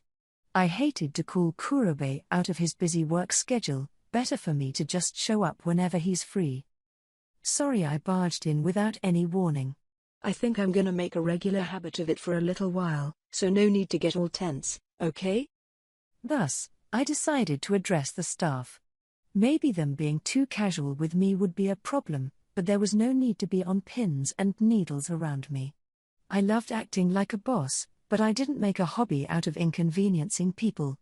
If the other person's too nervous to react to me, that bothered me, too. Gobta's obliviousness was just right. Just keep in mind the acronym TPO: time, place, occasion, and it was easier to find the right approach. My advice seemed to relieve the staff a bit. Once I was sure of that, I nodded and went into a room deeper inside the workshop. I wasn't aware of this, by the way, but the apprentices weren't anxious just because I was a demon lord. While I wasn't paying attention, someone had held a Tempest popularity contest, and apparently, I had been voted into the top 3 idols alongside Shuna and Shion. A surprising result, they told me. Ramirez and Milim were in the rankings as well, and while I won't say exactly where, I can tell you that Milim and I were way ahead of Ramirez. I wasn't sure whether to whine about it or marvel at how my town's grown. Either way, hearing about it later made me roll my eyes. So what kind of stuff do you need? In his personal chamber, Kurobe got straight down to business. Well, we all went over the hopes we had. I'm intending to have Garm build the armor, so I think it'd be neat if you could collaborate again. Yeah, true. All right. Let's go bother Garm about it. So as we talked, we decided to take Kurobe over to Garm's workshop. I wound up causing a similar commotion over there, but I'll skip describing it. Equipment for monsters? Wow, you always have the craziest projects for me, don't you? As Garm groused about this, the 4 of us all possessed our avatars to demonstrate for him. All right. We'll make you exactly what you want, no, even better. Yes, we're on the case. I love a nice, creative project like this, and I'll try to craft some stuff that'd never work on a human. Kurobe and Garm both readily agreed to the project. And really, I couldn't wait to see what they came up with. They said the work would be done in several days, so in the meantime, we trained ourselves to get more used to our avatars. Nothing too complex, fighting monsters in the Labyrinth's upper levels, attacking obvious newbie adventurers. Over the past few days, we had grown adept at dividing up our roles. Reaching that point, though, was a slog. At first, we even lost to beginner parties up top. We'd also get wiped out by traps, which would probably be funny to us later but definitely wasn't at the time, and do other stupid things. We tried using magic items to keep traps from deploying and stuff, even. It was Ramirez who kept setting them off, with Valdora usually suffering as the hapless victim. I floated, meanwhile, and Milim could stick to the ceiling. Pitfalls weren't a concern for us too, so we forgot to warn the others about them. That was a mistake, I'll admit, but Ramirez. Seriously? Why are you setting off traps? We made sure to give her an earful about it, and I think she deserved it. Through all the pain, we skipped out on sleeping to keep on training. In battle, teamwork was the most important thing. Normal parties would talk to one another or give signals with their eyes, but we had pretty much none of those skills at all. We had Veldora and Milim with us, after all, two people who were the strongest in the world all by themselves. What we did have, however, was one cheat-level skill, thought communication, letting us stay in touch and give orders with pinpoint accuracy. I was the party's command post, Veldora, Milim, and Ramirez serving as my hands and feet. Thanks to that, we began to rapidly build ourselves, eventually gaining some decent experience and abilities. Once we had a good footing, we patiently waited for our equipment as we fine-tuned our teamwork. As we did, we heard the news that Team Green Fury had beaten Floor 40. "Hoo boy," said Ramirez. "Now they've beaten the Tempest Serpent, huh?" They took a pretty careful approach. The first team was all about gathering intelligence, the second whittled down its energy, and then the A-team killed it, said Veldora. Bosses were resurrected regularly, of course. But if a boss successfully beat a party, that didn't erase its current damage or state of exhaustion. If a group of people had the right teamwork, this gave them a clear advantage. That was a mistake. Bosses really need a way to heal. Yeah, but those monsters work strictly on instinct, so. As Veldora saw it, they lacked the intelligence to use healing items anyway, making it a moot point. He was right, but we weren't out of options. "Why don't we bring it up with Thraney?" I suggested. "The Labyrinth managers can heal monsters, can't they?" "Oh, right. I'll do that." So we decided to have Thraney's sisters heal bosses if they were involved in a consecutive streak of battles all at once. Little by little, we were addressing and solving the Labyrinth's issues. And then, they're about ready to hit floor 49. What'll we do, Rimuru? Milim was on the verge of panic. But she was right. Green Fury would reach their most climactic battle yet as soon as tomorrow. "Well, we may not have our equipment at the moment, but I'd say our teamwork is golden," said Veldora. "Shall we try taking them on now?" "I'm game. Time to use my arms of steel to beat them to a pulp," Ramirez crowed. Those two were always out for blood. Honestly, though, I don't think we stood much of a chance in a clean fight. For now, floor 49, packed with the most devious traps I ever devised, was our only real chance at messing with them. Well, so be it. Maybe we can scrounge up some weapons. Even if Kurobe and Garm provided us the best gear possible, we probably wouldn't take a frontal approach with them. It'd certainly up our chances a lot, but we could probably hold our own anyway. But just when I was about to commit, I heard a knock on the conference room door. "So Rimuru," came Shion's refreshing voice. "Kurobe said he's ready." Our party looked at one another and grinned. Our specialized avatar equipment was complete. I was given a death scythe and hell garment, two magic items that even ghosts could wear. Veldora got the death blade and hell mail, along with a Hellgate shield to complete the picture. As a slime, Milim could only equip simple objects, swallowing up a death stiletto and covering her body with a crimson cape. The moment she did, her body grew a pair of blood-red wings, quite a transformation. "See?" she gleefully shouted. "It's really true. You need to equip your items, or else they won't work." Yeah, great. If she was happy, I was happy. Finally, Ramirez. She had ordered heavy full-plate armor, which looked like a work of art, but we weren't sure if she could even equip it. Nervous, she possessed her living armor and tried to take it up, and at that very moment, she switched armor. With a clatter, her old tin suit crashed to the ground, turning to dust and vanishing in the wind. She had upgraded from living armor to heavy living armor, not an evolution, but more like a total replacement. Whoa. This is so much easier to move in. She was right. Her old, creaky gait was now smooth and ninja-like. It'd help her teamwork a lot, I was sure. Funny to think a suit of armor's feature set could affect the way you moved, though. Kind of an unexpected discovery. Elated, Ramirez now had to select a weapon and shield. Ha. I don't need no stupid shield. Was her opinion, so she opted for a large two-handed weapon instead, the death axe. The power it packed made it the ultimate in weapons. Wielding it was tricky, but oh well, not my problem. She got picked on all the time for being a wimp, so maybe this'll assuage her ego a little. Funny how her personality kept coming out like that. So we were all decked out in brand new equipment. These weapons and armor were all on the level of a unique item, but since they were heavily modified for use by monsters, they were more novelty items than anything. For beginners like us, however, they were crazily overpowered. What's more, they had a type of curse applied that registered our names to them, thus, they could never get stolen. It was the best equipment we could have possibly asked for right now, and it gave us a new perspective on everything. It was almost time to rumble, and we couldn't have been more excited. Time for a quick check of our avatars. My ghost dropped physical offense in favor of magical and spiritual attacks.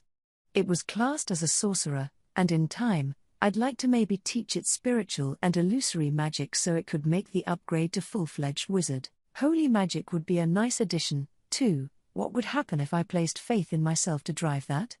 That'd be a fun experiment. Veldora's skeleton was an all-rounder, capable of various kinds of attacks.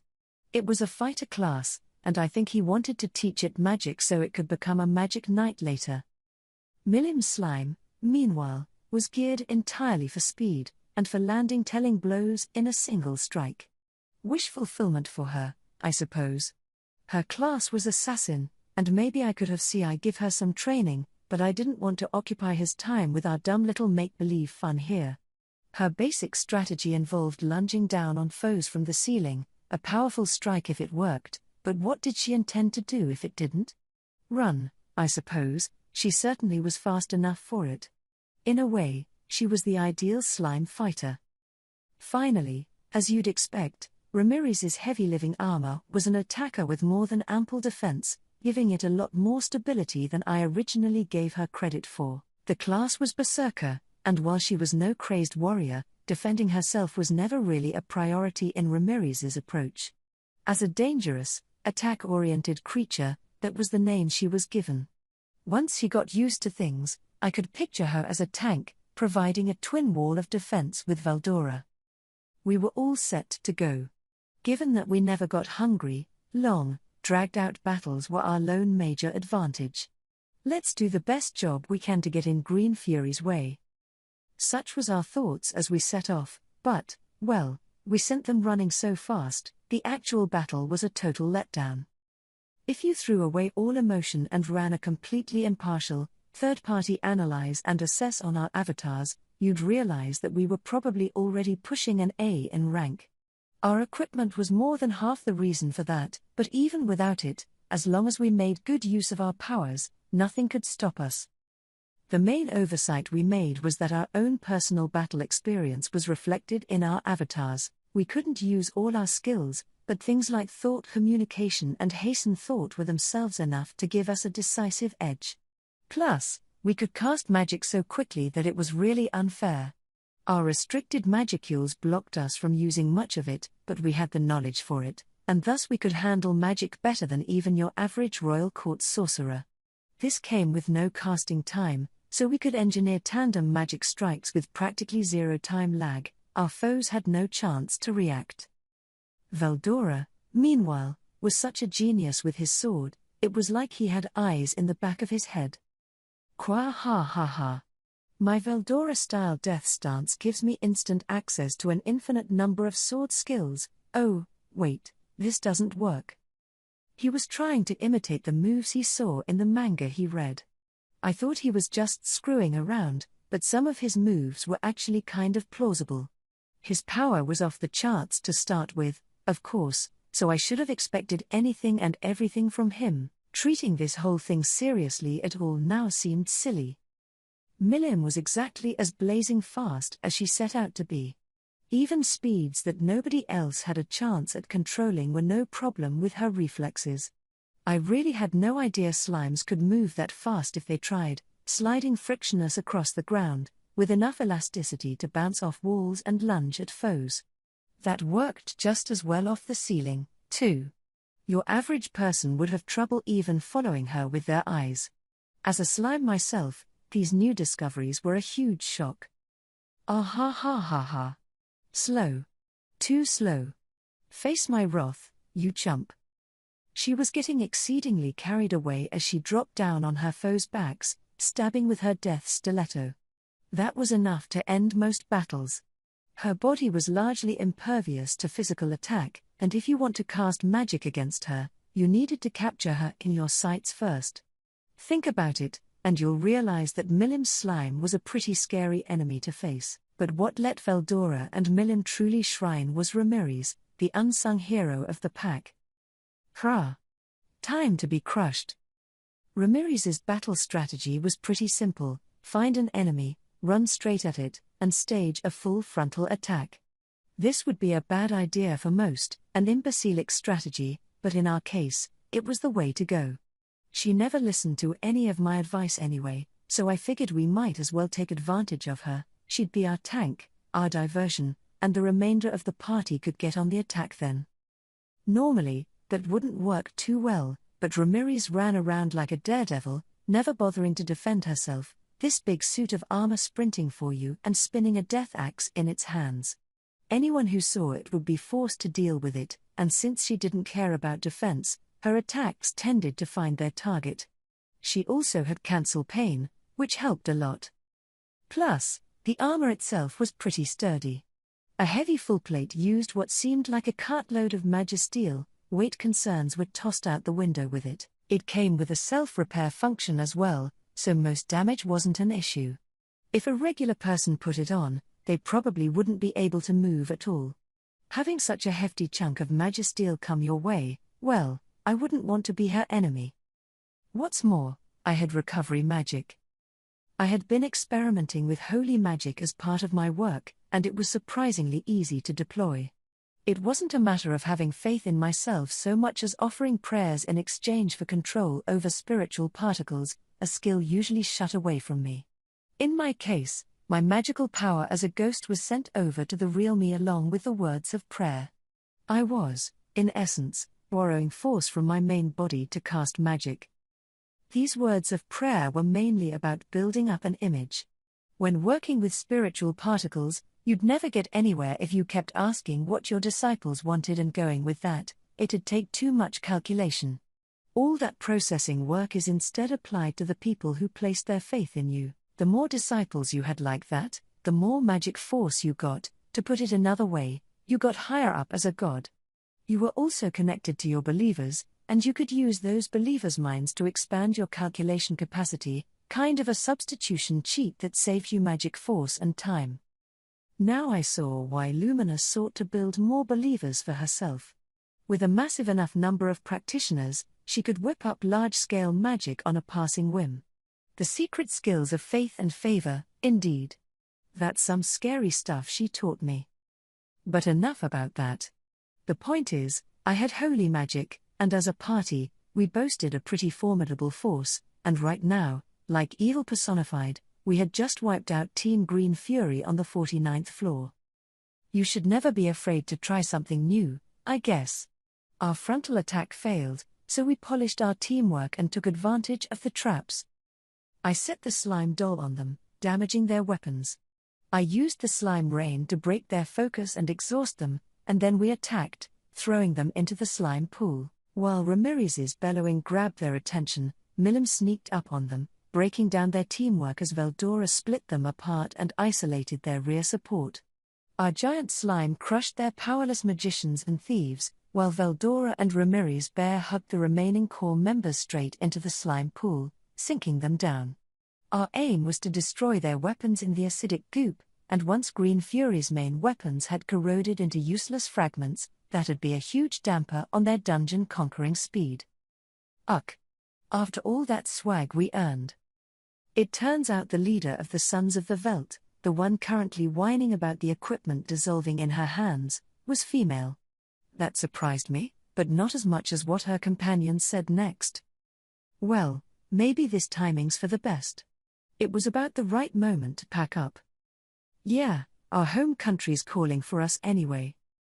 I definitely heard one of the survivors from the team say that to the leader. I thought the Sons of the Veldt was an independent mercenary corps, unaffiliated with any other nation. My reports stated they were being funded by someone in Inglesia, but maybe it was more like a long-term gig. The term home country indicated that they might have had more loyalty to Inglesia than a simple employer-employee relationship.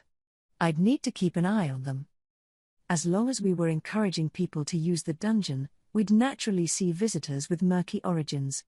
I was expecting that from the beginning, but we should probably give everyone another heads up about that. The whole Green Fury thing reminded me of it all over again. Besides, we did it. Yes. Victory is ours. Why wouldn't it be? We are the strongest in the world. If I didn't keep these idiots in line, they'd immediately get distracted by the next victory ahead.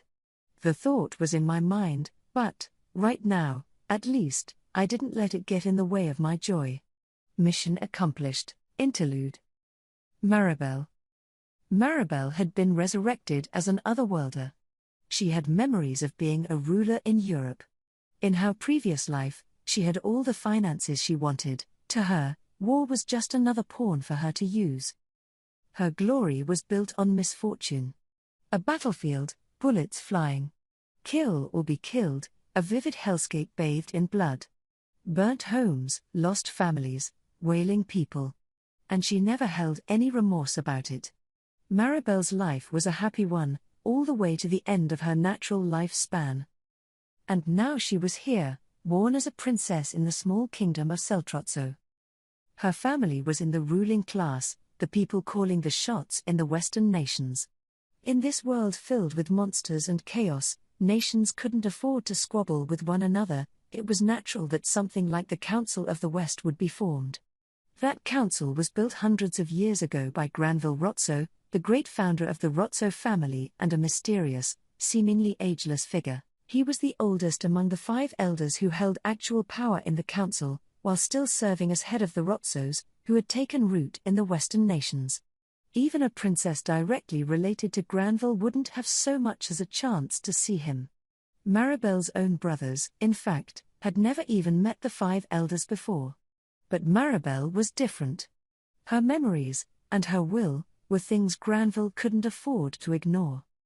The advance of civilization would have been impossible without the existence of money. People advanced from using crops like rice and wheat as currency to a money-based economy, pushing society forward by leaps and bounds thanks to the scale money allows. The value of money could also change. Gold and silver coins were made of metals with intrinsic value, guaranteeing that the money itself would have similar value. But now we were in an era where things like receipts and bonds in business transactions could serve as substitutes for money, the start of a paper-based economy. This would lead to the creation of banks, outposts indispensable to free exchange. You gave banks money, they gave you receipts as they diverted the money to other things, lending it to those without cash and earning interest from them. That was the business model people eventually came up with, and it was a kind of magic more insidious than alchemy. Money, in the form of interest, seemingly appeared out of nowhere. Comparing the amount of cash circulating in the world and the total amount of receipts generated, there was clearly going to be a substantial amount of irrecoverable funds, as well as people in deep trouble after not being able to pay up. If you lent money and charged interest, you would always have that problem. The shift from coinage to paper currency only sped up the process. People collected money from the rich, dangling interest payments as bait. They invested it to create even more money. Business exchanges began to take place on a worldwide scale, beyond national borders. Limits on the production of paper money were removed, under the pat promise that the nation would be good for it all. Combine that with exchange controls caused by power differences between nations, and the scale of the economy blew up to dozens of times its original size, and Marabel was even factoring the amount of currency produced into her calculations as she controlled the market. Much of it was a fiction, far removed from the actual economy. A bubble that was bound to pop sooner or later. In her past life as well, Marabel blew the bubble up as much as she could. Any debts she couldn't recover, she shunted off on the weaker nations and disposed of, in other words, waging wars to balance her accounts. The weaker nations thus fell, and the rich got richer. The parties being harvested for everything they had went from individuals to whole nations, but the basic process was the same. Marabel was a seasoned master at this. She was a golden child of finance in her previous life, and she had both her memories from that and the intensely powerful greed of a ruler. This manifested itself in her unique skill avarice, a sinful skill based on one of humankind's core vices. If a unique skill was a set of emotions and desires that took corporeal form, those based on a cardinal sin like greed were treated as special cases among uniques. In the case of Marabel, the strongest member of the Rotso family since the day she was born, that truth was obvious. The avarice skill let her hold sway over people's desires, she could literally see them, and the bigger the desire, the easier she found it to rule over them. Everyone had desires, of course, and stoking those desires let Marabel control them any way she wanted. And, little by little, she used that to slowly build her audience of sympathizers. There was no urgent need to act. Observing the people around her, she could tell that the standards of civilization in this world were pretty low. There was a money-driven economy but still a single currency that circulated across the whole of it. There were no language barriers, everything was different from the last world, but in a way, the environment was perfect for her to take advantage of. To Marabel, the whole world seemed like a sandbox, ready for her to play in. Yes. I am destined to descend upon this world as its rightful ruler.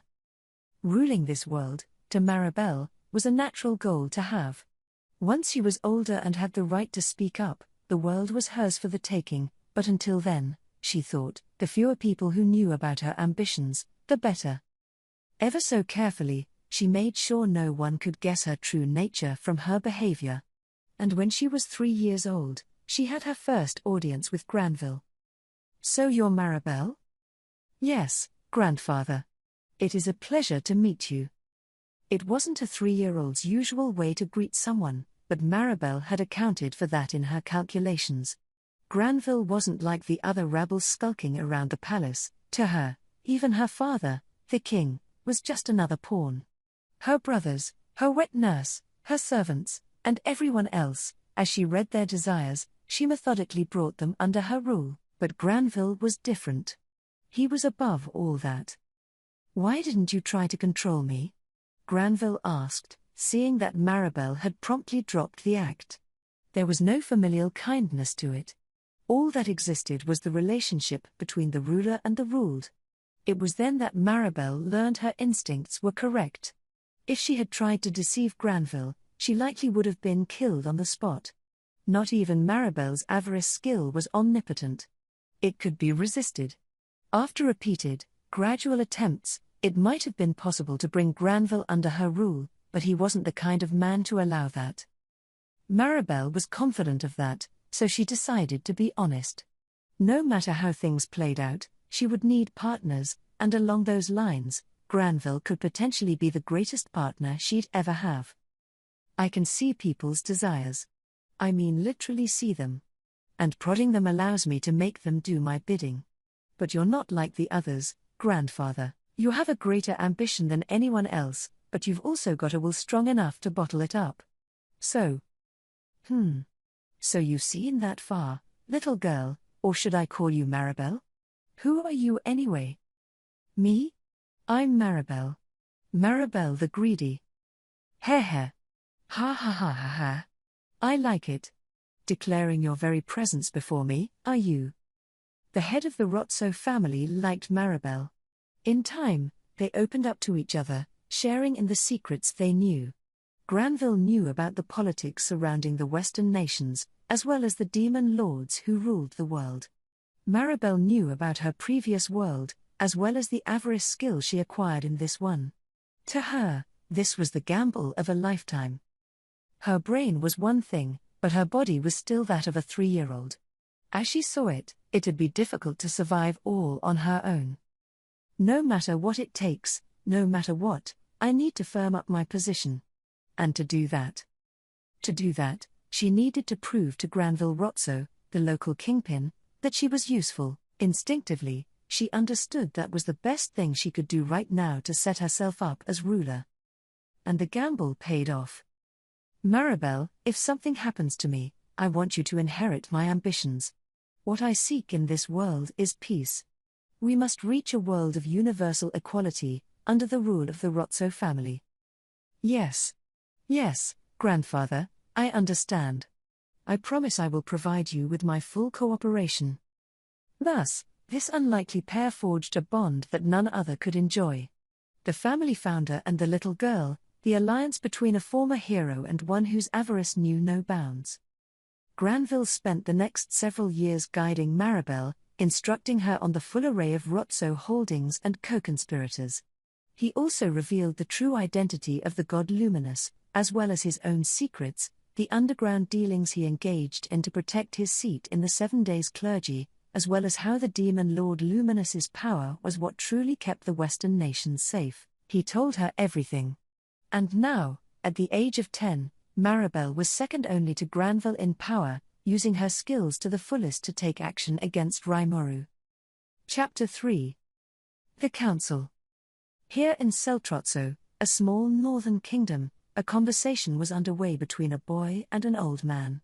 The boy was Yuki Kagurazuka, Grand Master of the Free Guild, and the man was named Johann Rostia, council mainstay, generous benefactor to the guild, and prince of the kingdom of Rostia. As his last name suggested, he was the elder brother of Rostia's current king, but he was also one of the 5 elders who controlled the council. He always held his confidential meetings here, in Seltrotso, a small, rural nation perfect for avoiding the eyes of the Western nations. This was because Seltrotso was home to a safe house run by the Selt Foreign Information Bureau, the leading intelligence agency in all the Western nations. The SFIB was established as a risk management group, surveilling the lands outside human control and preparing for any upcoming monster threats. It had a group of talented agents, all of them ranked P or above, and its small number made it truly a team of elites. Any location under their protection would be impossible for foreign agents to infiltrate, and that was why Johann used this house for all of his most delicate meetings. Well, can I hear your report, then? Right. It's pretty clear that the demon Lord Rimuru's fully onto me. I went out of my way not to leave any evidence, using merchants from the east and so on, but regardless. Then can't you talk your way out of any suspicion? Yes. My own staff suggested the same thing, but there's no guarantee talking my way out of it would keep me safe, you know? He is a demon lord, keep in mind. Rile him the wrong way, and it'd be like stepping on a tiger's tail. Yuki didn't hide the fact that Rimuru was suspecting him. He had no reason to.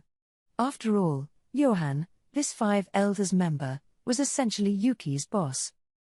Boss was the right term, because this was strictly a business relationship between the two, one that existed because they both profited from it. The council funded the Free Guild, and in exchange, the guild carried out work for the council. It was a simple, give-and-take sort of agreement, on the surface. From the guild's point of view, they couldn't survive without support like this from the world's nations, the funding and preferential access it received for its organization's work. The guild had more influence now than back in its Society of Adventurers days, but in terms of power, it still wasn't above the council.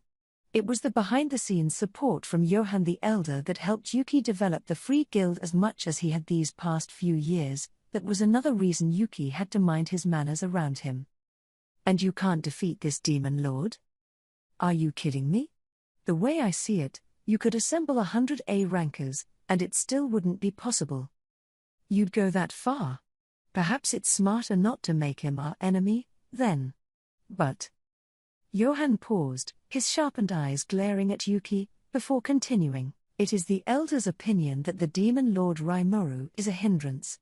And your missteps are the cause, Yuki. Oh? What do you mean? Your little conspiracy with the demon Lord Clayman. If that had succeeded, we wouldn't have had to deal with those sniveling Eastern merchants to open trade routes with the Empire. Once we had secured that, all we'd have to is wait for Veldora to fade into oblivion a few centuries from now, and the Forest of Jura would no longer be a threat. In fact, demon lords like Carillion and Frey could have served as protective walls for us. And now look. Well, I don't see what I could have done, you know. You really can't plan for someone like him. Johann was one of the people aware of the plans Yuki's group was working on. They were applying their own spin to the games played among the demon lords, trying to work them to their own advantage. And the whole reason that was possible. Yes, you're right, you couldn't have done anything. We never could have imagined a monster like that in our way. But couldn't you have bested him? It was the young girl who entered the room now, silently closing the door behind her. Marabel Rotso, the very person who'd formulated this whole plan. She slipped into an ornate chair, joining the other two. Oh. Marabel. And is the venerable Granville with you? No, I've come by myself today. But I'd still like to hear the answer to that question. Marabel turned to Yuki, paying Johann little mind. It's just not possible, he replied, as if captured by her gaze. Rimuru alone would be a challenge, but he's got the storm dragon with him, too, you know? Forget it. There's nothing anyone can do about him. You saw Veldora? Yeah.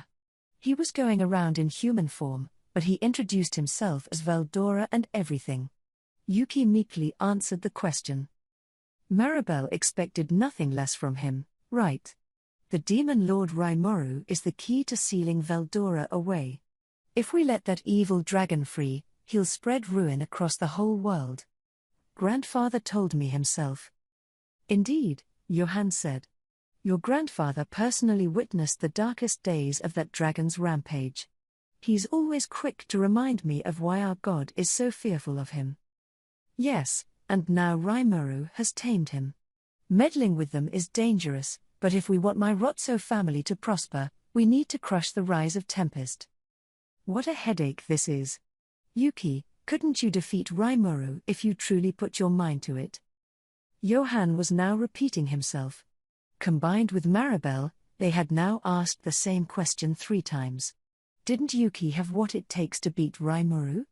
But this time, Yuki had a different answer. We're talking about someone not even Hinata could beat, you know? It's gonna be really hard for me to win if I fight him.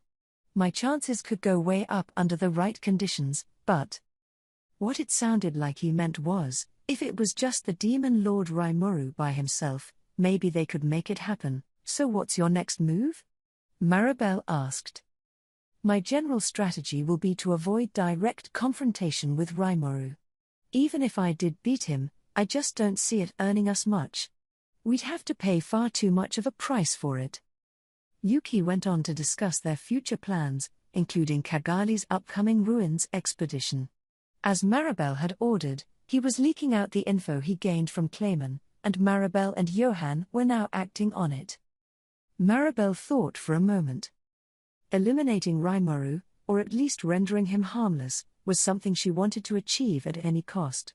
The greatest wish of the Rotso family would have to go unfulfilled otherwise. Maybe it'd be easier to seize the world if they worked with the Demon Lord, but Marabel had already deemed that a poor choice. The problem was their differences in thinking. With this world as well, Marabel intended to take it from a single, gold-based standard currency to a paper-based economy spearheaded by each individual country. She wouldn't eliminate the current money system, she'd just implement new currencies in each nation. It didn't have to be paper either. Silver or copper or whatever was fine, too. Basically, if she could build a world where currency markets went up or down depending on the power of all nations involved, then perfect. That's how foreign exchange worked, and it'd be the Council, and the will of the 5 elders, that set it up. That was the one absolute must to victory here. They needed to be the people deciding the value of things. Against the weaker nations, They'd even levy punishing taxes or conscript their populations into military service in the name of monster hunting. It was a perfectly legal way to subjugate one nation under the rule of a stronger one. All the conditions were in place. There were no outstanding issues to deal with. Marabel's plan to economically rule over the nations in the Council of the West was proceeding along fine. Even Granville was happy with it. They had spent the past few years completing the groundwork for it. And now, with the rise of Rimuru and his nation of monsters, it was all going haywire. Maybe things weren't in crisis mode yet, but Marabel could see what was in store. The demon lord Rimuru would likely offer the Western nations their defensive support, in a bid to win their trust. With all that military power in the backdrop, he'd have them open up an economic relationship, to a certain extent, using Blumond, a small kingdom, as a foothold into the West. He'd run all the logistics, give his people the joy of working, and guarantee their safety. I wish he wouldn't mess with me, Marabel thought. Other large nations, like Dorgan and Thalion, were already complete, permanent packages. She may not have liked them, but she could accept them. But right now, Tempest was riding straight into Marabel and her companion's home turf. If they expressed a desire to join the Council of the West, it'd be like torching their personal hunting grounds, a declaration of war. She refused to accept that. She was sure that she and the demon lord Rimuru were incompatible with each other at the core. There could only be just one ruler, a single, overwhelming force. You had to be the one calling the shots, or else you were never promised a sure victory. And as long as the Rotso family was attempting to rule all of humanity, Rimuru would always be an obstacle. Even if they could work in harmony at first, it was clear to her that they'd grow apart over their respective interests. That was why Marabel saw the demon lord Rimuru as such a threat. It was easy to say she'd eliminate Rimuru, but actually doing it was much harder. She had participated in the Founders' Festival, so she could have a chance to observe him. It took some convincing with Granville, but he gave his okay after she promised not to do anything to Rimuru. The visit convinced her that she was right all along. Tempest was just too attractive of a city, brimming with desires, and in time it had become the cutting edge of trends, building a new age for the whole world. The more they opened up and forged deeper relations with other nations, the more valuable it had become, and before long, the Rotsos would no longer be able to make unilateral decisions. Yes. Everything's going the way the demon lord Rimuru wants it. The mere thought made Marabel want to fly into a rage. She resisted the urge as she pondered how to respond. Defeating him was out of the question. Even if they succeeded, they had no idea how Veldora would respond. Letting a monster capable of wiping out a force of 20,000 elites single-handedly go around unfettered was the height of folly. So that left rendering him harmless, either through coercion or persuasion. If they opted for coercion, Duke Moose's failures offered some important lessons. Marabel had perfectly set the table, hoping to indebt Rimuru in a way that followed every rule. Instead, Rimuru followed the rules to take revenge. The Duke was a fool for misreading the opportunity, but what really deserved praise was the personal connections Rimuru enjoyed. Yes. If there's a snake in the grass, you'd have to be a fool to prod at it. And now the Demon Lord wanted to join the council. It was easy to oppose that. Marabel had cornered the market for grain, in anticipation of upcoming wars. Now, thanks to Pharmacy's civil war, the marketplace was having to turn to private stores to keep their shelves full. Maybe we should disguise people as night bandits and have them torch the villages around the big cities. That way, they could keep raising the prices of staple foods, as well as restrict the amount of bread that entered the market. With the smaller nations, just a little bit of tightening could lead to major food distress. When people lacked food, they got angry, and that anger was directed at the people who started the war.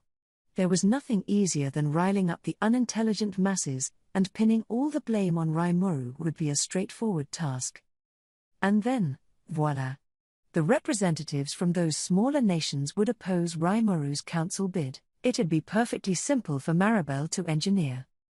But no. It used to be a given that you couldn't magically transport food, but I guess that demon lords made it happen. Judging by the sheer variety on offer in their dinner banquets, I think it's safe to assume that.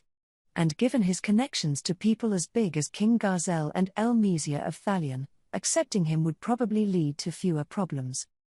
Engineering food shortages in the smaller nations could just give Rimuru a chance to provide them with support. If they scoffed at that plan and tried to coerce him out of it, they'd just be repeating Duke Moose's error. As Marabel concluded, trying something that already failed once could very easily come back to bite them. She wasn't self-absorbed enough to think she could carry everything out flawlessly. All she needed to do was proceed slowly, methodically, and carefully. With that in mind, winning Rimuru over to her side seemed more doable. If we want to sway him, we should try meeting with him and offering a chance to join a united front. If I'm willing to compromise a little, no, I can't do that. No need to be timid. I'm Marabel the Greedy. Whether he's a demon lord or not, I swear I can rule over him. There's no other option, she thought. The unique skill Avarice could freely control its target, ruling over their desires and making them do their bidding. Just as she had done with Yuki, Marabel could easily bring him under her rule, with him none the wiser. She had not one, but two ways of doing this. The first was to overwrite the target's desires with Marabel's own, making them into a cooperative partner with the same goals. This approach had a weakness: she needed to be within conversational distance of the target to trigger it. Plus, like a slow-acting poison, it took a certain amount of time to take full effect. If she didn't want to arouse the target's suspicion, she'd have to make several contacts with them to make it seem more natural, and since the conversation would need a reason to take place, there was only so much desire she could inject at once. It required a major time commitment. The second approach, meanwhile, went much faster. It involved using avarice to force the target to accept her rule. A quick injection of greed could even destroy the target's self-awareness, turning them into a living puppet. This, of course, was much more dangerous. Depending on the size of the target's desire, this approach could also take some time, and even if it only took a few seconds, that'd be more than enough for someone as powerful as the demon lord Rimuru to kill Marabel. Taking this tactic required very careful preparation, which was why Marabel immediately gave up on it against Granville. Those were the two ways avarice could take over a person.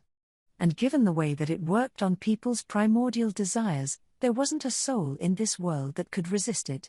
The main drawback was its dependency on time, not to mention the size of the target's desire. No matter which approach she took, Marabel couldn't take over a target unless they had a certain amount of desire inside them. The larger that desire, the firmer the grip Marabel could have over them. But what if the desire wasn't big enough? Given that avarice controlled people's desires, if there wasn't much to work with, the skill couldn't influence them enough to be successful. She could prod that desire, inflating it enough so she could take hold, but again, that took time and opened her up to suspicion. That was why she couldn't take over the mind of Hinata the Saint. Maybe she could if they met more often, but Hinata would have questioned her motives if she kept popping in for no reason. Marabel couldn't risk that much danger, so she gave up on the effort. On the other hand, she held regular secret meetings with Yuki through Johann the Elder. Seizing his mind was easy. Now her main question was Rimuru. I saw him up close, but he didn't seem to have much desire despite all his outrageous behavior. It's not fair. At the dinner banquet, she had a direct view of Rimuru. With that insight, she felt what might be just barely enough to rule over his desires. With a desire that small, she could take it over quickly with just a few sessions, but it wouldn't give her much overall influence on his behavior. Of course, once she got that foothold, the rest would come falling down after it, she figured. If worse came to worst, she could use her final option. If that worked, the Demon Lord would be Marabel's to use as she pleased, and since Rimuru had tamed Veldora, the Storm Dragon would essentially be hers to control as well. A dragon even the supreme being Lubelius feared. An attractive prize, to be certain. Best to keep up my observations for now. Then I can consider my options and come up with the safest approach to subdue him. Her mind made up, it was time to concoct a strategy. Yuki advised against direct confrontation with Rimuru. That's why the demon Lord Kazalim, under the guise of Kagali, would be guiding him through the ruins.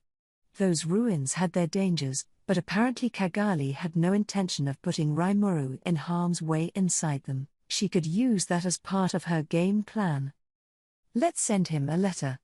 We can invite Rimuru to the council and see how he reacts. You think the demon lord would agree to it? No worries there. Joining the Council of the West is one of his burning desires. How curious. Well, Rimuru wants to work hand in hand with humans. He wants to prove that the monsters under him are harmless as long as we stick to his rules. Yuki's explanation made sense to Marabel, as dumb as it sounded to her. Being bound by rules meant losing your freedom. Doing away with your demon lord military force? Staying on the same tier as the human race? It seemed supremely stupid to her. So why don't we make that dream come true? Then I can inject him with my poison, said Marabel. Ooh, scary. Isn't Yuki Kagurazuka just as strong as Hinata the Saint? If he and Rimuru fought for real, he has good prospects to win, I think. But now that you have him, you want a demon lord as well? Yuki's ambition is too strong, he doesn't even realize I'm controlling him. He thinks he's making these negotiations out of his own free will. As Marabel explained right in front of Yuki himself, this was a happy thing for him. Her rule over him meant that he wouldn't be pushed down by any excessive greed. Yuki ignored it all, not responding to it. That was how perfect her domination was of him. And I'm sure the demon lord Rimuru is like a child before you, Marabel. And you'll have full control of him? What do you mean? Well, I'm just worried that your rule could be broken, somehow. She flashed a cold look at the flustered Johann. There's no need to worry about that. Once I cloud someone's desires, they'll never return to normal. Not unless you overwrite the desires I implant in them. Marabel was greed personified, enough so to cultivate the unique skill avarice within her. There was nobody in the world who could desire something more. She was fully convinced of that, and it made her laugh off Johann's concern. Why yes, I imagine not. I trust in you on that, Marabel. Johann the Elder tried not to invite Marabel's wrath upon him. She was the de facto number 2 after Granville, and not even an elder was safe around her. If he got on her bad side, she might try to control his mind next. He had made a blood oath with Granville to avoid that, but once Marabel took over, he didn't think he could rely on that oath too much. Thus, he never dared to lift a finger against her. Everything we say in here is a secret, all right? Of course, Marabel. I'm not in any hurry to die. Smart decision. Now, Johann, I want you to send a letter to Rimuru, leader of Tempest, for me. I'll write it out for you right now, so make sure it reaches him before the next council meeting, please. Without waiting for a response, Marabel began writing the letter. The sight of her scribbling away on the fancy, expensive paper struck terror in Johann's heart. It was the kind of terror you'd feel if a girl like Marabel, hardly even 10, treated bossing people around like it was her God-given right. She had the air of a ruler, and not one of the 5 elders was a match for her. All right, Marabel. You can leave that to me. He left the room quietly with Yuki, not wanting to bother her. Even after Yuki and Johann left, Marabel continued to weigh her options. She had all the time in the world. She would draw up plans, lay out the framework, and see this through. She had more than enough pawns at her disposal. And once again, this'll be fun. This'll be so much fun. Marabel, the girl who trusted not a soul in the world, got lost in her own reverie. The man fell to the ground, a flood of red, blood-like particles shooting out in front of him. His eyes had burst open in surprise, he probably never saw it coming. Ah ha ha ha ha ha. You left yourself open, you fool. Milim's excited voice thundered across the hall as the man's 5 remaining companions grew tense and nervous. They banded together, keeping a wary eye on their surroundings, but they could do nothing. Blowing wind, grow into a tornado and slice into my enemies. Time to rage, tornado blade. Bunching up like that was a mistake, and I all but sneered as my tornado blade slashed into them. This was kind of a ranged version of Windcutter, one that cost a lot of magicules but caused slashing damage to multiple enemies within a given space. This made it great for battles against groups of foes. Milim had acted first, sneaking up on one person as he went ahead to check for traps. After killing him, she quickly shot out of the area to avoid getting caught in my magic. The group had no idea what happened. The moment they huddled up for safety, Milim was out of the way, and they were cut to ribbons by my Windcutter. Look out, it's Scarlet. Be careful. Shit. That magic got Marja and Naja. And Jean's not breathing either. Damn you. All of you. The surviving enemies, beginning to appreciate their situation, started ranting at us. By enemies, of course, I meant the Labyrinth challengers. We were dealing with a group of adventurers this time, by the looks of it, and a pretty well-balanced one at that. But our party had the power and experience